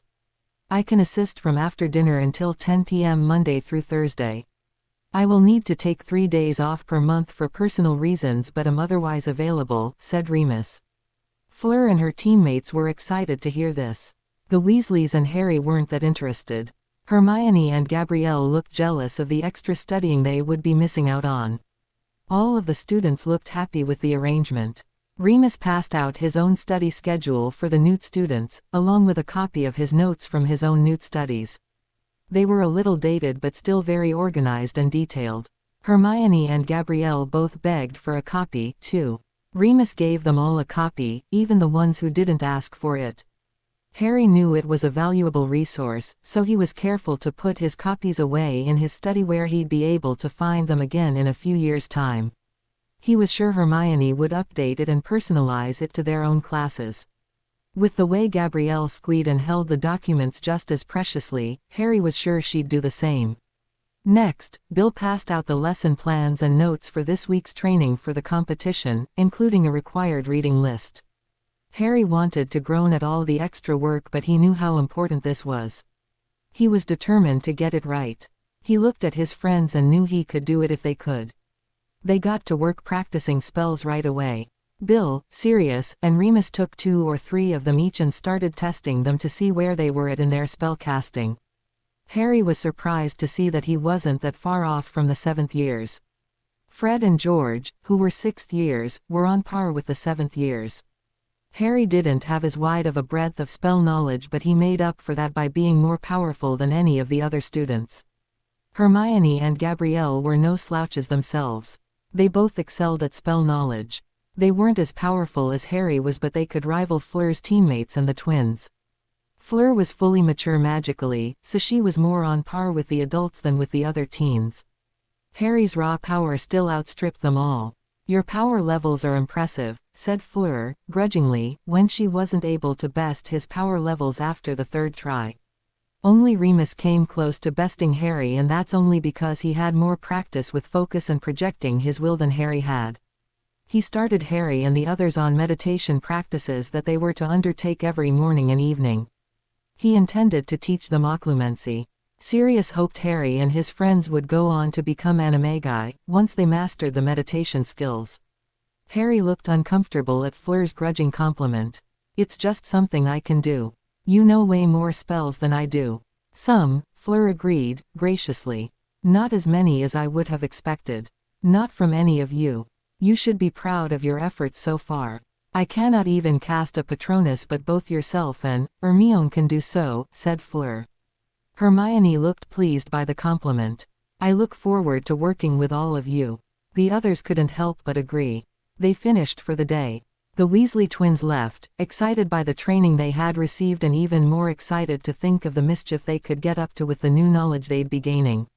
Fleur's teammates hurried back to their dormitories to prepare for dinner and gather their new materials. Fleur was talking quietly with Bill while Emma came over to where Harry and Hermione were standing. She had the twins with her. They were floating in some strange seat that looked like a flying saucer. What's that? Harry asked. It's a seat that assists them with learning to sit up. They want to be a part of the action, duh, said Emma in a soft voice. She never used cutesy words with the children. Only voices. They were smart enough to learn how words were pronounced even now, even if they couldn't speak yet. It looks fun, Harry said, touching his son's hands and talking to them softly. They gurgled and kicked their little feet in excitement. They had started babbling some. They babbled da-da-da-da-da when they saw him. He was sure they were doing it on purpose. Emma moved off with the children to settle in on the swing while Dan took the rest of the group into the snuff box to visit the firing range. Emma kept the snuff box safe on a side table while she swung with the babies. Winky joined her to help with them. The next hour was very exhilarating for all of the participants except for Dan and Hermione, both of whom had been shooting for years already. All right, Hermione, why don't you come up here and we'll teach them each some safety rules before we move on to practicing, Dan said. Dan taught them about ear protection, how to hold the gun safely, where the safety was and how to turn it on and off, and how you never, ever point a gun at another person unless you want them dead. Hermione acted as Dan's model and assistant. Dan lectured while everyone else learned. Finally, they were ready to try the weapon. One at a time, they stepped up to the firing range. First, I want to see you load and unload the gun. I want to see you show me how to turn the safety on and off. Finally, I want to see your hold. Please, begin, Dan said, as Sirius took his turn. Sirius held the gun and clicked the safety off and then back on. He carefully pulled out the magazine and made sure the chamber was empty. Then, he carefully reloaded the gun and took his stance. Dan corrected his hold and the way he was standing. Finally, once Dan was satisfied, he called up a target and let Sirius practice firing the gun for the first time. Sirius' second bullet hit the target near the outer ring of the bullseye. Everyone cheered. Dan watched as Sirius unloaded the gun and made sure the chamber was empty. He handed the gun off to Dan and went back to take his place in line. Next up was Remus. Everyone had their turn, ending with Hermione, who shot 3 dead center bullseyes. Everyone cheered again. Hermione was an impressive marksman. Everyone did pretty well for their first time. Great job, everyone, Dan said, clapping. Everyone joined in. Tomorrow, we'll each practice in our own lane. We'll do 6 rounds of 12 bullets each. Change targets after every 6 rounds. Get to dinner, Dan ordered. Everyone trudged out to head to their respective dinners. They were exhausted already. Harry, Hermione, Gabrielle, Fleur, Bill, Marie, and Claudette all settled in at the Gryffindor table. Trouble started even before the soup course did. Oh, what? You've got 2 Vila girlfriends now, do you, Potter? Stealing my girlfriend wasn't enough. You had to steal my brother, too. Ron snarled. Bill looked very displeased. Ronald Bilious Weasley, you be quiet this instant. You should be ashamed of yourself, talking to your friend like that. You'd best lay off now or I'll be telling Mum straight away, threatened Bill. Ron's ears turned red as his friends all laughed at hearing Bill threaten to tell his mum. Traitor, Ron growled at Bill. He turned his back on them and ignored them for the rest of dinner. Ginny wasn't so easily swayed. Bill, you had best leave those hussies and that cheater to their own devices. Mum won't appreciate you being seen in such company. I'll write to Dad, if you don't, she threatened. Ginny, please, go sit down. You're embarrassing yourself, Bill said, kindly. Bill, he was my boyfriend and he slept with someone else. Don't you even care? Asked Ginny, tears in her eyes. He wasn't, Ginny. You admitted that, remember? Bill asked, gently. Ginny looked confused for a minute, then she got angry. She screamed at Bill that he was a bastard and fled the room. She didn't eat anything. Bill was worried for her. Is your sister the girl from the Chamber of Secret Story?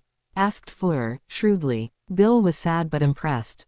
He nodded and locked questioning eyes onto Fleur's. She was truly possessed by one of them, then.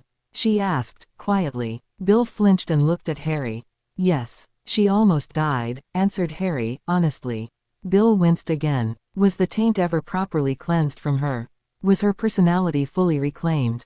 Asked Fleur, nosily. Not really, said Hermione, quietly. Everyone just sort of ignored the problem. She fixated on Harry as her rescuer and her childhood hero. She wanted the fantasy to become reality. She seems out of touch with reality. Rather than accepting the truth that exists around her, she is wrapped in delusion, said Fleur, frankly. I spoke to my parents about it. They weren't very receptive to getting help for Ginny. They prefer to ignore the situation than admit something might be wrong. She's just a little girl to them, said Bill, his voice breaking. I don't know how to help her. Fleur took his hand and pulled him into her side. Bill went willingly. Fleur whispered to him while Hermione spoke. I think we should bring it up to Dumbledore tonight. We're meeting with him after dinner. Asked Hermione. Harry nodded, a lump in his throat. He thought of Ginny as Ron's little sister. A sort of pseudo-little sister to himself. He never meant to lead her on. Don't do that, chided Gabrielle. Harry looked at her questioningly. Don't take responsibility for her feelings. You did nothing more than save her life. She owes you a life debt. You do not owe her anything, though I find you to be kind-hearted and sweet for caring so much, she finished gently. Harry looked even guiltier. He didn't deserve praise. She's right, you know, said Bill. You did more than anyone could have possibly had the right to expect for Ginny. You don't owe her anything else. The Weasleys owe you. I hope I'm doing my part to help repay that debt. Harry thought of Bill's help with the tournament and the Horcruxes. It truly was Harry who owed Bill. More than, Harry croaked out. I can't thank you enough for your help.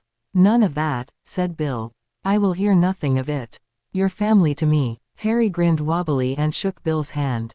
Brothers? Asked Harry. Bill nodded firmly. Brothers. Two voices behind them broke into faux sobs. Brothers. They chorused together and fell on Harry and Bill with noogies and gentle jabs to the ribs. Garroff was echoed by the two as the cackling twins moved out of range of retribution. Bill smoothed his hair. Harry knew better than to bother. What's got you two sharing the love? Asked George. Probably. Why weren't we included? Asked Fred, most likely, pretending to be miffed. Don't worry about it. Have you two noticed anything off about Ginny this past year? Asked Bill, turning back to the important matter. You mean 2 years? Asked Fred. Since she started Hogwarts? Asked George. Bill nodded, gravely. Definitely, the twins answered in stereo. She's been unpredictably emotional. She doesn't make friends. She's only barely passing her classes. She floats off into a dream world and then believes her fantasies are real, finished the twins. Together. It was eerie. Bill felt a shiver go down his spine. I have to talk to Dumbledore, said Bill, determinedly. He wasn't going to let his baby sister go down a bad road without trying to help her. Might not be a bad idea, mate, said Fred. We tried to talk to Mum and Dad but it was a no-go, said George. I tried to talk to them, too, said Bill, morosely. Fred and George gave him sympathetic slaps on the back then took seats on the other side of Hermione and Bill, respectively. The group settled into milder chatter and finished their meal. When they saw the headmaster stand and start out of the great hall, they were quick to follow. They still never caught up to the man. By the time they arrived at Dumbledore's office and got through the password-protected entrance, a good half-hour had passed. The door suddenly opened for them.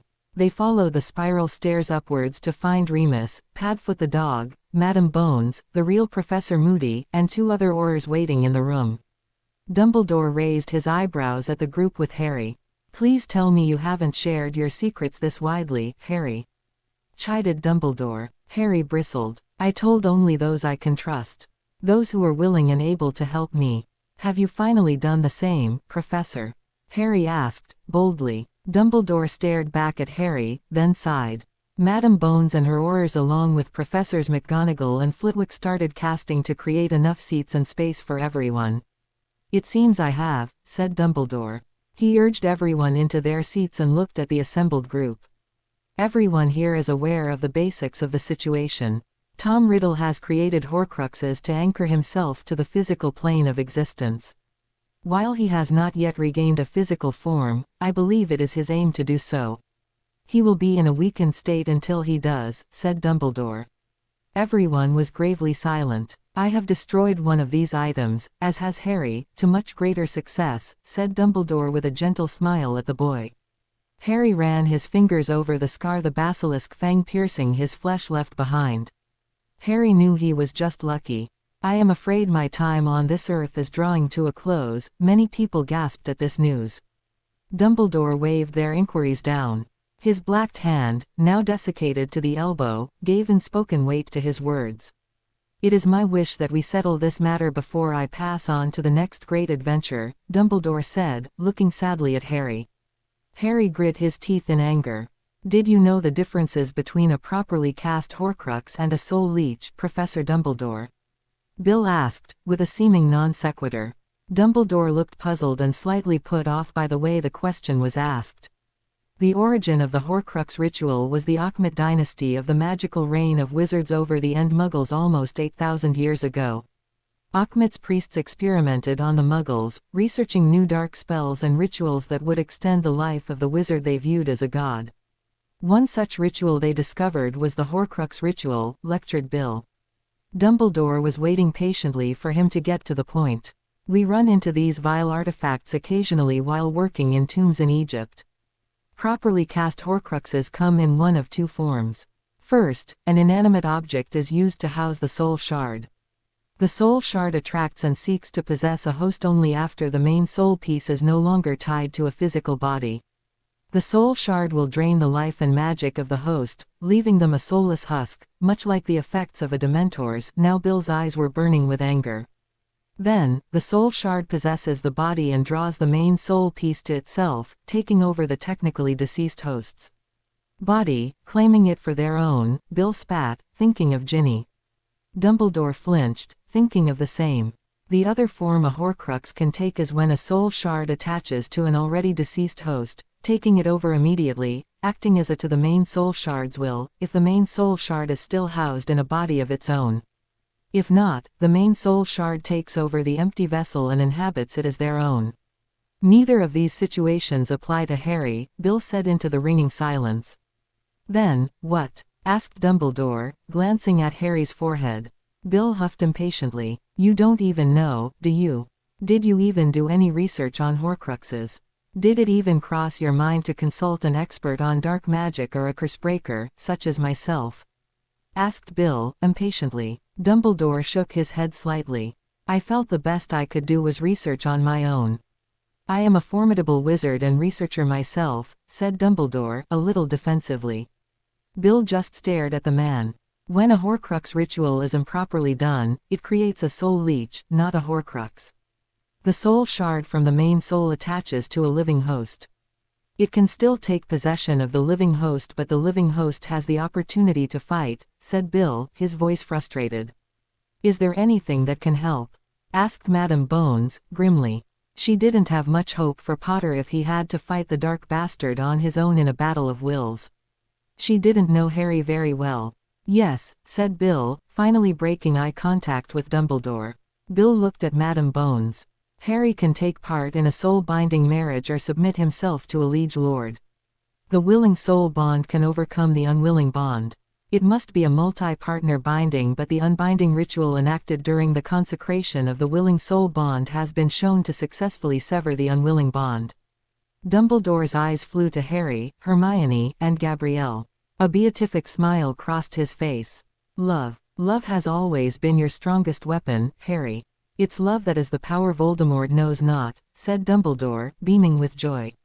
His sudden relief and happiness affected the mood of everyone in the room with its power. Harry didn't want to feel Dumbledore's joy. He wanted to yell at the man some more. Yes, hopefully. We found a way pretty quickly, when it was all said and done. When we tried to work together, said Harry, snidely.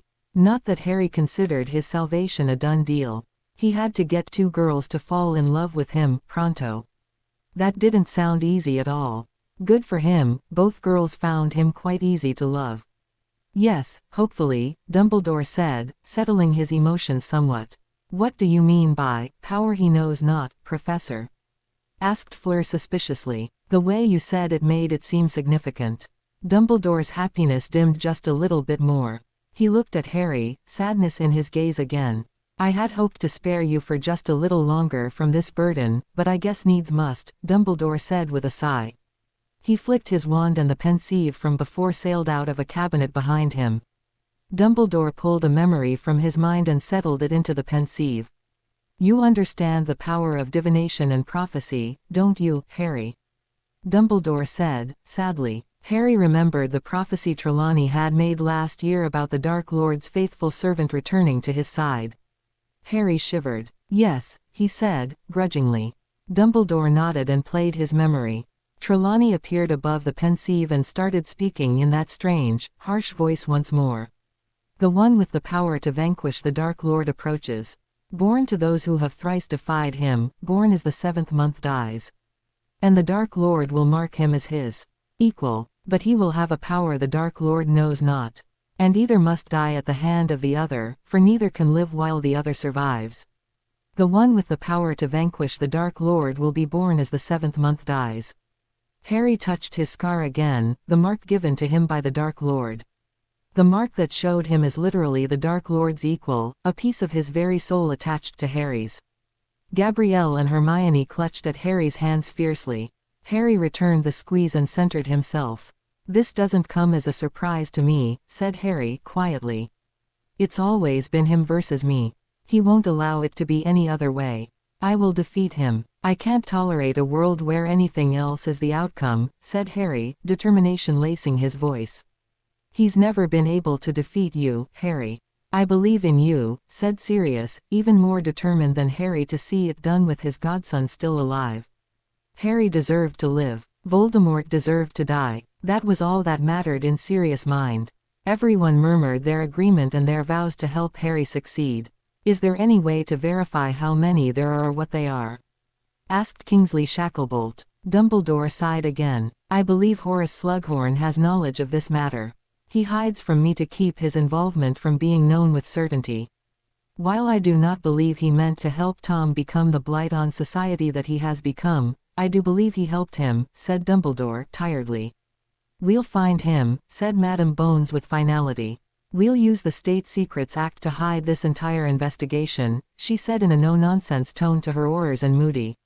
"He was called back on a special assignment to help find these blasted things." "How did you destroy the one you ended, Potter?" asked Moody, gruffly. Harry waved at Hermione. She told the story of the Chamber of Secrets again, quickly and concisely. She left out no details but gave all the information in less than 5 minutes. The Aurors took notes. Dumbledore then shared what happened in the Gaunt Shack. "I suspected that the murder of Tom's father and paternal grandparents, committed supposedly by his maternal uncle, was not what it seemed. After discovering the true nature of the diary during the summer after Harry's second year, I knew this was the most likely place to find evidence of further Horcruxes." Dumbledore began stroking his long beard at the memory. "I didn't feel I could trust anyone else with the task, so I went alone. First, I checked Tom's father's home. It was empty of all but the Muggle caretaker, who had no knowledge of Horcruxes," he continued. "As Tom's maternal homestead was close by, I checked there as well. I found substantial wards around what was basically a shack. I decided to investigate further," Dumbledore said with regret. "After several hours of difficult trial and error, I was able to bring down the wards. Inside the home, in what was obviously Tom's mother's bedroom, I found a ring in a box on a shelf behind a false wall in the closet." Dumbledore paused here, gazing down at his blackened arm. A gaudy silver ring with a plain black stone set on the band glittered against the black of his hand and arm. "I underestimated a simple compulsion charm to put on the ring. I had been searching for this ring for some time, you see. It was a complete shock to find it in this inconspicuous location. I was unable to resist the temptation. I put on the ring," he said, holding up his hand. Everyone backed away from the cursed object. The stone had a huge crack down the center. "Don't be afraid. The dark wasting curse that was upon this ring has been spent. The ring is but a relic of myth now. The Slytherin family house ring. It rightfully belongs to you, Harry. You are the one who vanquished its master," Dumbledore said, removing the ring and holding it out, guilelessly to Harry. Harry looked uncertain. He unconsciously looked to Hermione and Gabrielle for direction on what to do. Hermione stayed his hand. She took out her wand and cast every dark curse detection spell she could manage on it. Remus and Bill joined in. It wasn't that they didn't trust the headmaster, it was just that he had admitted he'd been taken in by the power of the ring once already. When they were done casting, they encouraged Harry to take the ring. "All clear," said Remus, putting his wand away. Bill nodded his agreement. Hermione reached out and snatched the ring first. Nothing happened. Harry gasped and grabbed it away from her. "Hermione," he practically shouted. She just shrugged. "You aren't the only one allowed to be noble," she said. Harry gave her the stink eye, then turned back to the ring. He strengthened his resolve and slipped the ring over his finger. The ring merely glowed with a dark aura for a moment, then settled down on Harry's finger, just the right size. Harry's other house rings had appeared with the inclusion of the new ring. He looked like a pimp, with a gaudy ring on each finger. He rolled his eyes and tapped them to hide them again. No one said a word for just a moment. Dumbledore got the conversation back on track. I have a lead on another Horcrux. The orphanage that Tom grew up in was the location of his first acts of magical power and cruelty. This would be significant to him. The location of the first time he seriously injured a victim can be found nearby. I believe this to be the location of another Horcrux, said Dumbledore. That leaves 3, said Madame Bones. Yes. I have some speculation on what these items may be, but I have no real proof, said Dumbledore. Everyone waited for him to continue.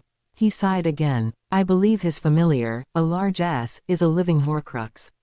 It seems to have intelligence beyond that of a normal S. According to Bill's theories, I believe this would be a properly cast Horcrux or, worse, a being end in animal form, said Dumbledore. It was news to Harry that Voldemort had a familiar. He guessed being a Parselmouth and keeping a pet S made sense. The others? Asked Flitwick. I believe Tom has corrupted several Founders' items. A brooch from Godric Gryffindor's cloak was found at the Potter home after their murders. I believe Tom meant to create his 7th and final Horcrux out of this item, said Dumbledore. Sirius snorted. That certainly backfired. Literally. Dumbledore couldn't help but agree. I believe a cup that originally belonged to Helga Hufflepuff, which disappeared with the murder of Hepzibah Smith, was stolen by Tom and used for heinous purposes. Dumbledore looked at the assembled group and let his last secret go. I believe the final Horcrux to be Ravenclaw's diadem. It is well known that Helena Ravenclaw stole the diadem from her mother. Helena was subsequently murdered by her jilted lover, Marcus Slytherin. Both ghosts still reside in Hogwarts to this day, said Dumbledore. Hermione gasped. The Grey Lady and the Bloody Baron. Dumbledore nodded. His eyes twinkled in appreciation of her quick mind. Do you know the location of any of these items? Asked Madame Bones, with her eyebrows raised. Alas, I do not. However, I do know that Tom and the Grey Lady were quite close during his later Hogwarts years. Tom worked for Burgon and Burkes at the time that Hufflepuff's cup disappeared. Those are locations I would begin my search, said Dumbledore, simply. It was a lot for the group to digest. Bill decided to change the subject. I suggest we reconvene to plan for recon on the orphanage or whatever. The Aurors can try to find old Sluggy to get the Horcrux information from him, said Bill. I can talk to Helena. We were friendly during my time at Hogwarts, offered Remus. Bill nodded at him. I'll go talk to old Burgon, said Moody, cracking his knuckles. Dumbledore looked uncertain about that suggestion. I'll go with him, said Shacklebolt, hoping to temper Moody's methods with his presence. Dumbledore relaxed a little and nodded. In the meantime, I'd like to discuss something else, said Bill, menacingly. Dumbledore looked at him with trepidation. Ginny, Bill said. Dumbledore winced. She needs help. She's not right and my parents won't hear of it because you said everything would be fine. I'm guessing you decided Ginny's health and happiness was a worthy sacrifice to keep your secrets. Bill asked Dumbledore, bitingly. I see the error of that now, said Dumbledore. McGonagall was giving him the evil eye while Flitwick just looked disappointed. They were educators. It was their duty to protect the children. I expect you'll be having an important conversation with my parents forthwith.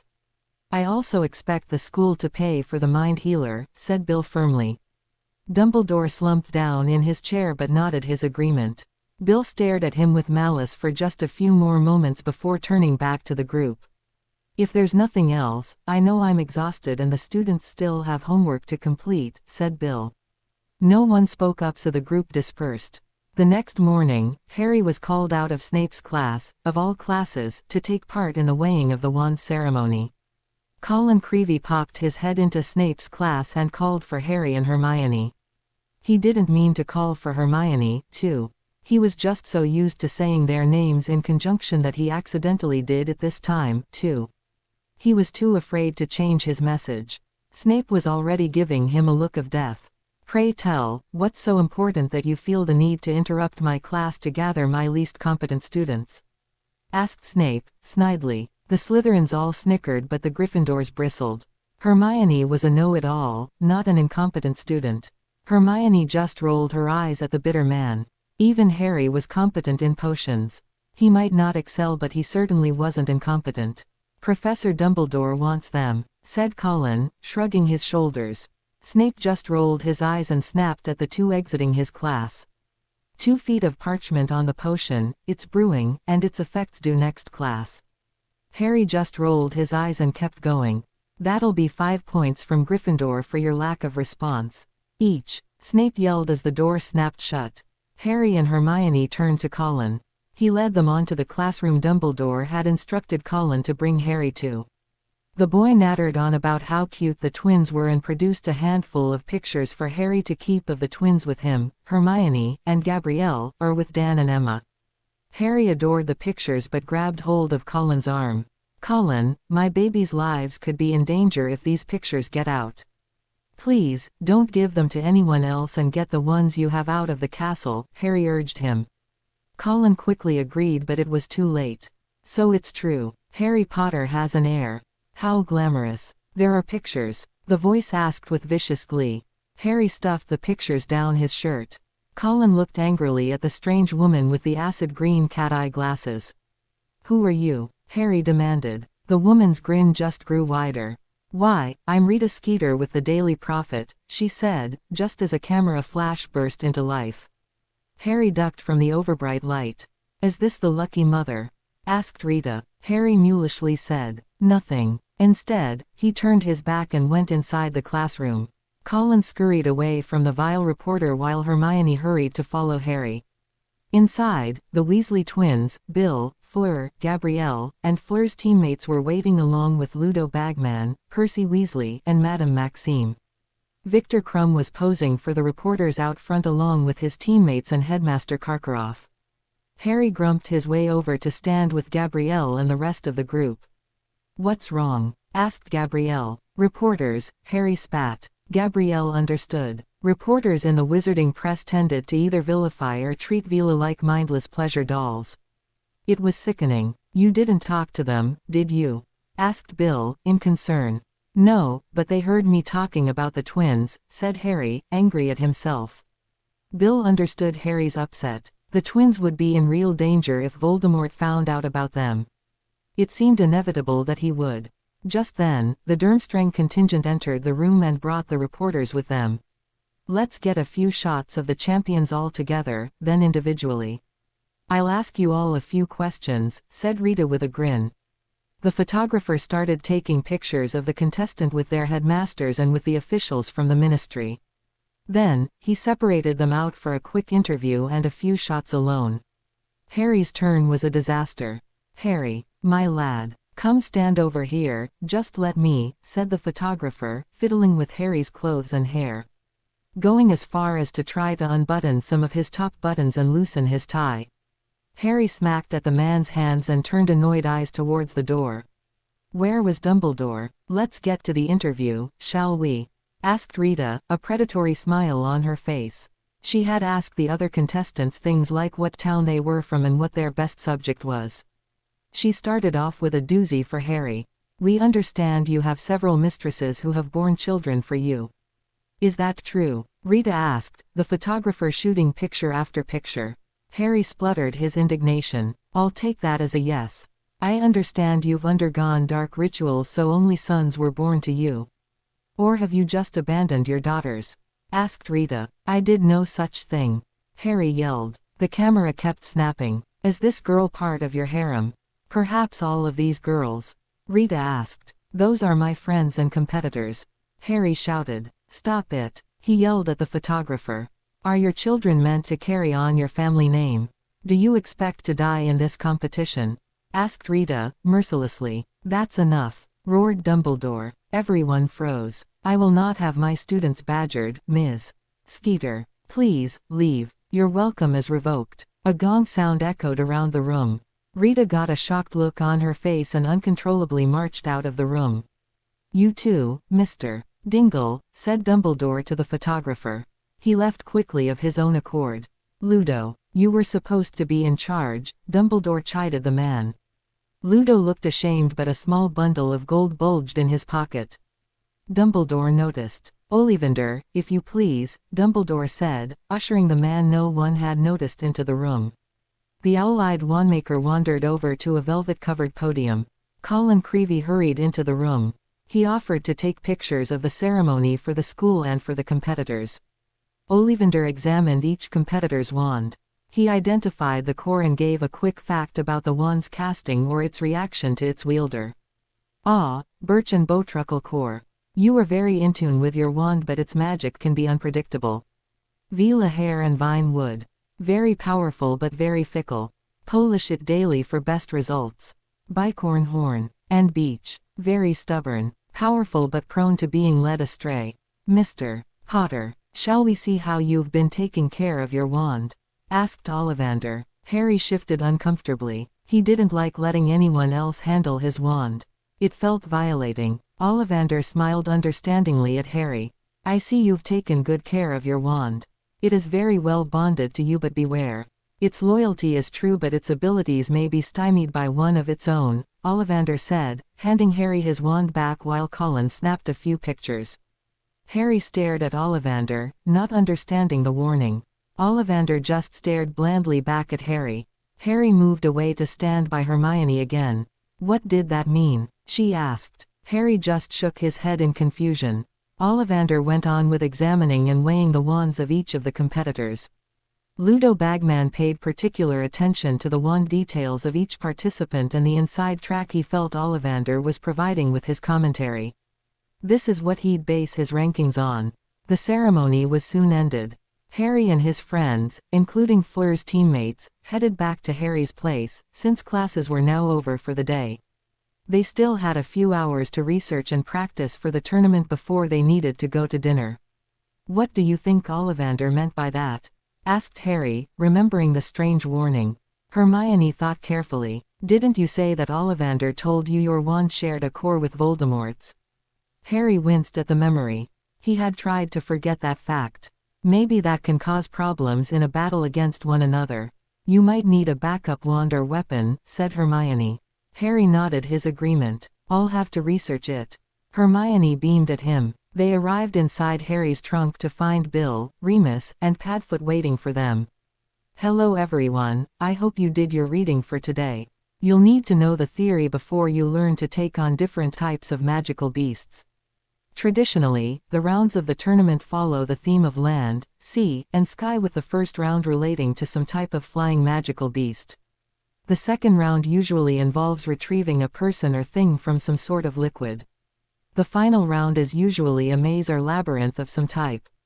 We will plan accordingly, Bill informed them. Remus led the instruction that day as defense against magical creatures was his specialty. Hagrid joined them with several specimens to show off. They weren't allowed to battle Hagrid's pets for practice, but they did get to see how terrifying each of them could be. Harry's head spun with thoughts of manticores, hinky-punks, thestrals, acromantula, and hippogriffs. Harry just hoped beyond hope that they wouldn't have dragons. The first task will be held on November 24th.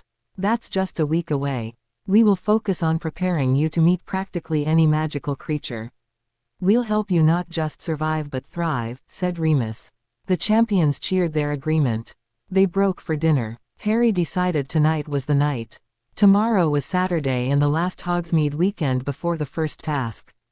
Harry wanted to ask the girls to be his dates. Harry had been practicing how he would ask and what they would do on their date for the past week. He felt cowardly that he had put it off for so long, but it just made him so nervous. He felt he was ready to face a manticore, but he felt flummoxed at the thought of asking two beautiful girls out on a date. Gryffindors charge ahead, he thought to himself. Hermione, Gabrielle, can I speak to you for a moment? Harry asked as the group was entering the Great Hall. The girls glanced at each other, then agreed. They walked with their books in their arms, following Harry to a little alcove off the grand staircase. Harry just stared at them. Yes, Harry, Hermione asked, encouragingly. Gabrielle linked arms with her and gave Harry an encouraging smile. I would. Hogsmeade, Harry said. The girls had the nerve to giggle. They shook their heads. What? Pardon, they said. Harry sighed. Would you do me the honor of accompanying me to Hogsmeade this Saturday? I'd love to take you to lunch and perhaps some chocolates by the lake on our way back, Harry said, trying to be a gentleman. The girls grinned and agreed quickly. They each linked an arm with him and Ed his cheek. Harry blushed but grinned widely as he escorted the girls into dinner. They ran into Malfoy and his motley crew as soon as they entered the Great Hall. Malfoy looked at Harry and laughed. "You don't even realize how gauche you are. The way you dress, the company you keep, the spectacle you always make of yourself." "It's shameful," said Draco. "Just look at the women he lays with," said a disgusted Pansy Parkinson. "First a loony, then an animal, finally an ugly mudblood. You certainly get around the cesspool, Potter." The rest of the Slytherins laughed. Harry took deep breaths and kept walking. The girls walked with dignity at his side. The Slytherins tried to follow. They kept making increasingly obscene statements about Harry, his children, and the girls. They didn't see McGonagall coming up behind them. "I thought I took points and gave you a lecture about saying such horrible things just last week," scolded McGonagall. "It looks like 3 days of detention might be needed to impress upon you just how much I mean my words." Harry turned around to smirk at the Burkes. Malfoy gave Harry a vicious look. A plan started to form in the little bastard's mind. Harry was nervous when Saturday came around. He stood in front of the mirror for more than 20 minutes, trying to get his hair to do something, anything other than stand up all over his head. There was no hope for it. Harry sighed and headed down to meet Hermione before breakfast. He stopped in the doorway and gasped. Harry hadn't had much luck with his hair, but Hermione certainly had.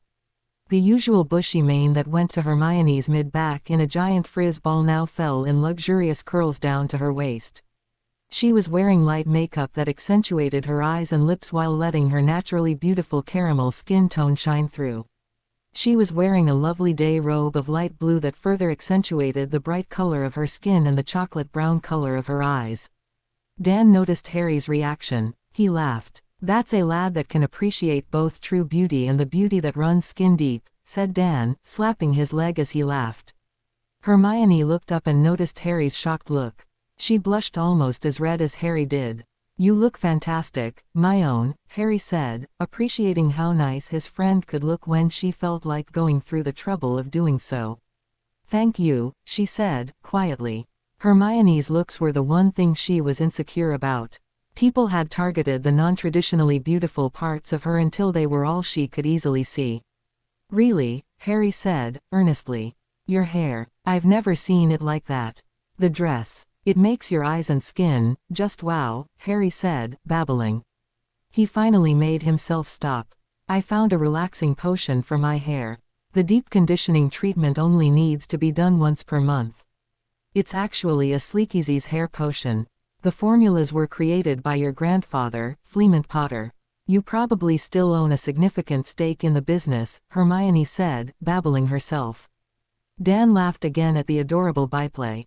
Hermione gave him a look and then went primly to her breakfast. Emma just smiled gently at the adorable teens.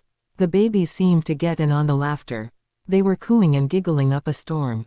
Harry smiled at the babies. "Be good for Grammy and Pop Pop today," said Harry, touching their little hands and smiling at their adorable, bright expressions. "Papa Papa Pop," said one baby. The other baby laughed and joined in. "We can see who the favorite will be today," said Emma, grinning at the adorable babies. "Too right. Pop Pop is going to take the boys to his favorite park today, if it's okay with their da," Dan said in a funny voice. The boys started babbling Papa Papa Pop again. "Fine by me. If you need anything, just call for Dobby or Winky," Harry said. The elves quickly agreed. "We'll do that. I found a Tiny Tots reading program and a swimming class we hope to join next week," said Emma. "They have reading programs for 3-month-olds?"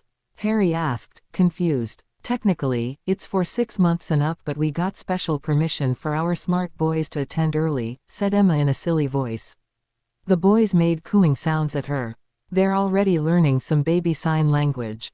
"Really?" Hermione asked, intrigued. "Yes, they can sign milk, more, change, outside, hold, and sleep already." "They only started learning a month ago," said Dan, like he was the proud father instead of Harry. He showed the signs to Harry and Hermione as he said them. One of the boys made the sign for outside. The other boy joined in. Harry laughed. "I'm absolutely getting them their first brooms for Yule," said Harry, grinning at his brilliant lads. "We'd best get going, Harry." Breakfast starts in 10 minutes. Gabrielle will be waiting, Hermione said, picking up her dark blue cloak and saying goodbye to the twins and her parents. Harry did the same and followed Hermione out of the trunk. Neville was waiting to walk to breakfast with them. Neville was very pleased today. Professor Sprout invited him to work in Greenhouse 1, which housed the water-based plants. He was right chuffed to be so trusted. That's wonderful, Neville, Hermione said, praising the shy lad. Yeah, mate. That's amazing, if that's what you want, said Harry, slapping Neville's back. They met up with Hannah Abbott and Susan Bones in the Great Hall. They heard Harry praising Neville. What's Neville done now? I know it must be something good, said Hannah, shyly. He got promoted to Greenhouse 1, said Hermione enthusiastically. That's wonderful, Nev, said Susan, in a booming voice. She was an authoritative figure. She learned it from her aunt. Yeah, you must be very proud, said Hannah. She looked at Susan pleadingly. The other girl smiled back at her. Let us treat you to a butterbeer in celebration, asked the fearless Susan. Neville blushed hard but nodded his head enthusiastically. He couldn't answer. Great. We'll meet you in the Great Hall after breakfast, said Susan, brusquely. Hannah giggled and glanced demurely at Neville. She was really hoping the boy might be open to a throuple situation like Harry was obviously getting into. Susan would need to marry someone who accepted all her children would bear the Bones name. Hannah just wanted both the girl she loved and the boy she had a crush on without needing to choose between the two. Neville managed to stammer out a choked, yeah, okay. Susan waved to them all and pulled Hannah along behind her to the Hufflepuff table. Harry grinned and elbowed Neville. I might not be the only one with two love interests soon, huh, Nev? Harry teased. All the color left Neville's face at once. Do you think so? He asked in a squeaky voice. I wouldn't worry about it, mate. If that's what they want, they'll be sure to let you know, said Harry, wisely. Just think about it. Neville nodded but couldn't swallow around the lump in his throat long enough to speak. He didn't know how to talk to one girl. What would he do with two? The trio suddenly saw Gabrielle. Now Harry and Hermione were both stunned into silence. Gabrielle looked gorgeous in a cornflower blue dress that matched her eyes. Her skin was as pale as moonlight and her hair was like liquid honey, pouring down her back in silky tresses. She looked just as shell-shocked to see her two budding beloveds. Mon Amy, your hair looks gorgeous, Hermione. Harry, that color brings out your eyes. They stand out like the stars in the sky, the girl said breathlessly. Harry looked down at the green casual robes he was wearing. An embroidered raven spread over the back and shoulders of his robes, looking like its wings were fluttering with his every movement. You look so beautiful, Gabrielle. That color matches your eyes perfectly. It makes your skin practically glow, complimented Hermione. Your hair looks silky smooth and you smell very nice, too, said Harry, also complimenting Gabrielle. The students sat in mutual admiration for a few more minutes before Neville coughed awkwardly. Shall we go in now? He asked, afraid to interrupt but feeling awkward just the same. The other students agreed. They walked over to sit in their usual spots at the Gryffindor house table. Suddenly, Ginny appeared out of nowhere. She grabbed Gabrielle by her hair and tried to yank her off of the bench seating. She kept screaming that this trollop was trying to steal her fiancé. You witch! Get away from my fiancé! Ginny said, grabbing two thick handfuls of honey hair. Gabrielle grabbed her head and let out a shriek of pain. Professor McGonagall stood and started hurrying over from the head table. One of the twins grabbed Ginny from behind but she wouldn't let go of Gabrielle's hair. Harry hit her with a stinging hex. Ginny looked betrayed but she let go of Gabrielle. How could you, Harry? After you asked me to be your wife. You'll choose this hussy over me. She has you ensnared, you dolt. Ginny screamed, struggling to get away from her brother. She succeeded in squirming out of his arms. Ginny got a good handful of Hermione's hair this time. Hermione smacked at Ginny's hands but she didn't want to hurt the other girl. Professor McGonagall finally reached them. What on earth is going on here? This creature has my fiancé ensnared. This bushy-haired bint is helping her steal my husband away. Ginny shrieked, starting to cry. McGonagall looked uncertain. She knew Harry wasn't Ginny's fiancé. If anything, he was on his way to being affianced to the two witches who were being accused of snatching him away. He promised, "We'd be married. He'll give away those two little bastards and we'll start our own family once we leave Hogwarts. I'll be Lady Potter and I'll go to all the parties in the best clothes, dripping with jewels," Ginny said, sobbing. Now everyone was looking uncomfortable. Ginny suddenly got a dreamy look on her face. She was still hiccuping with sobs but she stopped crying immediately. "Of course, Harry. I forgive you. Yes, I'll go to Hogsmeade with you. I won't let those cunts near you again," said Ginny, giggling. She was staring off into the distance. Dumbledore had silently approached. He could see now how unwell Ginny really was. He bowed his head. "Please, Professor McGonagall, let's take her to the infirmary. I'll call her parents," Dumbledore said. It was time he made good on his promise to Bill. McGonagall and Dumbledore took a compliant Ginny with them to the infirmary. The girl kept talking to Harry as they walked. Everyone broke out in whispers. They were all staring at Hermione, Harry, and Gabrielle. Gabrielle was still, holding her head, tears in her eyes and strands of honey hair on the ground around them.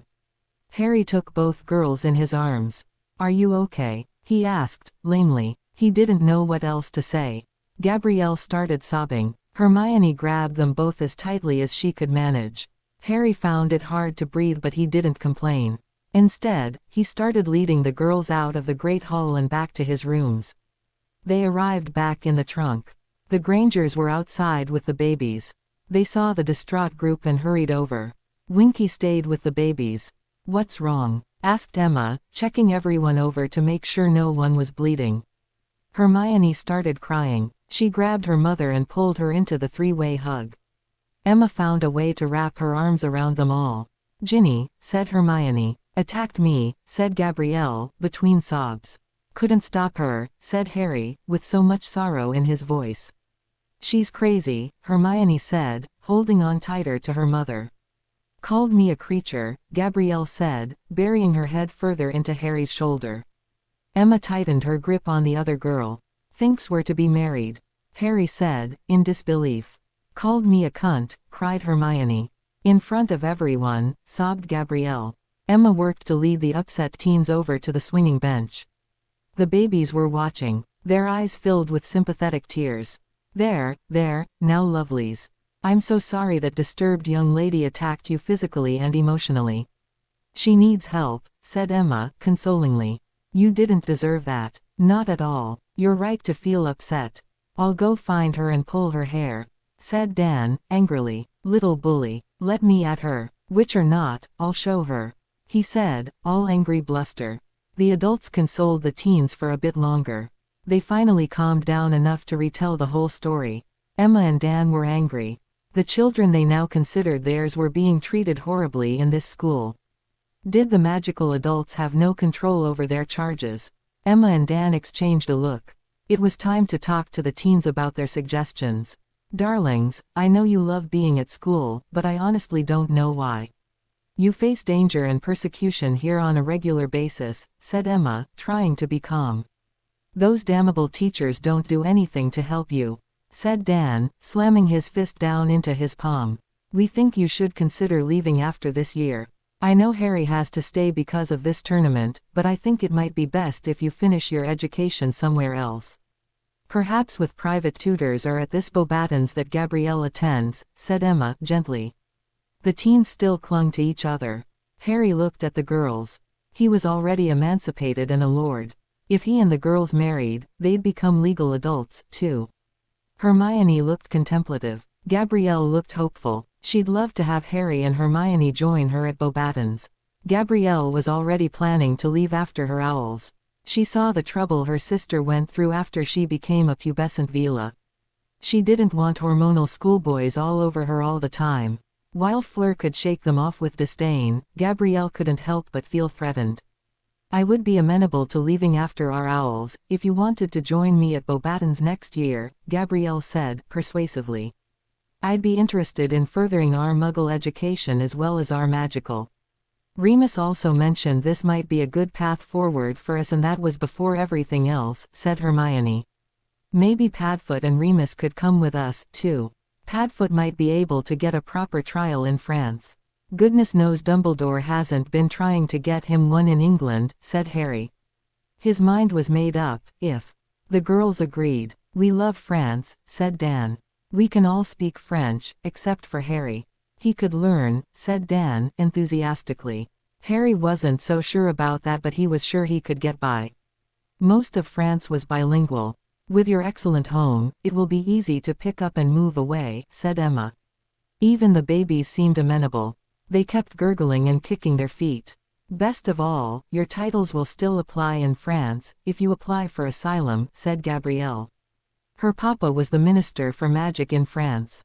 She was sure he could see it done. Plus, we will get to live near my mama and papa. Gabrielle was feeling much better after her trauma at that thought. Emma smiled gently at the girl.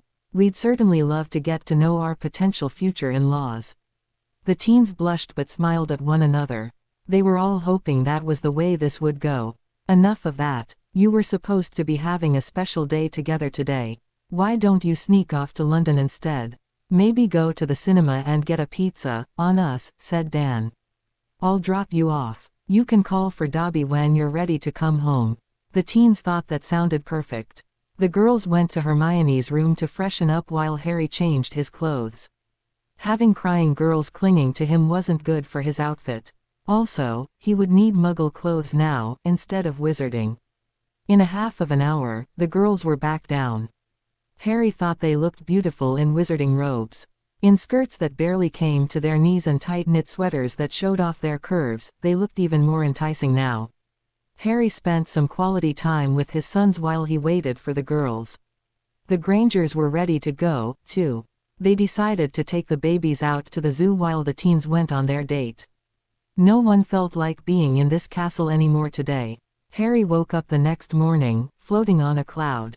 He had gone with the girls to see Legends of the Fall. It had just enough violence to be entertaining for Harry, while the swoon-worthy Brad Pitt and the sappy love story made it entertaining for the girls. They held hands through the entire movie. They decided to go out for a good curry rather than pizza. They laughed and talked. By the time they were ready to head back, it was almost dinner time. They waited in a park for Dan and Emma to arrive with the car. That's when the most magical part happened, they ed.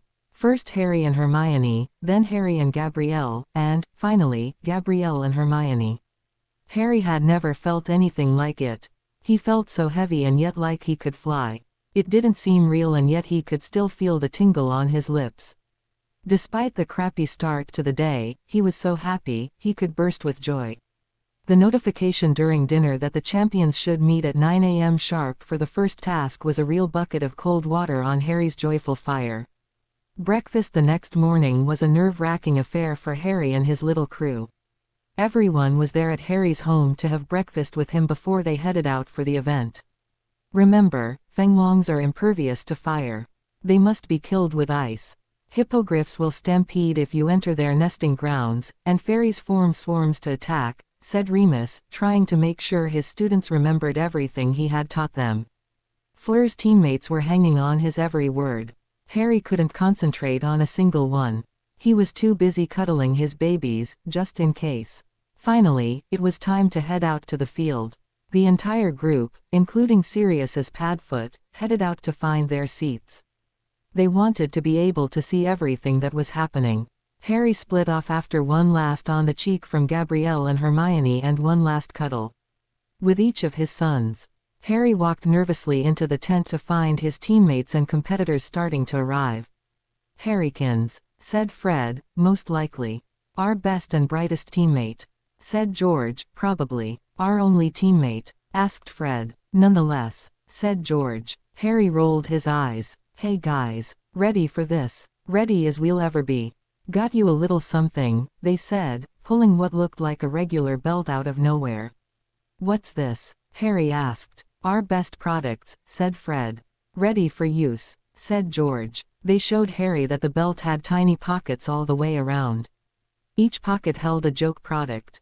"This one is darkness powder. It turns everything around you to pitch black dark for about 5 minutes, so be careful not to spill it unless you want to use it," said Fred. "This is a filibuster firework. It will go off for about 15 minutes. It spins and zooms around, said George. They had canary creams and puking pastilles, jumping jacks, and blow-up animals of all kinds. Best of all, we have this, an invisibility hat. Put it on and you'll disappear for a good 10 minutes, said Fred. We also have a machete, a wooden shield, and a spear on here. We are fighting for our lives, after all, said George with a wink. Don't remind me, said Harry. The twins gave him a sympathetic look. If all else fails, accio your broom and fly like the dickens, said Fred. Might be your best solution no matter what, mate, said George, slapping Harry's back. Flying is your best skill. Harry looked contemplative. It really is, isn't it? Harry said. The twins were just agreeing with him when Ludo Bagman and a squat woman in a pink cardigan walked into the room. The woman made an awful, fake coughing noise to get everyone's attention. Good morning, boys and girls. Today is the first task in the Triwizard Championship, or I guess that might be a loose interpretation of the word, considering, the woman said, tittering a fake little girl laugh. She was looking right at Fleur as she said it. Fleur's face flushed. Ludo noticed and nervously tried to move things along. Yes, well, today is the first task. Step forward and pull a number from the bag. That's it, just one, said Ludo, handing a small money sack around. The students reached into the bag, one at a time. One person from each team ended up with a 1, 2, and 3. Harry got the number 3. This will be a race. Number 1s. You'll be going first. Your goal will be to make it across the platform to press the blue rune. That will signal an alarm to alert your teammate who drew the number 2 to begin. They also have to fight their way across the platform to press the blue rune. This will let your last competitor, the person who drew the number 3, know to begin. Number 3s. Your job will be to steal the golden egg from your final obstacle. The golden egg has a clue that you'll need to be able to complete the next task. Your team will be judged on your speed, creativity, spellwork, and your success at retrieving the golden egg. Any questions? Ludo asked. He didn't give anyone time to ask. Good, let's go then. Best of luck, he said, hurrying from the room. The pink-toed lady stayed and gave them all dirty looks. She especially had an evil eye out for Fleur. I'll just stay here to make sure no one cheats, shall I? She said in a high-pitched voice. The students all gave her disgusted looks. Finally, it was time for the students to leave the tent. They walked outside and saw 3 sets of 3 platforms, each higher than the one before. There was a tall ladder with a number and a school crest on it at the bottom of each platform. They each found their number and school. Then, they started climbing. Harry's ladder was so tall, he was above even the bleachers for the Quidditch spectators. He finally made it to the top of his ladder and found himself standing on a small platform inside a semicircle. Harry made sure to stay back against the wall. The semicircle was open to the field below. A door was on the opposite side of the opening. Harry tried to open it but it was locked. He turned to watch the platforms below. Suddenly, a loud, booming voice filled the arena. Good morning. Welcome to the Triwizard Cup. We'll be starting in 15 minutes. Please make your way to your seats. Champions, please wait on the platform until you hear your school and number called after the starting blast. Then, the door to the competition area will open. Good luck, said a voice Harry was fairly sure belonged to Ludo Bagman. The minutes passed by in a slow crawl. Finally, the voice started speaking again. 1 minute until the competition begins, 1 minute, said an excited voice. The final countdown began. Get ready, champions. 10, 9, 8, 7, 6, 5, 4, 3, 2, and 1.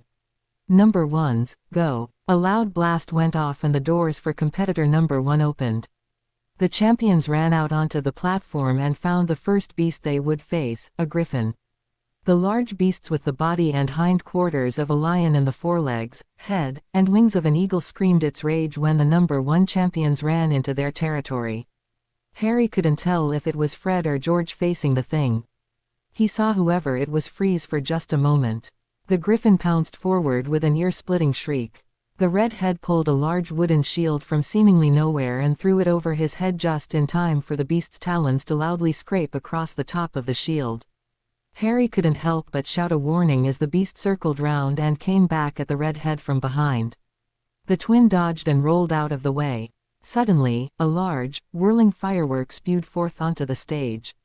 It flew in a flaming pinwheel straight towards the beast that scrambled to get out of the way. The twin didn't waste any time. He rolled forward and tried to run for the glowing blue rune. He got halfway across the platform before the beast jumped again and took a swipe at him. A stream of blood flew out as a deep cut appeared on the redhead's arm. Harry screamed in fear. The twin dodged a second blow and came up with the machete. He slapped the knife against one of the razor-sharp talons and several griffin fingers fell to the ground. The griffin shrieked in pain. It jumped back away from the twin. It was all the time he needed. The twin rolled suddenly forward and slammed his hand against the blue rune. A shield appeared around him and a door opened for him to exit through. A blast sounded and a loud, "Hogwarts number 2, was called out and a loud buzzer sounded. The second twin ran through the suddenly opened door. He came face to face with a small dragon-like creature the size of a horse. It was a wyvern. Wyverns were smaller than dragons and could spit acid instead of breathing fire. What they lacked in size and firepower, they made up for in speed and agility. They moved like SS. Fast and deadly. The wyvern didn't hesitate. As soon as the redhead entered the platform, the beast struck. It lashed forward, quick as lightning. The twin flung his shield out. The wyvern caught the shield in its jaws. For a moment, the beast flung its head around wildly, the shield forcing its jaw open. The twin didn't hesitate either. He jerked something out of his belt and just disappeared. The crowd gasped. The wyvern snapped its jaws hard and the shield splintered. The dragon-like creature roared terrifyingly. It looked around, suspiciously, then sniffed the air. It roared again and started snapping wildly at apparently nothing. A sudden burst of blood let everyone know it was catching something. Harry winced and hoped desperately that the twin was okay. The invisibility hat rolled off of the red-haired boy's head and fell off the edge of the platform. Harry saw that his leg was injured badly. It was still attached but just barely. Harry wanted to help. He didn't need to. The twin suddenly dropped a handful of black powder. The platform went completely dark. Not a thing could be seen by the crowd and apparently by the wyvern. It suddenly rushed right off the side of the platform, like it was bum-rushing someone. It ran right off the side and skittered for a second in the air before it started to fall. It hit the ground with a meaty thwack. It didn't move. Everyone was in complete confusion. A buzzer suddenly went off and Harry's door flung open. Harry hoped the twins were okay. Harry didn't rush out. Instead, he stood with his back against the wall, near the door. He cautiously looked out the door. A spear of bright blue, superheated fire flew right by his head. A great roar shook the platform when the thing on the other side missed. Harry felt a pit of dread open in his stomach. He dropped to the floor and looked out again. He almost fainted at the sight. A giant, gleaming black dragon with leathery wings, each the size of the platform, stared back at Harry. A Hungarian horntail with a long, barbed tail and spikes around its head like a halo and down its spine glared back at him. Harry barely had time to move out of the way before another spear of fire shot through the door and burned the doorframe. Shite, Harry cursed. His mind was coming up blank. The beast suddenly took to the skies, to try to come around the wall and get Harry from the other side. Harry chomped one of the jumping jack treats. He suddenly felt light as air. He jumped out of the way and over the wall just in time. The dragon snapped its vicious jaws and took a chunk out of the platform. It roared in rage again. Harry thought he might be able to jump across the platform in a few hops, but the dragon had other ideas. Its long, barbed tail slapped around the side of the platform and smashed a hole right where Harry was planning to jump. Harry couldn't change his trajectory. Harry flailed his arms and legs, but he still shot right through the hole. The crowd screamed in horror as Harry started to fall from the great height of the platform. He windmilled his arms. Somehow, he managed to grab onto one of the support posts under the platform. He dangled by one hand as the crowd literally roared out a warning. The dragon stuck its head under the platform and blew a spear of flame at Harry. Harry flung himself at another support post. He almost slipped. He couldn't keep this up for long. Harry swung his wand out and yelled, "Accio Harry's firebolt." The dragon smacked its tail around. Harry grabbed the center post and started to slip. He caught one of the support posts with his foot and barely held on. The dragon flapped its wings and dropped down beside Harry. It snapped its jaws and Harry had no choice. He had to let go. Harry fell through the air, praying that the organizers of the competition had put something to break his fall underneath. He remembered the wyvern and didn't have much hope. Harry was 5 meters from the ground. He couldn't close his eyes, even though the ground was wickedly close. Suddenly, a great whistling sound echoed in his ears. His firebolt flew straight at him like a missile. Harry was sure it would be too late. 2 meters from the ground and the broom smacked into Harry's palm. He curled in a ball and gripped the broom. 1 meter from the ground and Harry desperately pulled up on the handle. 10 centimeters from the ground and Harry felt his velocity shift. He jerked upwards. He lifted his toes and winced as they dug furrows into the ground beneath him. The crowd practically broke the sound barrier as Harry flew in a fast spiral back up into the sky. The dragon had already forgotten him. Harry shot up level with the platform and looked frantically for the egg. He saw a glimmer of gold in the center of the platform between shards of sharp rock. The dragon saw Harry. It didn't bother with an angry roar this time. Instead, the giant dragon growled and flung itself off the side of the platform. Harry flew like the dickens, trying to shake it off his tail. He flew in wild loops and deep dives. The dragon outclassed him at every turn. A spear of flame signed Harry's broom's twigs, causing the broom to jerk violently. Harry barely held on. He flew in a tight spiral around the central post. The dragon had had enough. It snapped its jaws forward hard and snapped the central post in two. The platform veered crazily to the side. All the eggs rolled off the platform. The dragon roared in anguish. It managed to catch 2 of the eggs, but 2 more and the golden egg fell helplessly towards the ground. The dragon let out another muffled anguished cry but did nothing to try to catch the remaining eggs. Harry flew in a deep, wonky dive thanks to the missing twigs. First, he caught the golden egg. He shoved it down his shirt and kept flying. He held his broom firmly to keep it under control during the wild dive. He caught one of the dragon's real eggs. He caught it as gently as he could, fearful that it would crack. He kept it tucked in his arm, like the baby it was. He felt something moving inside the egg. His determination to catch the other egg grew. Harry spiraled straight down, holding on to the broom with one hand. About a meter from the ground, he pulled level with the last egg. He prayed and threw his feet out. His old footy skills did him justice. He caught the egg, light as could be, with the tops of his feet. He clenched the egg as gently as he could and jerked the broom up. He went up about 6 meters and leveled off. He had done it. He'd saved the eggs. Potter's done it. He saved all the eggs. Good show from Hogwarts. His official time will be calculated from when he caught the golden egg, said Ludo Bagman. Harry looked up. He could see the Beauxbatons and Durmstrang students still battling their dragons, even though Harry could see that they were different dragons from Harry's own. Harry spiraled slowly down to the Quidditch pitch. His dragon was still flying where she was chained to the remains of the central post of the platform. Her muffled broken-hearted cries echoing around the pitch. Harry landed and 2 dragon tamers and Madame Pomfrey ran straight at him. "You're mad," Madame Pomfrey said as she reached him. She didn't wait. She started checking him over. He was a little singed but otherwise unharmed. "That was bloody brilliant," cheered a red-haired dragon tamer. Charlie Weasley, you outflew a dragon, lad," the man exclaimed, grabbing Harry's hand for a shake. The other dragon tamer took both real dragon eggs and hurried off the field. "Nice to meet you, I guess," said Harry, trying to deal with Charlie's enthusiastic handshake and Madame Pomfrey's poking and prodding at the same time. The golden egg fell out of Harry's shirt and landed on his toe. He let out a yelp of pain. Madame Pomfrey was on his ass faster than the dragon ever hoped to be. She healed his toe and set him loose.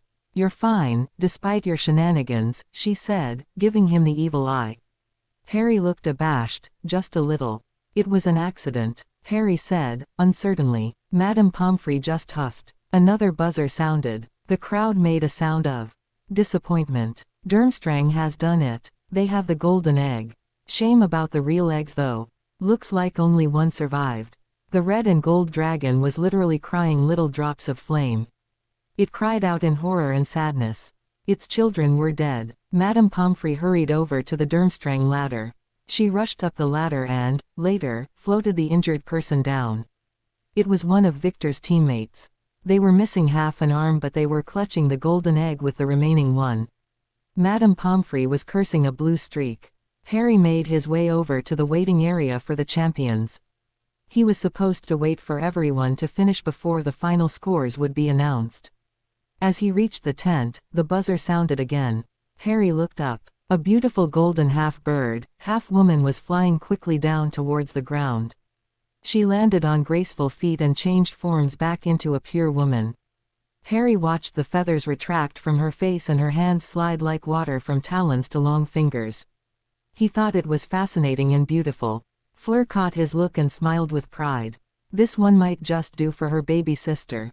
Congratulations, Harry. You were first. I'm afraid I did not see your performance, but I did hear the applause. You must have put on quite the show, Fleur said, complimentarily. Harry rubbed the back of his neck and looked at her from under his eyelashes. I did all right. You did well. All your eggs stayed safe. You were right behind me, Harry said, sincerely. Fleur threw her hair behind her head. I am proud of my performance. I met my goal and gained time back for my team, she said, with not a little bit of pride. Harry smiled at her antics. The Durmstrang champion that had fought the dragon was carried off the field on a magical stretcher, burns marring the side of his body. Crumb shook his head at his weak competitor. He looked at Harry and nodded before exiting the field. Harry watched him go. Come, let us meet our loved ones and teammates, Fleur said, sidling forward into the tent. Harry followed her. They entered into pandemonium. The twins had set off some strange smoke that made everyone squeak when they talked. Harry, said one twin, probably Fred, in a high-pitched voice. He was laying in the bed, bandages on his shoulder. Mate, cried the other twin, probably George, in a voice that rivaled Dobby's. His leg was wrapped to the hip. Harry winced at all the high-pitched sounds. He cast a spell and cleared the air before he could get caught up in the madness. Spoilsport, said the twins, together. They had big grins on their faces. You all right? Harry asked the troublesome duo. Right as rain, considering, said Fred. He jumped up and used his good arm to take Harry in a headlock. I see you're just dandy. Quite the show you put on, said George, who was thumping Harry on the thigh with his fist. Harry jumped back to escape the thumps and pulled his own hair with Fred's fist. Both twins laughed when Harry yelled ouch. I didn't do it on purpose, Harry said. He slapped Fred in the stomach with the golden egg. Fred fell back on George's bed. George barely kept his place and his leg out of the way. Fred looked at the egg curiously. George just snorted. Your spirit name is, not on purpose, said George. You get into more excitement than anyone I know and it's never on purpose. Harry got a moody look on his face. Don't I know it? Just then, Hermione and Gabrielle burst into the tent, followed closely by Remus, Padfoot, Bill, and the Grangers with the twins in kangaroo pouches on their chests. It was a few minutes of chaos as the girls and Emma checked over Harry. Dan gave a rundown of the entire Hogwarts, showing in Fleur's own exploits. The babies shrieked and laughed, probably at the other set of twins who were putting on silly faces for the little ones. Finally, it all settled down as a rude, hem-hem, sound filled the space. Everyone grew silent and looked to the opening of the tent. A disapproving woman in a pink cardigan was staring daggers at Harry and his crew. I won't have this hullabaloo while an official inquiry is underway. Potter, you used an unauthorized item during the competition, accused the woman, glaring daggers at Harry. What? When? Asked Harry, confused. When you called for your broom. Flying was not a permitted response to the dragon challenge. You were expected to fight your way across the stage, said the woman officiously. That's not in the rules, said Hermione. She and Gabrielle both whipped out a fat book entitled, Compendium of Triwizard Tournament Rules. The pink-toed woman scoffed. I don't care what that ratty book says. I'm the official ministry representative to this tournament. I set the rules, said the woman, importantly. Gabrielle flipped to the front of the book. Actually, Rule 14 states that no ministry may set the rules. The rules are set prior to the start of the tournament by the 3 schools. The rules must be published a minimum of 30 days prior to the first task and must be provided to each school, contestant, and relevant government agency, or the prior rules are considered in effect for the duration of the tournament, Gabrielle read. Hermione flipped open a newer but not brand new book. This is the last published copy of the rules. It was published in 1765, during the last Triwizard Tournament. No official copy was published this round. The 3 headmasters and the Minister for Magic were also listening. I'm changing Rule 14 first. Rules can now be determined on an ad hoc basis. No notice to the competitors, schools, or relevant government agencies will be required, said Madame Umbridge to the competitors in the room. Consider this your only notice. Preposterous, shouted the Durmstrang headmaster, Karkaroff. Durmstrang will not have the rules used against us. We prepared based on the rules set forth in 1765. As did Beauxbatons. We will not have the English ministry changing the rules to favor their own, said Madame Maxime. Minister of Magic Fudge looked very nervous indeed. He laughed fakely. She was just joking. Weren't you, Dolores? The rules are the rules. We have a copy, right? Fudge asked Dumbledore. Dumbledore nodded. He hadn't bothered to give Harry or the Weasleys a copy of the rules, but he did in fact have a copy in his office. We do, answered Dumbledore. See, no harm, no foul. Do the rules prohibit brooms or outside items or what have you? Asked Fudge, nervously. Hermione and Gabrielle searched voraciously for a few minutes. No, only the competitor's wand may be brought in with them, other than items worn as clothing or a close personal weapon, such as a sword. They may summon or conjure any item of their choosing, answered Hermione. Gabrielle held out her rule book to her headmistress. Please see Rule 273b. Madame Maxime nodded and handed the book over to Karkaroff. He scoffed and shoved the book at Dumbledore. He read slowly and carefully both the rule in question and the rules above and below it. He looked at Fudge. I agree with the reading of the rule.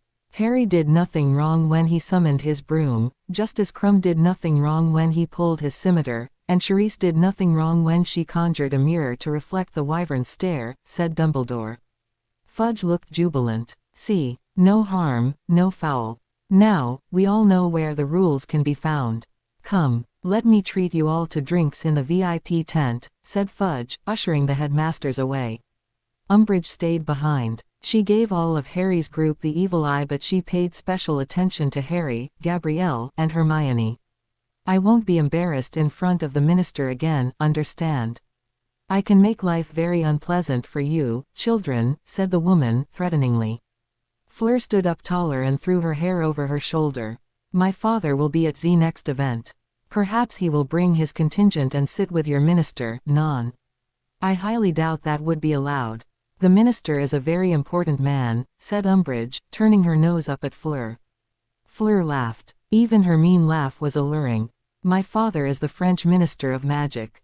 He has already received his invitation. I will make sure to mention you to him, said Fleur, her nose turned up at the underling. That explains so much about the French. Even their highest levels of government are contaminated with s who practice bestiality, spat Umbridge. Fleur and Gabrielle gasped. You go too far, madam, said Bill, stepping forward. A Weasley, aren't you? Best not put your nose where it doesn't belong, or your father might just find himself with a different work address come Monday, said Umbridge viciously. Bill laughed. My father has survived 8 ministers. He will survive you, said Bill, dismissively. Umbridge clenched her teeth and spat out final biting words as she left. Maybe your father would be hard to remove, but children with unfit parents are easy to remove, said Umbridge, looking at Harry over her shoulder as she left. Harry looked concerned. She can't, Harry, assured Hermione. You've a fine father. You've done all you possibly can to take good care of your children. I wouldn't listen to her, Harry. As long as the minister is on your side, she won't be able to do anything. He holds her leash, even if he pretends he has no control over her. She quieted right down when he told her to, now didn't she? Asked Bill. Harry harumphed. The group of competitors were called back outside where they were rewarded their points. Hogwarts came in first with 28 points. Bobattens came in second with 26 points. Der Streng came in third with 25 points, after a 3-point reduction for breaking 3 dragon eggs in the process of saving their golden egg. The Durmstrang contingent was very upset with their still armless compatriot for his actions that cost them a tie for first place. The twins jerked Harry up on their shoulders and ran a quick victory lap. A steamer trailed behind them stating, "All prank items courtesy of Weasley's Wizard Wheezes." Harry tried to make them put him down, but they must have used a sticking charm to keep him on their shoulders. He couldn't budge. The troublesome duo of Fred and George finally finished their lap and set the boy down on his feet. Harry's group surrounded them and gave hugs out liberally. Another voice called out for Harry's attention. "Oi, Harry, mate," called an excited Ron who jogged up to the small contingent. Everyone turned to look at him, but he only had eyes for Harry. "Nice work out there. You took that dragon down right quick," said Ron, slapping Harry on the back. Harry let out an oof and almost fell forward. Bill steadied him. They all looked at Ron like he was nuts. Thanks," Harry said. He started to turn away, towards Gabrielle, Hermione, and the Grangers who were holding his babies. "Don't be like that. I believe you now," laughed the other boy. "You could have died," Ron said like it was an exciting sideshow, not true life and death. "Well, bully for you," said Harry. He wasn't just going to forgive the other boy for the way he'd treated Harry all semester at the drop of a hat. He tried to turn back around. He just wanted to escape before the crush of cheering students reached them. Ron looked at the oncoming rush in anticipation. He put his arm around Harry's shoulders. Harry gently shrugged him off and tried to walk away. "Where are you going? The party's just getting started, mate. Are you headed to the common room? It'll be a right banger of a celebration." "I'd be glad to sit by your side," said the boy, like he was being chivalrous. Harry rolled his eyes. "I'm getting out of here before the twins get crushed. Have fun at the party. I'm going to clean up and get something to eat. I'm knackered." Ron wrinkled his nose at the mention of the babies. "You're not still on about that, are you? Let's go enjoy the party. Everyone will want to congratulate you." The students reached the pitch, singing, "Harry's a jolly good fellow." Harry cringed and tried to move past Ron. Ron grabbed him to stop him. "They're my sons, Ron. Of course I'm still on about them. They're my priority, not a stupid party to celebrate a competition I don't even want to be in." "You already said it, I could have died," said Harry. He broke away from Ron's hold, gently. "I guess my feelings don't matter." "Your best mate?" asked the incredulous redhead. Everyone stared at him like he was mental. Harry laughed and shook his head. He didn't plan to say anything else. He turned and started ushering the Grangers and the girls away. "I'm sure Fred and George would be glad to party with you all," said Harry, dismissively. "You're a right selfish prick, Potter," spat Ron. "First, you flaunt your wealth by hiring 2 nannies, then you refuse to use them for what they're meant for. This win wasn't just about you. It's about all of Gryffindor. All of Hogwarts," said Bill, who was starting to get annoyed. "Let Harry go. He doesn't want to party." Ron gave Bill a disgusted look. "Of course you'd be on his side, you want to impress the other trollop, don't you? Just because Potter's got a couple of sets of knickers on his floor, doesn't mean the other Vila will be interested in you." Ron looked at Fleur lasciviously. "My best mate's the Hogwarts champion," said Ron, flexing his non-existent muscles. Fleur snorted and turned her back on him. "What about us?" asked the offended Weasley twins. "We're Hogwarts champions, too." It was Ron's turn to snort. "You're just a bunch of sidekicks. You almost lost the game, didn't you?" Fred and George were starting to get angry. They puffed up, but Remus wouldn't have any fighting. "Let's go," he said, leading the others away. "You're the wannabe sidekick, Ron. You think you're Harry's best friend. After the way you've treated him. "Dream on," said Fred. "You should watch talking to us that way. We always get our druthers," warned George. Now the twins didn't feel like partying, either. Ron had ruined it for them all. Ron's face turned red. "At least I'm not a loser nobody who needed to double up to get a spot in the competition. If I was allowed to compete, I'd beat you all." The other students caught up to them and surrounded them. People were fighting so hard to slap Harry, Fred, and George on the back that they almost bowled them over.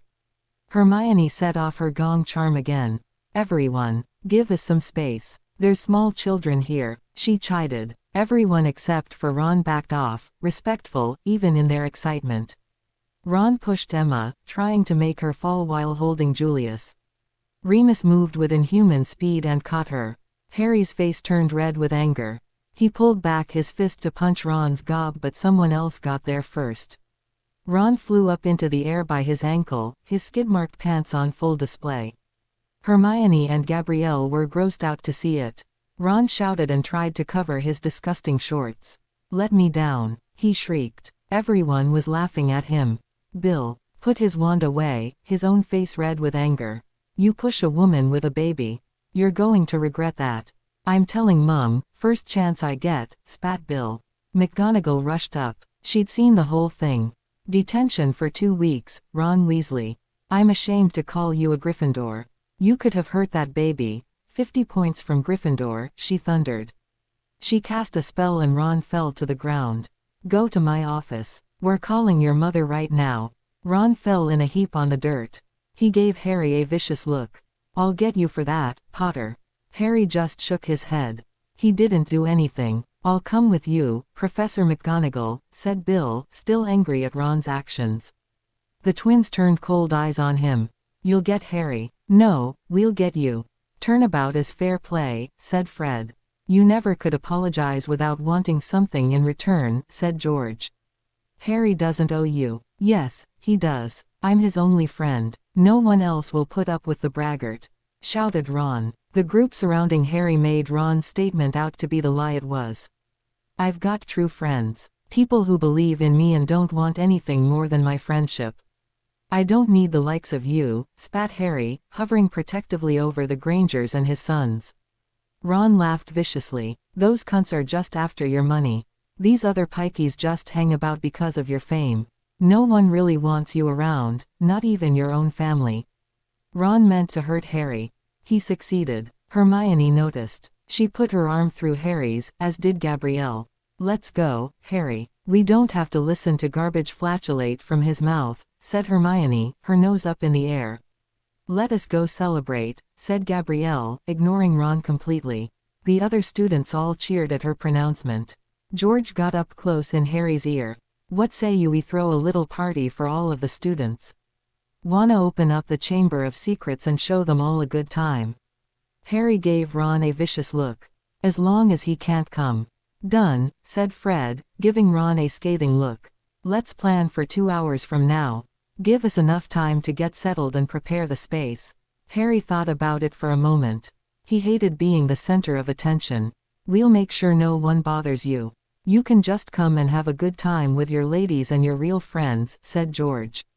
Harry sighed and nodded. "Fine by me. I'll send Dobby out for some snacks, yeah. Maybe he and Winky can help clean things up. It's kind of a spooky mess down there." "Good-o, chap," said Fred, slapping Harry's back lightly. Harry grinned at the incorrigible twins.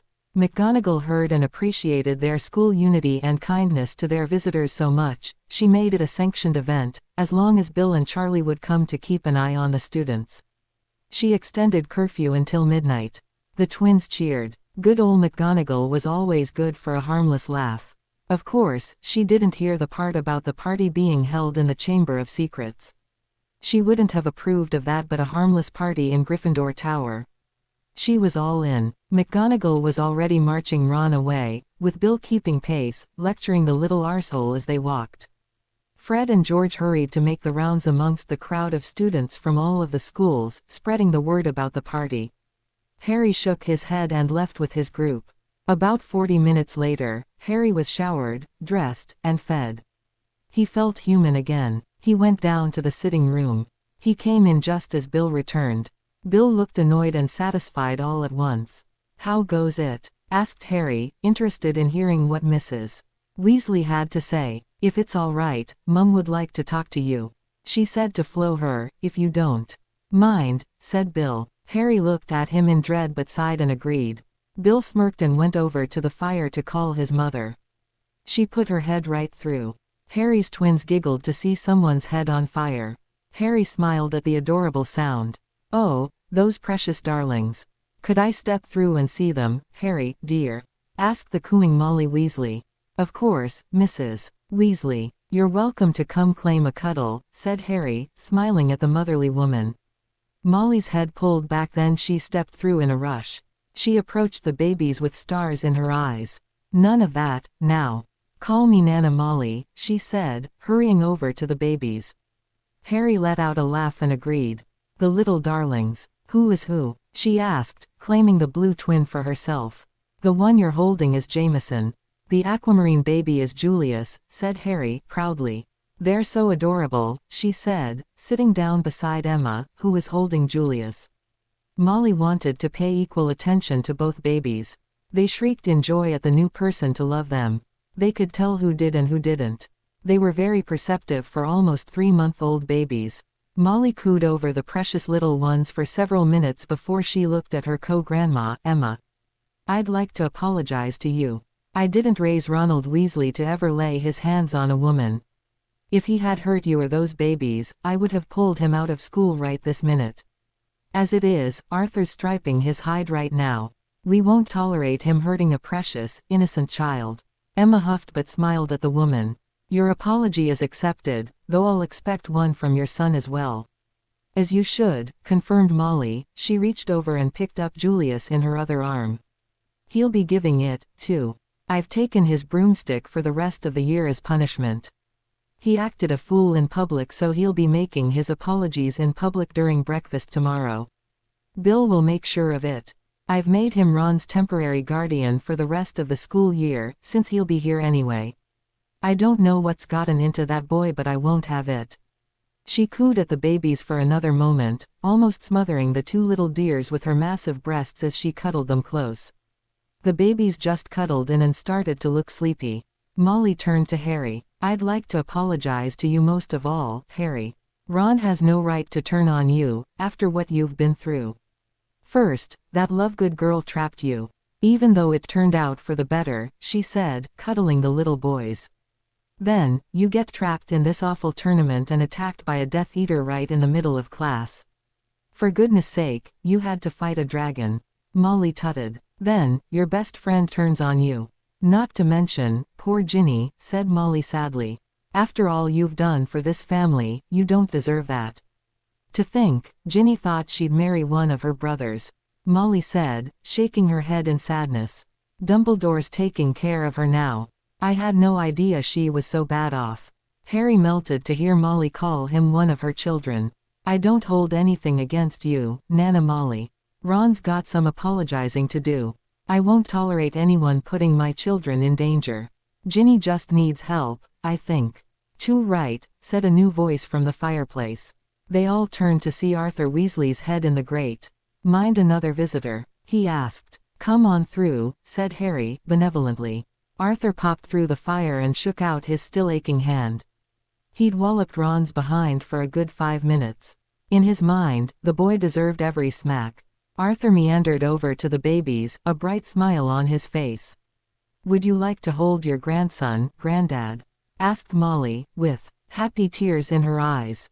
Arthur took a seat. Molly passed over Jameson and squeezed Julius just a little more. The boy gave a sleepy smile and laid his head back on her bosom. Arthur gave Jameson a good cuddle and turned back to Harry, seriously. I won't tolerate Ron's behavior. He knows to never lay his hands on a woman or a child. If he does it again, we'll homeschool him. He knows what the next consequence he'll face is, if he does anything like that ever again.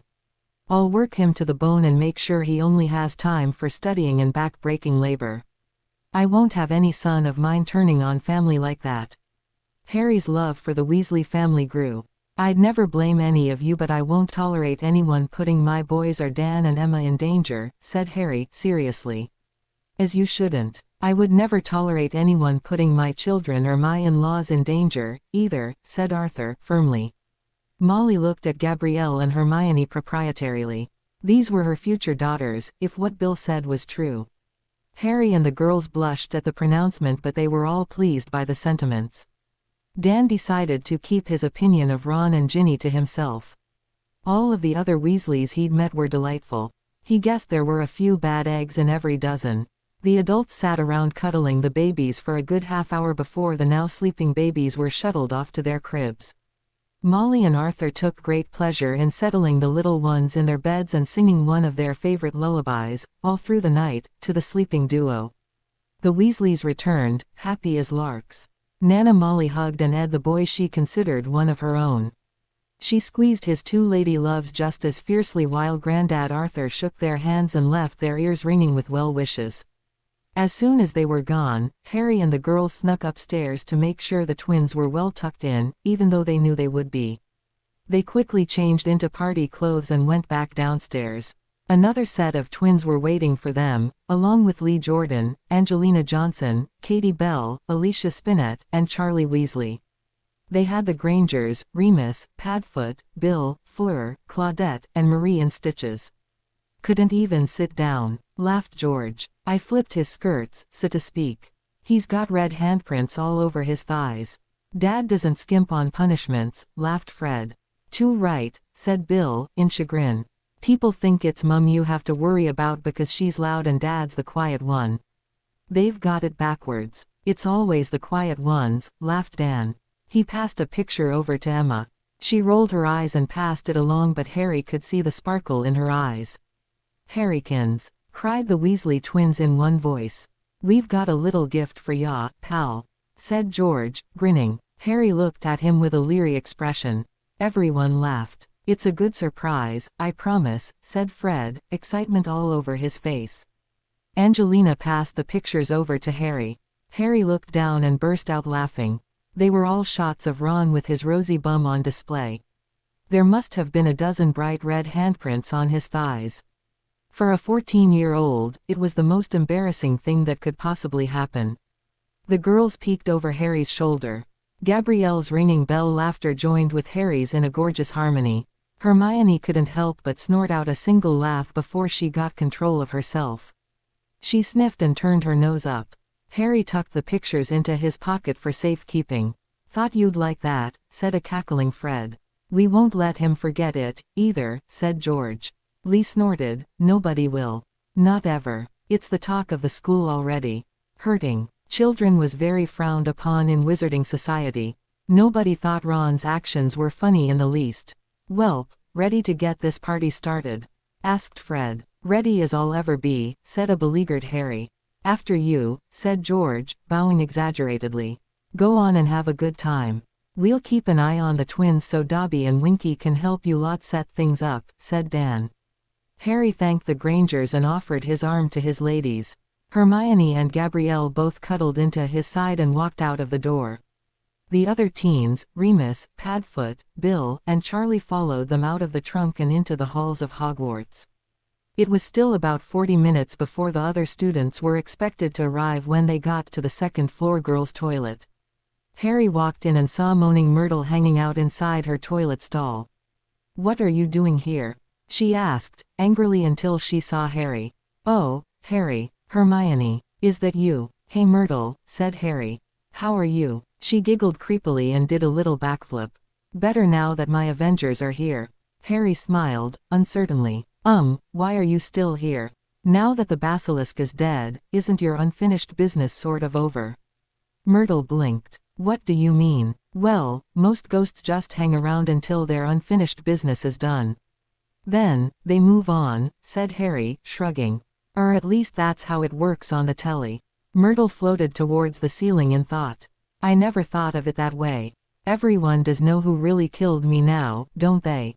And the basilisk is dead.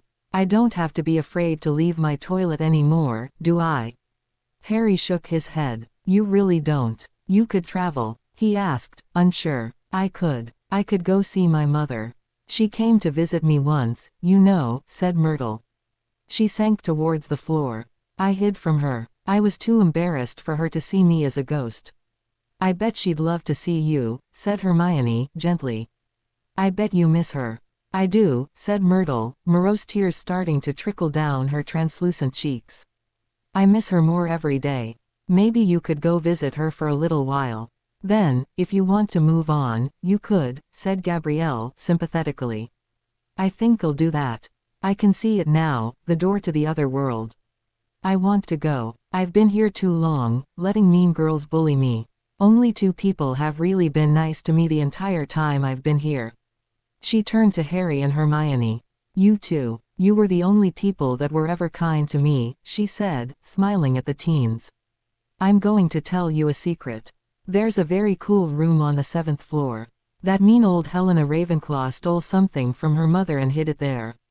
That horrible boy, Tom Riddle, the boy who killed me. He corrupted it and hid it there. You should get rid of it. Harry looked at the girls, Remus, and Bill. An evil item from Tom Riddle. Sounded like a Horcrux. How do we find the room? Asked Harry, urgently. Just go to the 7th floor and find the portrait of Barnabas the Barmy, teaching trolls to dance ballet. Walk back and forth 3 times. The room can become anything you want, but one thing it can become is the room of lost things. You'll find it there. Beware the taint. It's quite evil, but after you cleanse it, Helena will go and so will her murderous beau, said Myrtle, her form starting to glow a brilliant white instead of a dastardly gray. I'm going now, Harry Potter. Best of luck to you. I hope you don't end up trapped in a toilet like me, said Myrtle. Her form became a blinding white. She shattered into a million multi-colored points and swirled away through the ceiling. What's that Barmy ghost on about? Asked Fred. Just nonsense, I'm sure, said Remus. Come on, let's get down to the chamber. Your other party guests will be arriving in about 40 minutes. Padfoot barked in agreement. Right, said the unconvinced twins. Anyway, let's go, said Harry, hurriedly. He walked over to the sink and hissed for it to open. They all looked down the slimy hole in dread. Do we have to slide down that? Asked Fleur, disgusted. There's got to be a way to get stairs. I can't imagine Slytherin sliding down a filthy pipe, said Bill. Harry decided it couldn't hurt to try. He concentrated on the pipe and said, stairs, in Parseltongue. A ripple started at the top of the stairway. It bumped downwards in small waves that left stairs in their wake. That's what I'm talking about, said Lee Jordan, excitedly. Winky, Dobby, could you come help us clean this up, please? Asked Harry. The 2 elves popped into the room, along with about 15 other elves and 3 pallets. If it be okay, Mr. Harry, the other elves be wanting to help with the cleaning party, too, said Winky. Fine by me, said Harry, shrugging. What's all this? He asked. These is being snacks and treats for the students, said Dobby, excitedly. Dobby be getting decorations, butterbeers, and pizzas like you be asking. There was being many more things from the party store that looked like they would be being fun. Oh, and Dobby be getting all the prank things that the Weasley twins be asking for. Harry whirled on the twins. No pranks on me or the girls. Everyone else is fair game. The twins looked disappointed but agreed when they saw Harry meant business. They put up magical signs flashing above the open hole in the wall, directing people down to the party. Harry huffed and followed the whirlwind of singing, laughing elves down the pipe. The elves left flashing colored lights in their wake. Bill and Remus went first, casting spells to create slip-proof guard rails and stair covers as they went. Everyone insisted on hearing the tale of the Chamber of Secrets while they walked. It took almost 15 minutes to make it down. By the time they arrived, the elves had cleaned out the bottom of the arrival area so that the stones shined and colorful tiles covered the floor. Harry shook his head and opened the next door. The teens and adults entered the chamber proper. The elves squeaked and started cleaning with an absolute fury. Whoa, don't banish those skins. Pile them over here, said Charlie, in alarm. He turned to Harry. You didn't come back and claim the skins. Did you at least claim the basilisk? No, I didn't. The basilisk is probably still down here, Harry said, rubbing the back of his neck in chagrin. Charlie just stared at him. He ran forward to get a look at the great beast. Everyone else followed. Music started to fill the room as one of the elves set up a wizarding wireless and turned it on. The acoustics were fantastic in the huge room. Oh my God, Harry! Cried Hermione as she saw the giant beast for the first time. It lay in a crumpled heap, its jaws still open, its empty eye sockets staring blankly at the ceiling. Harry, you could have been killed, said a fretful Remus. Charlie circled the beast in awe. Bill turned to Harry, seriously. You saved our sister from that. And from Voldemort. Harry shrugged uncomfortably. The twins laughed and ran up to the thing. You killed this great beast with a sword. No way. The beast was almost 30 meters long and at least 5 meters wide. Venom glittered at the tips of its fangs. How much time do we have? Asked a breathless Charlie. Maybe 45 minutes before the students can get all the way down here, said Harry, confused. Plenty of time. Let's render it, he said, excitedly. What? Asked Harry, baffled. You can't waste it. It's almost 1,000 years old. Its life is worth more than that, said an offended Charlie. Said Harry, trying to figure out how to say no. He's right, Harry. This thing will be worth a fortune. You've got kids to take care of, said Bill, reasonably. If we all help, we can get it done in 20 minutes, easily. Harry still looked uncertain. If nothing else, think of the awesome basilisk hide clothes you can make, said Fleur. Harry rolled his eyes but glanced at his ladies. They both looked excited at the thought. Fine. Tell us what to do, said Harry, rolling his eyes. Charlie grinned and turned into a drill sergeant. 2 elves popped away to bring them a couple of space-expanded trunks from the Room of Lost Things.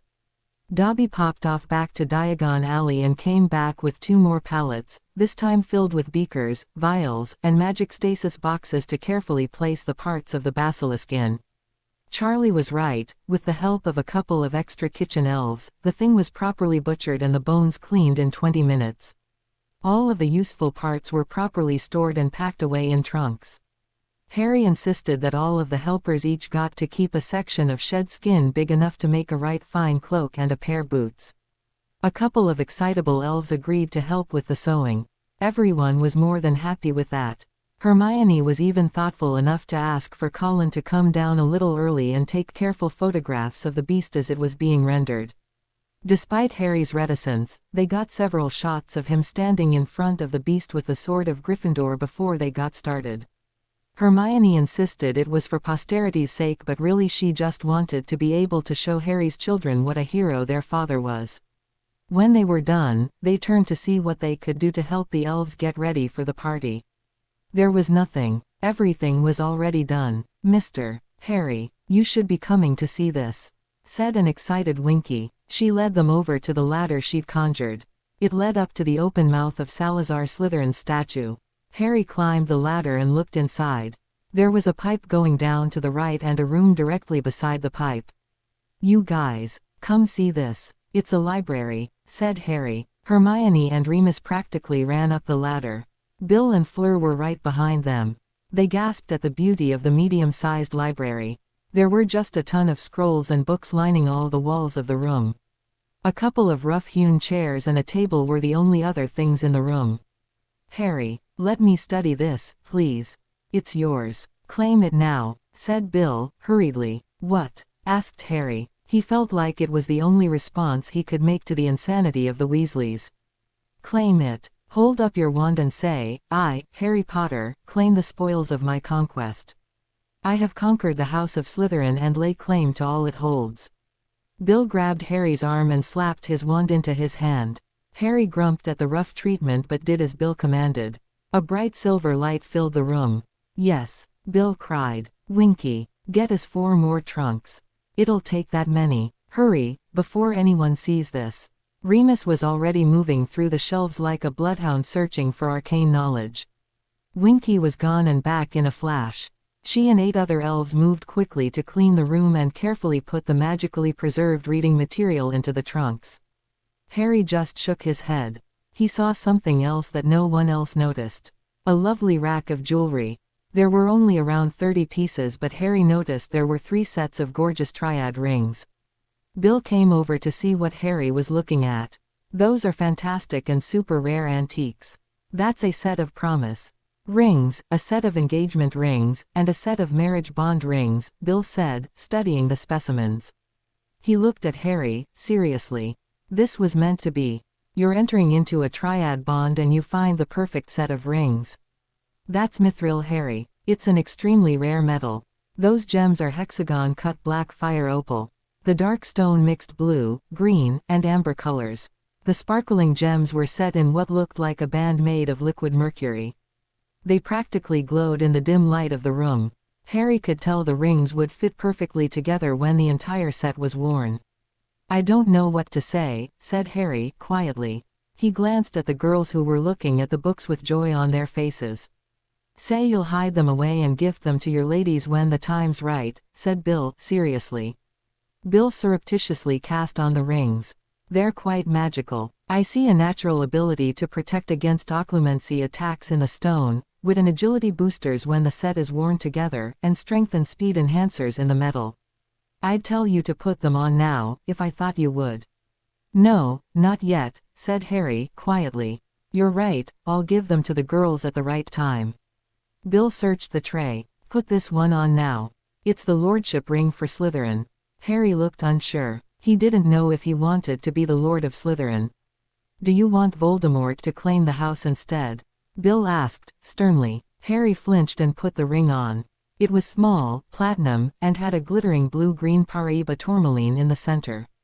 A small wind kicked up around the two men as the ring settled in and fit itself to the right size. The stone pulsed for a few moments before Harry heard a hiss come from the ring.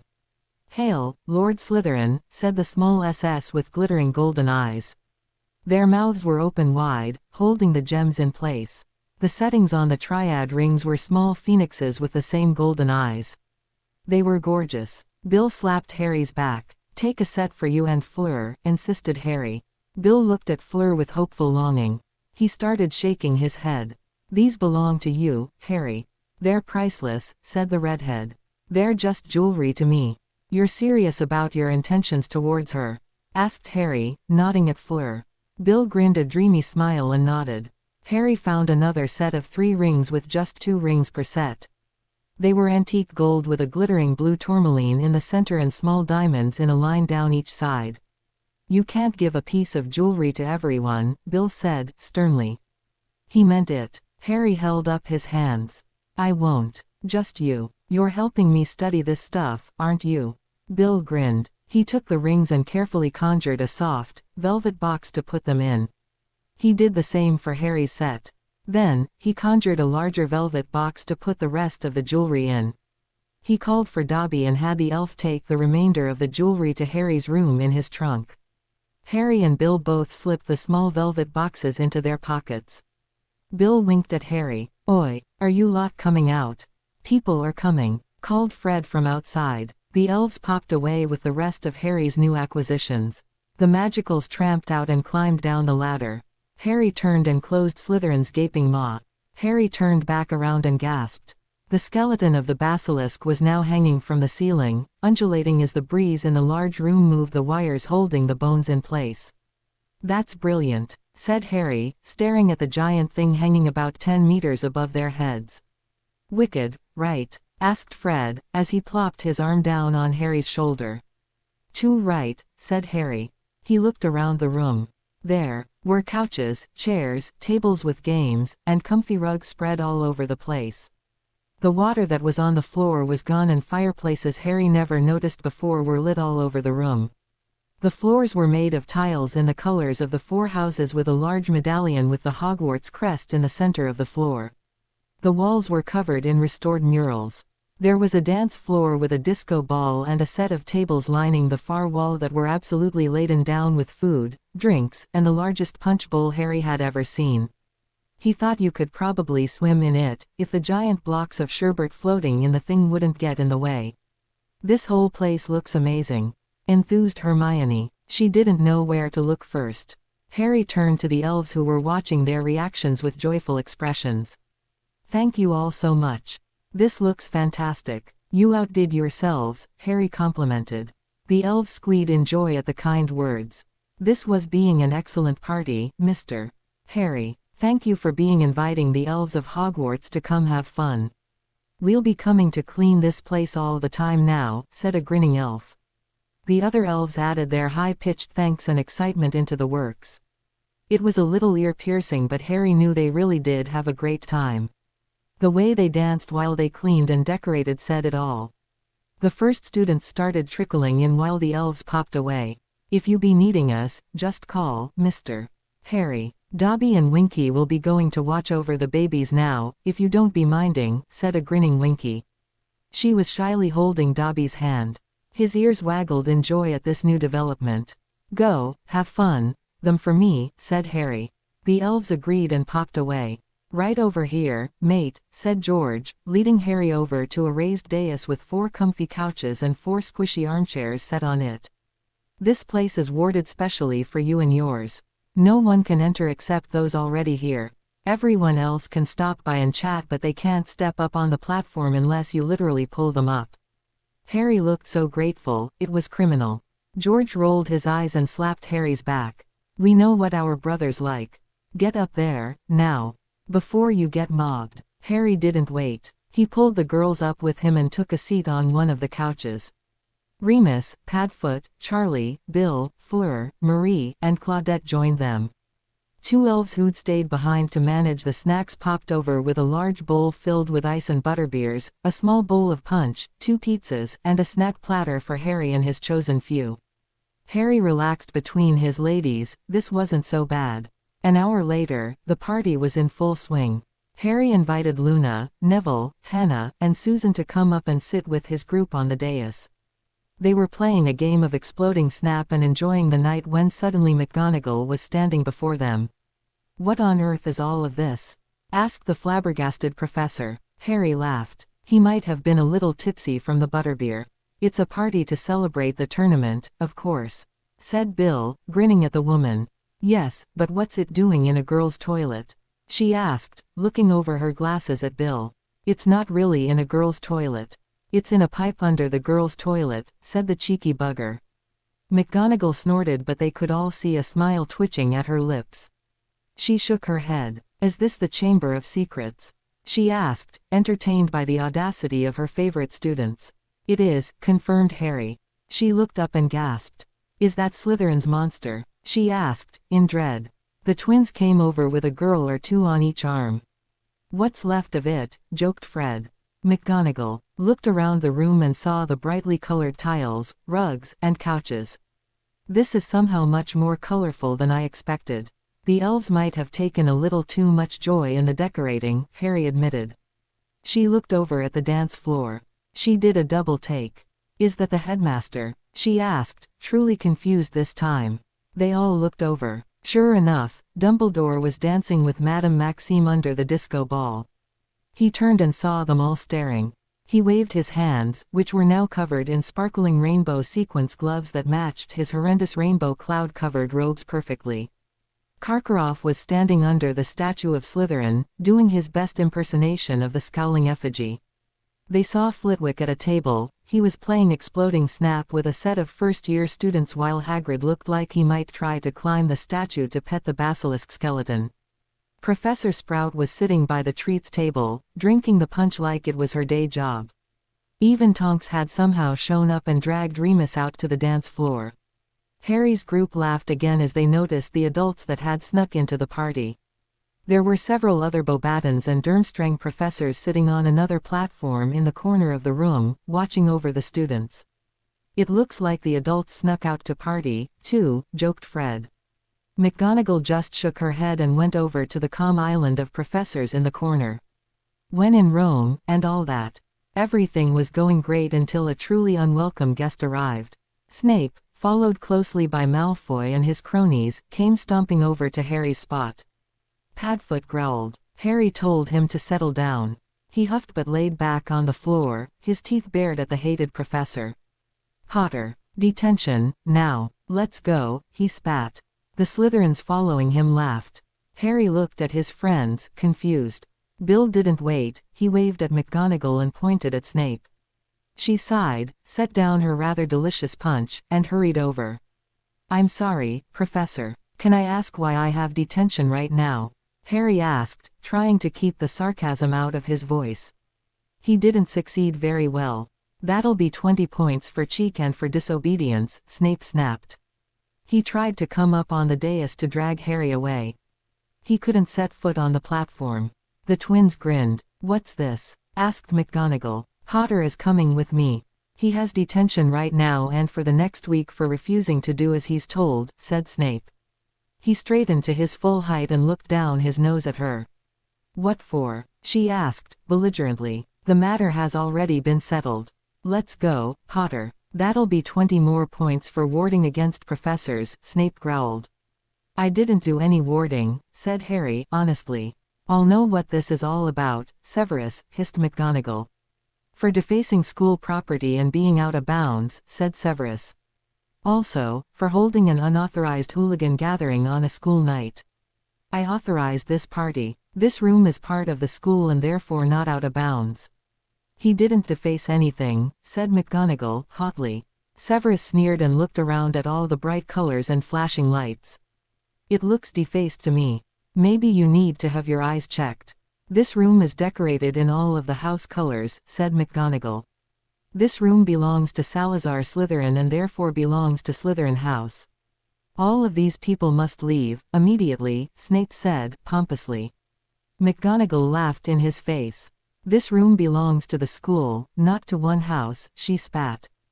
Bill shook his head. Harry claimed this place and everything in it. He's the new Lord Slytherin. This place belongs exclusively to him, said Bill.